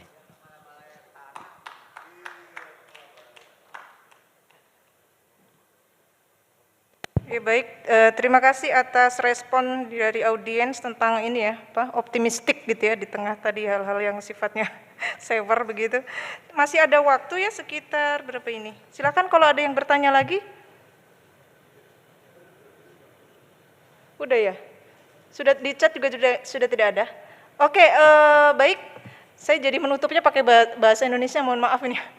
Mohon maaf untuk Pak. Oh, satu lagi aja ya, nggak apa-apa ya. Silakan Pak, mungkin bisa singkat ya, langsung to the point pertanyaannya. Silakan.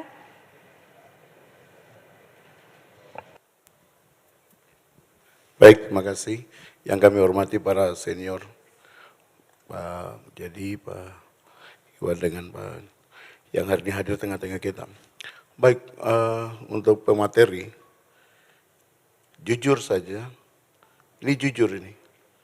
Tidak ada dusta-dusta nih. Apa yang Bapak Ibu sampaikan ini kebanyakan bicara tentang data. Padahal di SDA ini pikiran halu, menghayal-menghayal saja dari Papua. Sebenarnya ada banyak kegiatan-kegiatan baru yang seharusnya ini bisa diterapkan di sana. Karena kalau dari awal kita ikut dari BMKG, karena terjadi suatu perubahan. Sehingga kita memprediksikan sesuatu itu agak sulit. Untuk menggambarkan dari hutan itu lebat sampai kemudian dia terkikis habis, kemudian catchment area, kemudian masuk ke dalam bendung atau waduk dan sebagainya. Itu kita agak memberikan gambaran agak sulit. Tapi saya kira khusus contoh kasus di Papua, khususnya di Papua Jayapura maupun Papua Merauke ini kan ada pembangunan 2 bendungan besar di sana. Cuman saya belum ketemu di dalam setiap pemaparan yang dilakukan oleh tim ya, perencanaan itu. Bukan pembangunan, perencanaan itu. Harusnya ini dimasukkan di sana. Sehingga bisa dapat gambaran. Sehingga tadi saya juga pikir-pikir menghayal-menghayal ini sistem operasi nanti kemudian bagaimana nih. Kemudian apa permodelan atau aplikasi yang akan kita terapkan di sana seperti apa. Yang kesimpulan saya setelah mendengar semua yang disampaikan hari ini ternyata kita masih kekurangan di data. Saya kira ini mungkin bisa disisipkan dalam perencanaan untuk pembangunan bendungan-bendungan yang akan dibangun. Saya kira itu. Terima kasih banyak. Terima kasih banyak. Ya. Bapak siapa Pak dari? Mambrasar dari WWS Papua Merauke. Oh iya, terima kasih Pak dari Merauke. Silakan Pak Rosi langsung ditanggapi. Mungkin lebih ke aplikasinya tuh kayak gimana gitu ya, yang lebih applied begitu. Baik Pak. Pemanfaatan prediksi untuk bendungan yang sedang dibangun sebetulnya sudah jelas dari arahan Pak Menteri bahwa itu bisa dipergunakan, katakanlah kita kan punya diversion tunnel. Yang pertama itu tentunya ini kami mohon maaf tidak mengambil tusi dari Direktorat Bendungan, tetapi kami melihat bahwa dengan perkembangan yang ada itu bisa dimanfaatkan. Yang pertama tentunya adalah dengan untuk apakah diversion tunnel kita mampu melewatkan air atau tidak. Yang kedua adalah ini juga bisa dimanfaatkan untuk pekerjaan yang sedang berlangsung, tentunya untuk pekerjaan timbunan ya Pak ya. Apalagi timbunan ini tentu kualitasnya sangat tergantung dengan kondisi dari cuaca. Nah ini bisa dimanfaatkan ke arah sana. Kemudian selain itu tentunya ini untuk jangka panjang, ke depan sebetulnya kami di Direktorat Bina OP bisa mendapatkan sebuah informasi lebih panjang ketika teman-teman di pembangunan, baik itu di Satker Balai yang sedang saat ini melakukan pembangunan, ini bisa dimanfaatkan untuk penyesuaian rencana operasi. Jadi dengan kondisi perencanaan yang mungkin ketika data itu diambil, mungkin ada sebagian yang dipergunakan bukan hanya menggunakan data observasi, tetapi juga dikombinasikan dengan data-data bangkitan dari satelit, itu nanti bisa dicocokkan dengan kondisi pencatatan yang ada saat ini. Jadi katakanlah debit yang masuk di diversion tunnel itu berapa. Tujuannya adalah nanti kita bisa mengerti sebetulnya ke depan untuk penyusunan rencana operasi bisa lebih baik. Tetapi pemanfaatan ini untuk pembangun ini juga ada manfaatnya terkait masalah quality control pekerjaan. Saya rasa itu bisa dipergunakan dan jangan takut terkait masalah akurasi. Kalau akurasi tentunya juga sangat dipengaruhi dengan bukan hanya model, tetapi memang kita juga memang harus melihat apakah ada radar cuaca di sana, adakah, karena memang Papua ini agak sedikit aneh ya Bu ya, dari pola hujannya, selalu ada hujan dengan intensitas tinggi di daerah tersebut. Jadi itu juga bisa dijadikan sebagai acuan dan kami tekankan bahwa manfaat dari cuaca untuk hidrologi ini sangat terkait. Jadi itu bisa nanti melihat, mungkin nanti kalau Bapak lakukan sebuah penelitian saja, benar enggak sih diversion tunnel ini kok gede banget sih gitu kan. Padahal kita bangun cuma untuk sekian tahun. Ya kan? Kok periode ulangnya kok debitnya gede banget gitu kan. Terus juga bisa dimanfaatkan nih quarry-nya diambil dari mana, boronya dari mana, jalannya lewat mana. Nanti Bapak bisa melakukan traffic management. Saya rasa itu adalah salah satu manfaat kita memiliki sebuah informasi prediksi yang bisa nanti sebetulnya bisa kita lakukan untuk optimasi, baik itu nanti untuk pelaksanaan kegiatan maupun kualitas dari pekerjaan itu sendiri. Saya rasa itu Pak. Oke, terima kasih banyak Pak Rossi atas presentasinya dan jawaban-jawaban komentar yang luar biasa. Begitu juga kepada para peserta hari ini. And thank you for Mr. Hubert also. I would like to closing this session. It's very enchanting and a grateful moment. Okay, I will giving back to the Master of Ceremony for the next agenda.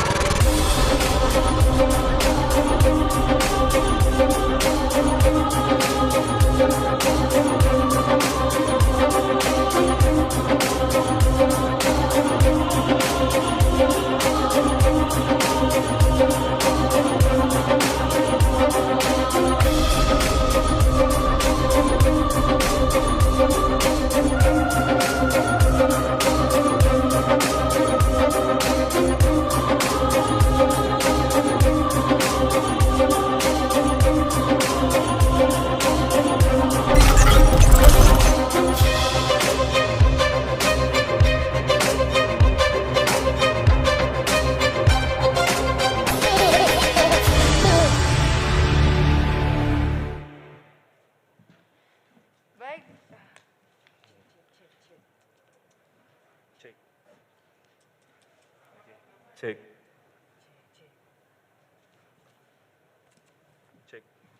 Baik, boleh berikan tepuk tangan sekali lagi untuk penyelenggaraan acara hari ini. Cek. Sekali lagi kami ingin mengucapkan Assalamualaikum warahmatullahi wabarakatuh. Shalom, salam sejahtera untuk kita semua. Om Swastiastu, Namo Buddhaya, salam kebajikan. Good afternoon, distinguished guests, ladies and gentlemen. Welcome back to our participant who had joined the Pre-2nd Asia International Water Week seminar, both via online and also offline, with two main themes for today, which is water resources management in responding to COVID-19 pandemic and also La Nina phenomenon. We would also like to extend our appreciation and sincere thank you to our board of speakers and moderators for today. For the first is, thank you for Mrs. Dwikora Karnawati, MSc PhD, as the head of Meteorology, Climatology and Geophysics Agency. And thank you to Professor Dr. Insinyur Budi Santoso Wikyo Soekarto, Diploma Higher Education from Gajah Mada University. And also we would like to thank you to Dr. Insinyur Raditya Jati as Deputy of System and Strategy Indonesia National Board for Disaster Management or BNPB. Thank you to Mr. Igusimade Rus Alit of Gerakan Nasional Kemitraan Penyelamatan Air. And the last but not the least, we would like to thank you, Dr. Erma Yuli Hastin, as Senior Research of Research Center of Atmospheric Science and Technology, or BRIN. Please give a big round of applause once again to our board of speakers and also moderators. Distinguished guests, ladies and gentlemen, due to safety regulation and health protocol, we'd like to remind you that please ensure to wear your mask, use hand sanitizer, and also maintain safe distance for communication. And also due to pandemic COVID-19, this event is held hybrid with both online and also offline. You can join us through Zoom meeting or live streaming in our official YouTube channel of Kementerian Pekerjaan Umum dan Perumahan Rakyat. And this event brings together government officers, researchers, academician practitioners who are responsible for sustainable water in Asia. Please give applause to all of us.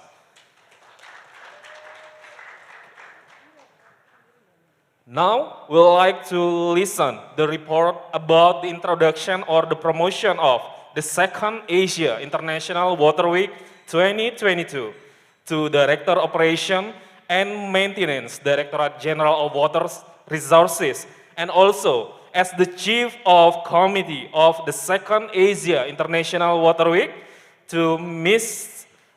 Lilik Retno Cahyadiningsi. The stage is yours.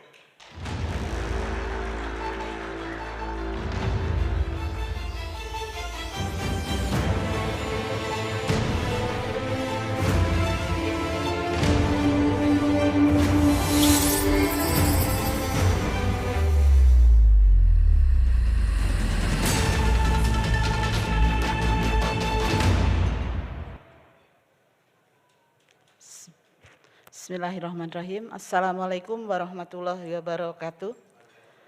Terima kasih pada semua partisipan yang telah setia menunggu sampai acara ini selesai. Saya akan membacakan promotion ya untuk 2nd AIWW March 2022. The Honorable Minister of Public Works and Housing, who represented by Secretary General of Ministry Public Work and Housing, the Honorable the President of the Asia Water Council, Mr. J. Yun Pak, the Honorable Director General of Water Resources, all the head of River Basin Organization, Ministry of Public Works and Housing from all over Indonesia, all the chairman of the water organization in Indonesia, include our senior in water resources management, former Directorate General of Water Resources, all speakers, moderators, and participants, distinguished guests, ladies and gentlemen. Good afternoon, distinguished guests. The second Asia International Water Week will be held here in Labuan Bajo in March 2022, carrying out the theme Sustainable, Clean, and Sufficient Water for All. We hope to welcome estimated over 15,000 participants from various backgrounds, governments, public organizations, experts, and enterprises. Asia International Water Week will be a great chance for us to demonstrate how the practical solution can be achieved throughout sharing of process from planning to implementation, as well as follow-up, which is considered as the core value of the Asia Water Council working procedure to resolve the Asia water problem linked with the Sustainable Development Goals. The main program of the second AIWW are: 1. First, Asia water issues. The program wishes to engage various stakeholders with different interests in discussion of all water-related subjects. The second AIWW seeks to continue to build on the momentum that has been created through the first AIWW. The selected main themes of water issue for the second AIWW are as follows: water for sustainable growth, smart water solution of IWRM, water and climate change, water, energy, food nexus, water and ecosystem, knowledge, dissemination, and innovation. Second, Water Project Business Forum. To increase the impact of the water project, it is critical to encourage involvement of the local residents and water practitioners to the Water Project Business Forum. Throughout the Water Project Business Forum, the aim is to integrate any potential method, policy reform, water financing, technical assistance, knowledge sharing, and capacity building to resolve water problems in 10 respective cities and countries. This forum will bring real changes that will impact the local communities by implementing practical water projects that will enhance water security and safety and improve the quality of life through supplying clean and sufficient water. The third, Asia Towards Statement. The Asia Towards Statement mainly consists of two parts. One is developed on the statement that was declared during the first AIWW.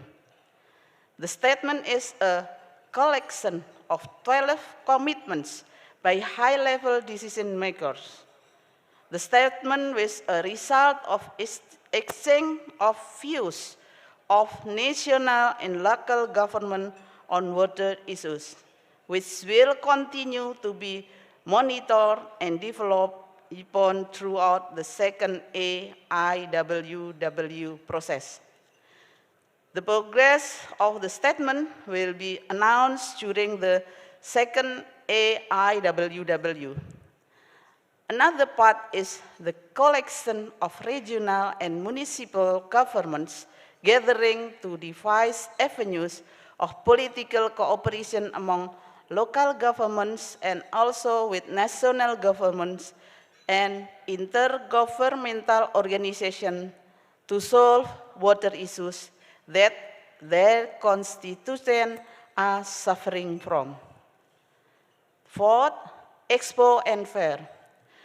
The second AIWW will also be holding Expo and Fair with number of companies and organizations. A virtual exhibition is now under the framework setting. By utilizing the development of digital technology in the virtual exhibition platform, water-related business actors can continue to promote and market all the advantages of their product amid the physical restriction of the COVID-19 pandemic. Aside from the main program, there will also be special sessions, which are, first, Smart Eco-City Special Session. Second, International Water Resource Association Special Session. Key Water Mekong River Committee Special Session. Second, AIWW connection with the 9 World Water Forum in Senegal. With this also could be an experience for us to prepare the 10 World Water Forum that hopefully could be held in Indonesia in 2024. Key Water Alumni Special Session and also award ceremony which will merit people who contribute to resolve Asia water problem and lead Asia water issue to Asia's sustainable development. The preparation of the second AIWW, which will be held in March 2022 here in Labuan Bajo, have come to its final stages. We are continuing our preparation of the venues, accommodation, facilities, including transportation. The tour site and attraction in Labuan Bajo, I believe, are world-renowned.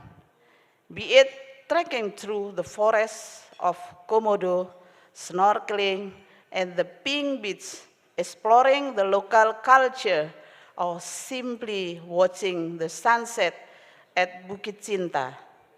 Participants will never run out of activities. I sincerely believe the second AIWW will bring fruition to our India force in formulating innovative perspective for the future sustainable development and management of water resources in Asia.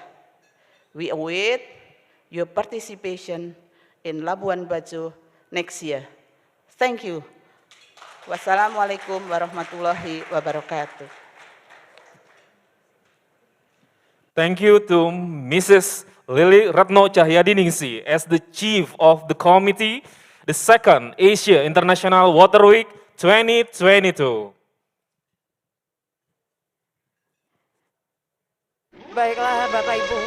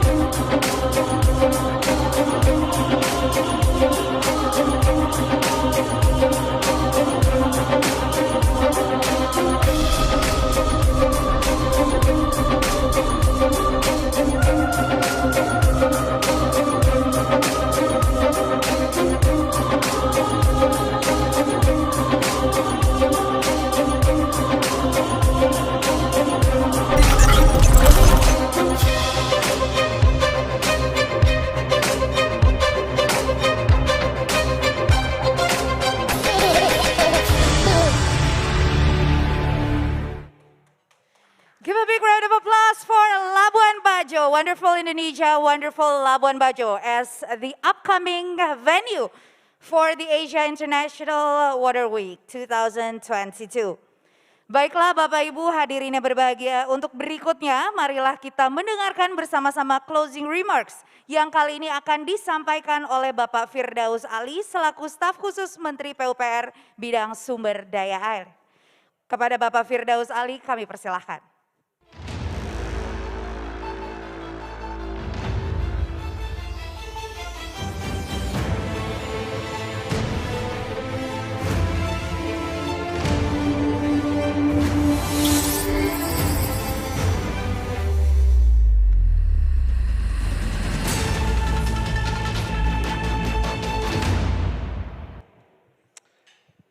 Bismillahirrahmanirrahim. Assalamualaikum warahmatullahi wabarakatuh. Sebelum saya membacakan closing remark dari Pak Menteri, saya ingin menyampaikan beberapa hal yang sharing dengan Bapak Ibu sekalian. Pertama adalah saya pribadi surprise sekali hari ini kita berhasil menyelenggarakan event ini. Karena saya sebetulnya pesimis. Sekali lagi Bu Lili, saya sebetulnya pesimis Bu, ya. Makanya kemudian saya bisik-bisik terus ke Ibu, ke Pak Fatta dan juga ke Pak Menteri bagaimana memaksakan biar acara ini bisa berhasil. Di luar dugaan saya memang sangat berhasil sekali dan saya juga puas sekali. Karena tadi pagi saya dengan Pak Fatta dengan Pak Budi cek online cuma 16 orang Pak Budi ya. Saya bilang kalau orang di luar tahu bahwa yang berpartisipasi online aja sedikit apalagi yang datang. Ya, dan di luar dugaan tadi saya menghitung sampai 318 di ruang sebelah. Dan saya sangat bahagia sekali secara pribadi. Kenapa? Karena ini ya perjalanan panjang. Sejak tahun 2017 kebetulan saya sendiri yang menerima bendera tuan rumah di Daegu pada tahun 2017 dan kita tertunda seperti disampaikan oleh Pak Sekjen tadi dan akhirnya ini hampir tidak terjadi kan Bu ya. Kenapa? Karena memang tiba-tiba situasinya berubah dengan cepat sekali. Saya minggu lalu di Korea menghadiri World Water Congress yang ke-7 di Korea sekaligus juga rapat AWC dan persis lagi di sana varian baru B11529 Omicron lagi rame-ramenya dan semua negara memutuskan untuk menutup pintunya dan saya termasuk orang yang jantungan yang lemes. Ya, apa yang terjadi dengan acara ini dan juga apa yang terjadi dengan delegasi World Water Council yang datang site visit ke Jakarta yang direncanakan tanggal 6 kemarin. Dan alhamdulillah Bu Lili ini nggak tidur loh. Ya.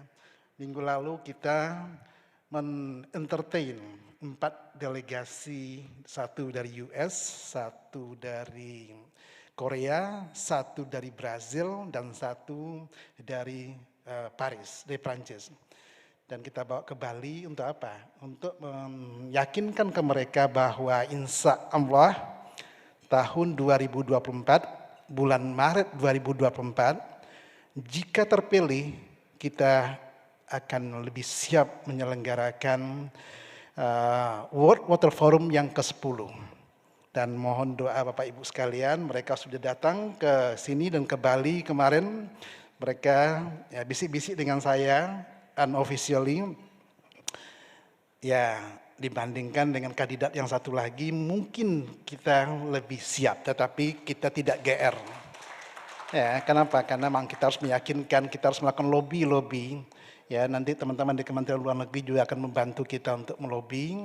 Kenapa? Karena dari 36 governor yang akan memutuskan nanti ya paling lambat nanti di Senegal ya Maret tahun depan atau paling cepat mereka akan bersidang bulan Februari ya dan memutuskan siapa yang akan menjadi tuan rumah World Water Forum ke-10. Mudah-mudahan Indonesia, dan saya senang sekali hari ini acara ini dalam situasi yang sangat tidak tidak memungkinkan sebetulnya kita berhasil. Sekali lagi tepuk tangan kepada teman-teman panitia.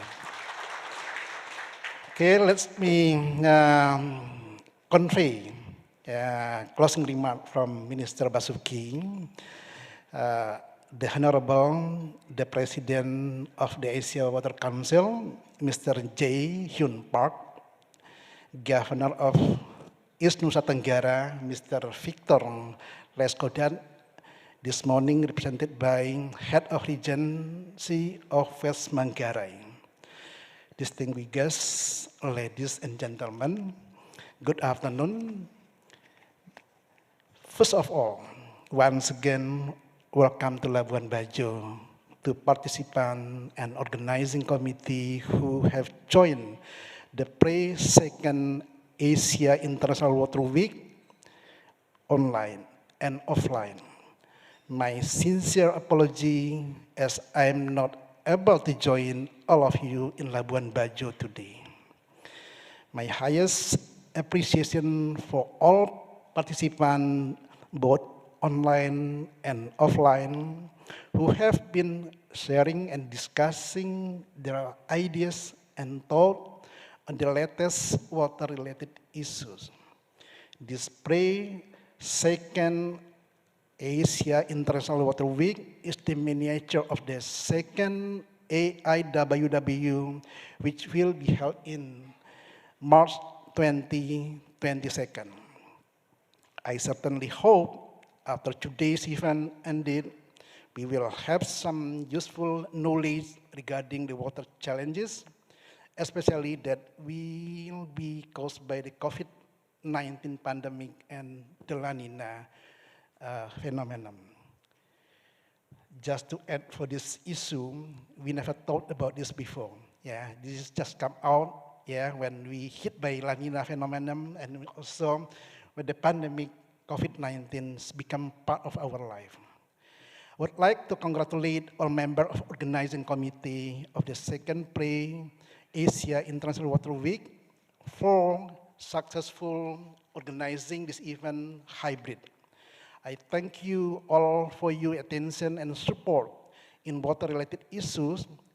Indonesia, as the host country of the second AIWW, will be heavily welcome all participants next year. Let us hope that the world in March 2022 will be safer and healthier from COVID-19 pandemic, inshallah. I wish you had a wonderful experience during Pre-2nd AIWW, and we invite you to visit Labuan Bajo for the second Asia International Water Week. Finally, I hope to see all of you and to welcome you to Labuan Bajo in next year. Thank you once again for your enthusiastic participation. Thank you. Wassalamualaikum warahmatullahi wabarakatuh.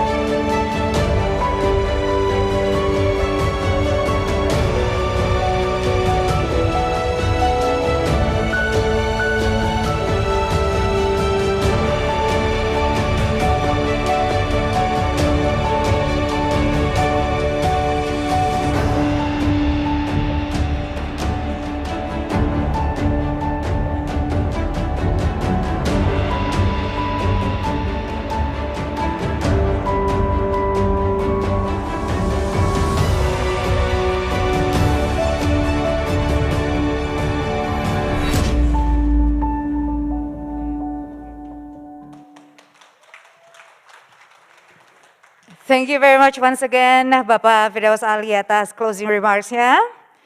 Distinguished guests, ladies and gentlemen, we have now come to the end of our hybrid event, the Pre-2nd Asia International Water Week.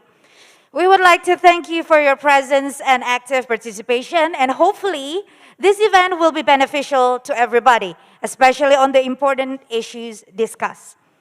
We also would like to thank the moderators and speakers who have been given their time to present their knowledge and field of expertise to all of us. Ladies and gentlemen, don't forget we're going to have a farewell dinner, which will be held at Sanadu Pelataran Komodo Resort and Spa, and there will be shuttle standby to take you from Mirara Hotel to Pelataran Komodo at the lobby. So hopefully, we're going to see you all tonight. Bapak Ibu yang kami hormati, kini tiba kita saatnya pada akhir acara Pre-2nd Asia International Water Week 2021 dalam rangka menyambut The 2nd Asia International Water Week 2022 pada bulan Maret nanti. Kami mewakili segenap panitia ingin mengucapkan banyak terima kasih kepada para pembicara, para moderator, dan khususnya para peserta untuk rangkaian acara ini. Tidak lupa juga kami mengucapkan terima kasih kepada seluruh pihak yang terlibat, baik itu pemerintah Provinsi Nusa Tenggara Timur, pemerintah setempat, Kapolres setempat, dan pihak yang tidak kami bisa sebutkan satu persatu, terkhusus buat BWS NT2 atas kerjasamanya. Terima kasih mewakili panitia. Alright, ladies and gentlemen, once again, thank you very much. Good afternoon. See you again on the next event, and wassalamualaikum warahmatullahi wabarakatuh.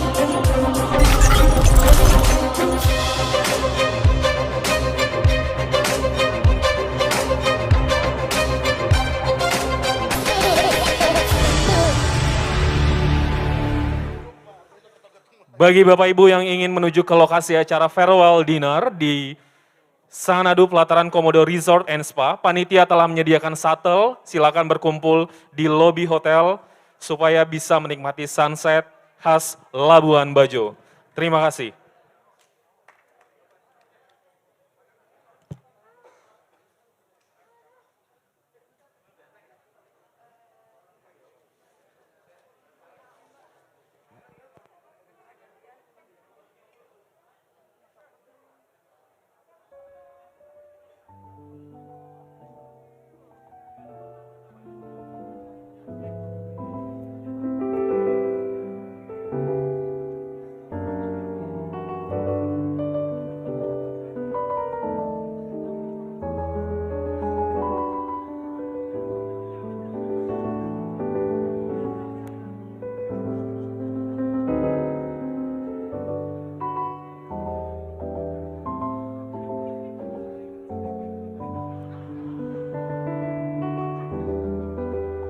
Dengan hormat kami mengundang Kepala BWS Nusa Tenggara II dan juga para senior di lingkungan Kementerian PUPR